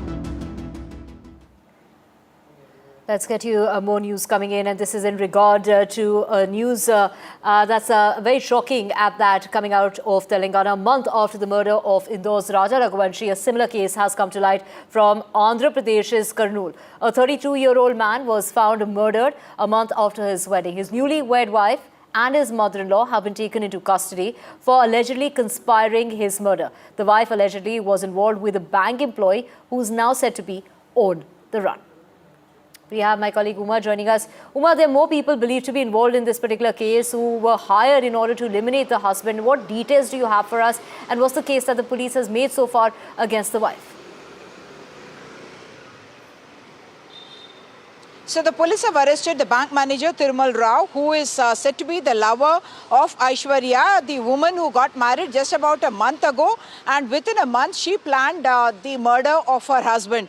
What we understand is that Aishwarya was in a relationship with Thirumal Rao, who was a bank manager in Kurnool district of Andhra Pradesh, and she was to be married off to Tejeshwar in February this year. She broke off the marriage, went absconding, and subsequently came back and convinced Tejeshwar to get married to her, saying that she is in love with him and she had gone away only because her mother was not able to pay the dowry, and she got married to him on the 18th of May, and subsequently she had planned. There are about 2,000 phone calls that have happened between Thirumal Rao, the lover, and Aishwarya, and he's an already married man, 8 years into marriage, no children, and he wanted to marry Aishwarya, and he had even booked tickets for them to go away to Ladakh after eliminating Tejeshwar. And the conspiracy happened like this. 3 people who came to ask for loans from Thirumal Rao. He had used them, hired them to become assassins, and they came and took Tejeshwar for a land survey activity, because Tejeshwar is not just a dancer, professional dancer, but also a private land surveyor, and they took him. And it is based on the CCTV that the police tracked his location from Gadwal in Telangana, where Tejeshwar and Aishwarya used to live after they got married, and towards Kurnool, and that's where the trail ended. And subsequently on June 21 is when his body was found there, and it was already putrefied because about 4 days had passed since his murder, and it was based on a tattoo that they found on the arm of the Tejeshwar that said Amma. It is on the basis of that they identified him, and subsequently, because the family of Tejeshwar expressed doubt about Aishwarya, and they had in fact forewarned Tejeshwar not to marry Aishwarya because of the kind of an affair she is said to have had with Thirumal Rao, and subsequently the police now have arrested both the bank manager as well as Aishwarya and the 3 hired assassins who were involved in slitting the throat of Tejeshwar and also dumping his body in a canal in Kurnool district. Back to you. Body that was found in a canal. Thank you so much, Uma, for those details. Stay with us for our next story, and this is coming out of Hyderabad. A very tragic piece of news coming out of Hyderabad, where a woman was killed in a hit-and-run incident. This was a Bolero car that swerved and hit her. She had come out of a car because a car had broken down, and she was standing right next to it. And that is the CCTV footage of the incident that took place in Hyderabad. Uma has all the details. Uma, what really happened here? So Amit Karan and his wife Kritika were returning along with their 3-year-old child Madhav and his parents as well, the parents of Amit, and at Kukatpalli is where we are told that the car in fact broke down in the middle of the road. You can see the visual that the car is broken down in the middle of the road, and you see Kritika trying to get out of the car along with her baby, and that's when out of nowhere this Bolero vehicle in fact swerves very, very sharply to its left and hits Kritika, and she is thrown off the road, in fact a huge distance away, and she succumbed in fact there itself because she had suffered very severe injuries. Even the child Madhav had suffered injuries, and he was shifted to hospital, and he is said to be safe, but the mother has passed away in this accident, Kritika, because of the manner in which this Bolero had in fact swung swerved very sharply to the left and then hit and ran away. Actually, it was a hit and run case. That's why there was suspicion initially whether this was a case of murder, but now they have arrested the driver, who has been identified as Nana Sahib. The family had gone to Tulja Bhavani temple, and they were returning from there. That's when this accident happened. Thank you so much, Uma, for getting us the details of the very shocking incident that's taken place in Hyderabad. Moving on, senior Akali leader and former Punjab Minister Bikram Singh Manjithia, who is being probed in a 2021 drug case, has been arrested after the Punjab Vigilance Bureau raided his residence. And according to sources, this is in a fresh case that the Punjab Vigilance Bureau arrested him for allegedly possessing assets which were disproportionate to his known sources of income. To know more on this, we have my colleague Gurpreet joining us. But before that, let's listen in to what Manjithia had to say. Bhagwant Mann ਦੀ ਕੇਜਰੀਵਾਲ ਦੀ ਬੁਖਲਾਹਟ ਮੈਨੂੰ ਚੁੱਪ ਕਰਾਉਣ ਦੀ opposition ਦੇ leaders ਨੂੰ ਚੁੱਪ ਕਰਾਉਣ ਦੀ ਕਿਉਂਕਿ ਬਹੁਤ ਘੱਟ ਬੋਲਦੇ ਆ ਅੱਜ ਵੇਖਣ ਨੂੰ ਮਿਲੀ ਅੱਜ ਮੇਰੇ ਤੇ ਕੱਲ ਰਾਤ ਨੂੰ ਵਿਜੀਲੈਂਸ ਦਾ ਪਰਚਾ ਦਰਜ ਕੀਤਾ ਅੱਜ ਇੱਕ ਇੰਦਰਪਾਲ ਨਾਂ ਦੇ ਡੀਐਸਪੀ ਜਿਹੜੇ ਆਪਦੇ ਆਪ ਨੂੰ ਕੋਈ ਇੰਟਰੋਡਕਸ਼ਨ ਨਹੀਂ ਦਿੱਤੀ 50 ਤੋਂ ਵੱਧ ਬੰਦੇ ਲੈ ਕੇ ਸ੍ਰੀ ਅੰਮ੍ਰਿਤਸਰ ਸਾਹਿਬ ਜਿੱਥੇ ਅਸੀਂ ਸੀਗੇ ਗ੍ਰਹਿ ਵਿਖੇ ਉੱਥੇ ਧਾਵਾ ਬੋਲਿਆ ਇਹ ਕੀ ਤਰੀਕਾ ਹੈ ਤੁਸੀਂ ਕਾਨੂੰਨ ਨੂੰ ਅਸੀਂ ਸਬਮਿਟ ਕਰਦੇ ਤੁਸੀਂ ਆਪ ਦੇਖਿਆ ਕਿ ਕੀ ਕੁਝ ਹੋ ਰਿਹਾ ਹੈ ਸਵੇਰੇ 30 ਬੰਦੇ 35 ਬੰਦੇ ਧੱਕੇ ਨਾਲ ਅੰਦਰ ਘਰ ਚ ਆ ਗਏ ਆ ਤੇ ਨਾ ਸਾਨੂੰ ਕੋਈ ਵਾਰੰਟ ਦਿਖਾਇਆ ਨਾ ਕੁਝ ਚੰਡੀਗੜ੍ਹ ਕੋਠੀ 'ਚ ਇਹੀ ਚੱਲ ਰਿਹਾ ਉੱਥੇ ਕੋਈ ਨਹੀਂ ਹੈ ਇਕੱਲੇ ਮੇਰੇ 80 ਸਾਲ ਦੇ ਮਦਰ ਨੇ ਜਿਹੜੇ ਬਿਮਾਰ ਨੇ ਕੋਈ ਸਾਡੇ ਨਾਲ ਗੱਲ ਨਹੀਂ ਕਰ ਰਿਹਾ ਕੋਈ ਨਾ ਸਾਨੂੰ ਕੋਈ ਇਨਫੋਰਮੇਸ਼ਨ ਦਿੱਤੀ ਹੈ ਕੁਝ ਨਹੀਂ ਬਸ ਅੰਦਰ ਘਰ ਦੇ ਵੜ ਗਏ ਹੈ ਤੇ ਫਰੋਲਾ ਫਰਾਲੀ ਚੱਲ ਰਹੀ ਹੈ ਸਾਡੇ ਪਰਸਨਲ ਬਿਲੋਂਗਿੰਗਸ ਨਾਲ ਨਾ ਸਾਡੇ ਨਾਲ ਗੱਲ ਕਰ ਰਹੇ ਹੈ ਮੈਂ ਕੋਸ਼ਿਸ਼ ਕੀਤੀ ਹੈ ਜਿਹੜੇ ਅਫਸਰ ਆਏ ਹੈ ਉਹਨਾਂ ਨਾਲ ਗੱਲ ਕਰਨ ਦੀ ਤੇ ਹੁਣ ਦੇਖੋ ਅੱਗੇ ਕੀ ਹੁੰਦਾ ਮਤਲਬ ਸਾਡੇ ਨਾਲ ਤਾਂ ਇਹ ਕਾਦਾ ਕਰੀ ਜਾ ਰਹੀ ਹੈ ਸਰਕਾਰ ਇਹ ਕਰੇ ਹੋਰ ਕਰੇ Right, and this is Manjithia, who will be produced before the Amritsar District Court, and that's going to be taking place in less than an hour's time from now at exactly 3 o'clock this afternoon. This is a new FIR that stems from findings during the ongoing investigation into the 2021 drug trafficking case registered against Manjithia. My colleague Gurpreet is joining us to get us the very latest on this. Gurpreet, there was another case that he was on bail. He's been out on bail for that case which revolves around drug trafficking, but this is a second case against him, but he maintains that both these cases have been fabricated by Bhagwant Mann. Well, we have seen not only Bikramjit Singh Manjithia, we have seen the former Union Minister Harsimrat Kaur Badal. She has also reacted on this case and this action which is being taken against Bikramjit Singh Manjithia. She says it seems it's the political vendetta which is being played against him because he was very vocal and speaking against the government.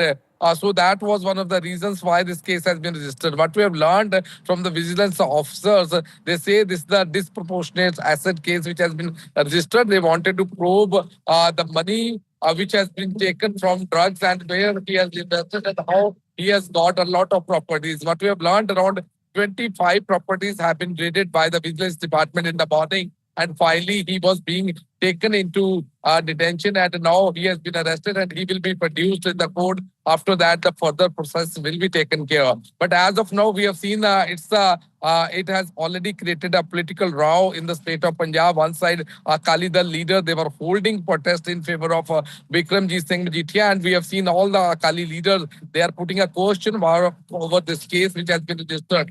Multiple special investigation team had been made by the government to probe various allegations against Bikramjit Singh Manjithia. And Bikramjit Singh Manjithia was facing very serious allegation of drug smuggling. So we have to wait and watch what will be final outcome of this case. But as of now, he has been arrested by the Punjab Police and the Vigilance, and now he is going to be produced before the court.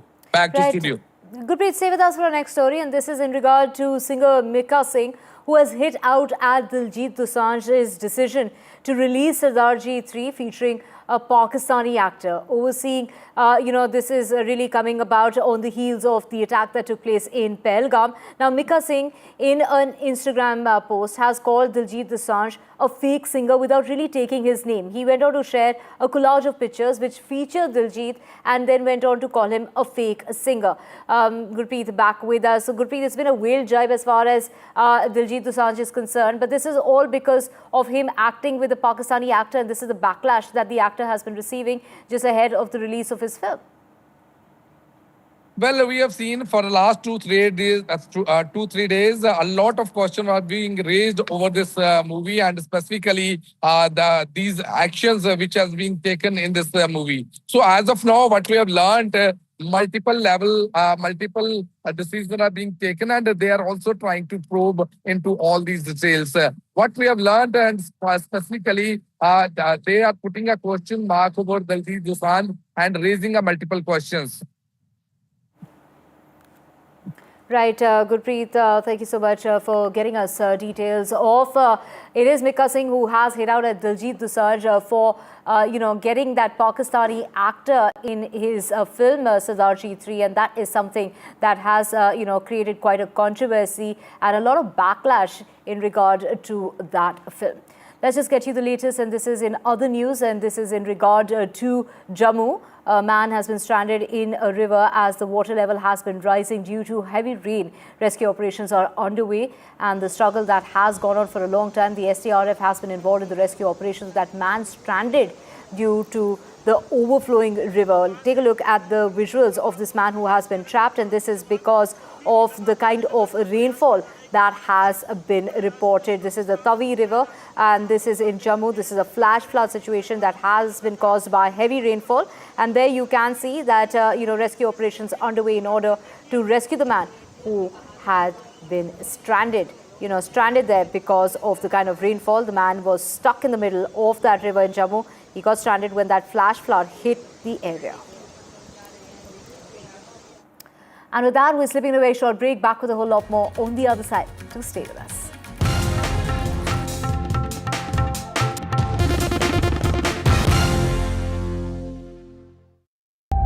"50 years of the emergency." भाइयों और बहनों, राष्ट्रपति जी ने आपातकाल की घोषणा की है. India's darkest hour, June 25th, 1975. Lest we forget. The emergency. NDTV rewinds when democracy was suspended. लोकतंत्र का गला घोट दिया गया था. भारत के संविधान निर्माताओं की तपस्या को मिट्टी में मिलाने की कोशिश की गई. Indira Gandhi's assault on freedom.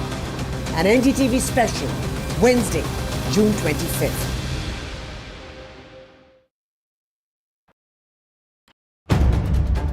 If it matters to you, if it matters to you, if it matters to you, it matters to India, it matters to India, and it matters to me, and it matters to me. India Matters with Shivaru, only on NDTV 24/7. How often have you turned away from debates that descend into endless fights? We bring you a show where every question is answered, where every debate finds its resolution, where every story finds its conclusion, where opinions collide but facts prevail, where stories unfold with insights and trust. When the noise ends, the last word begins.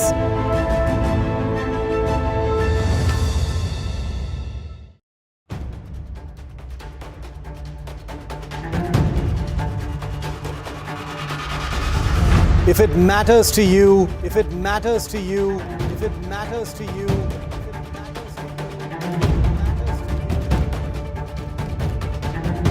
it matters to India, it matters to India, it matters to India, and it matters to me, and it matters to me.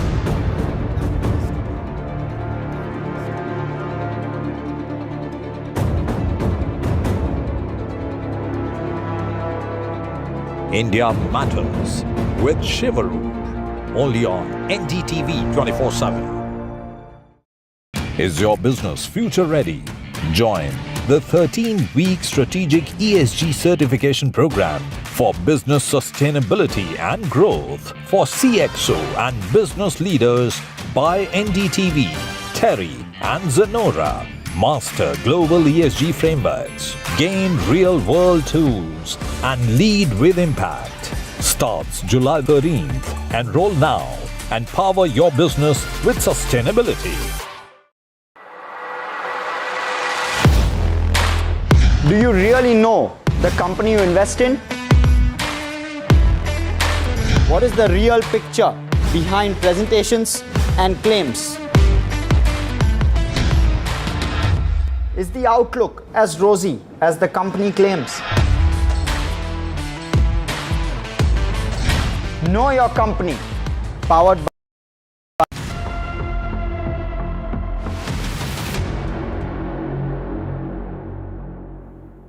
Let's get you the latest as far as the ceasefire that continues to hold as far as Israel and Iran is concerned, announced by US President Donald Trump, appearing to be holding as for now, despite that Iranian missile attack and an Israeli assault on Tehran after the truce. This is the truce that came into effect. On the other side, Trump has lashed out as far as US media is concerned over an intelligence report as far as the leak is concerned, terming them as fake news. Now, White House too refused the report that says that US bombing of Iran's nuclear sites did not completely destroy the facilities and only set the program back by a few months. Donald Trump insists that Iran's nuclear program has been set back by decades by the recent US military strikes, despite an intelligence report casting doubt on their success. The lead assessment from the Pentagon's Defense Intelligence Agency's estimates that the attack at the weekend sent Iran's nuclear program back by only a few months. That is something that Donald Trump is refuting, calling it fake news.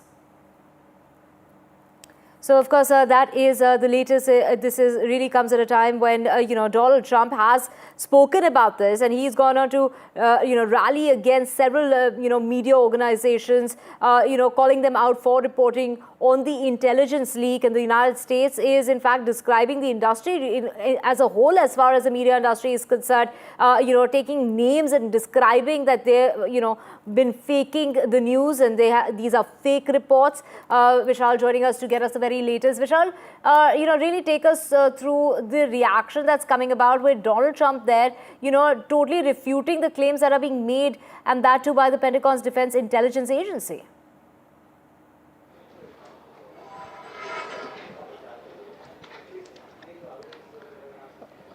So this is the intel report that was released by Pentagon, that was accessed by many in the US media. It says that strike set back the program back by only few months. This is in contrary to what US authorities and Trump had been claiming, that the program, the Iran nuclear program, was totally obliterated. So most of the damages were done above ground, is what this internal initial assessment says, contrary to what the US authorities have been saying. So it says that most of the damage was done above ground, and also the structure that were lower down, the lower structure of the nuke sites almost were intact. So that goes to show that most of the damage was above ground. This is what the initial assessment says. We'll have to wait for the further assessments. And the sites sustained significant damage is what the report also says. So that goes to show there were significant damages above ground, but lower down there was almost nothing that happened. This is what the initial assessment suggests, is what we've been saying. And entrances were sealed to two nuke sites. Here we have the images. The two entrances of the nuke sites at Isfahan were totally sealed off. But as far as the structure inside those tunnels are concerned, there's no report as to what happened inside. And so moving on, the SAT images that we have here of Maxar, that goes to show the damage done. There's a lot of destruction here. A lot of buildings seem to have been destroyed. But Iran's nuke reactors were avoided, is what the internal assessment says. Many of these structures are nuke reactors which were left untouched, is what the internal assessment has said.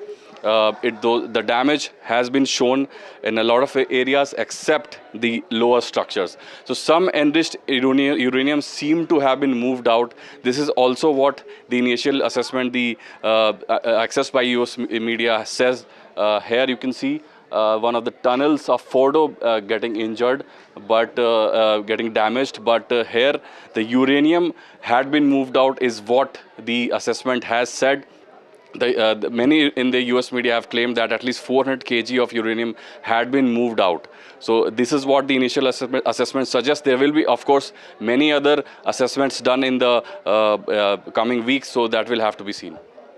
Right. Of course, Vishal, this really comes at a time when, it is Donald Trump who is literally, taking credit for that ceasefire. But he's also, gone on to say that he managed to, completely destroy that area, where the missiles hit. And this is Donald Trump there now lashing out at the media for, faking that report as far as the extent of damage is concerned.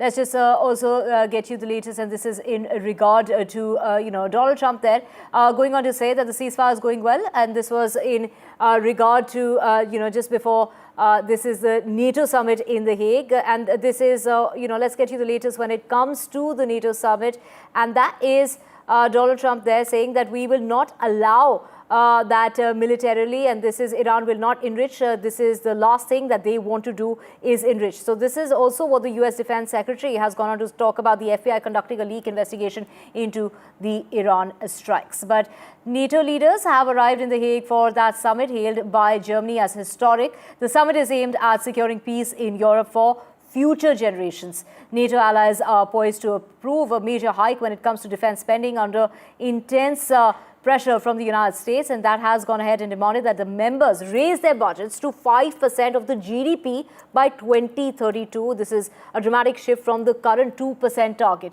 The head of NATO military alliance warned that no country would have an opt-out from that massive new hike in defense spending, and that progress that they make towards reaching that new target will be reviewed in 4 years' time. However, Spain said that it has reached a deal with NATO to be excluded from the 5% target, while President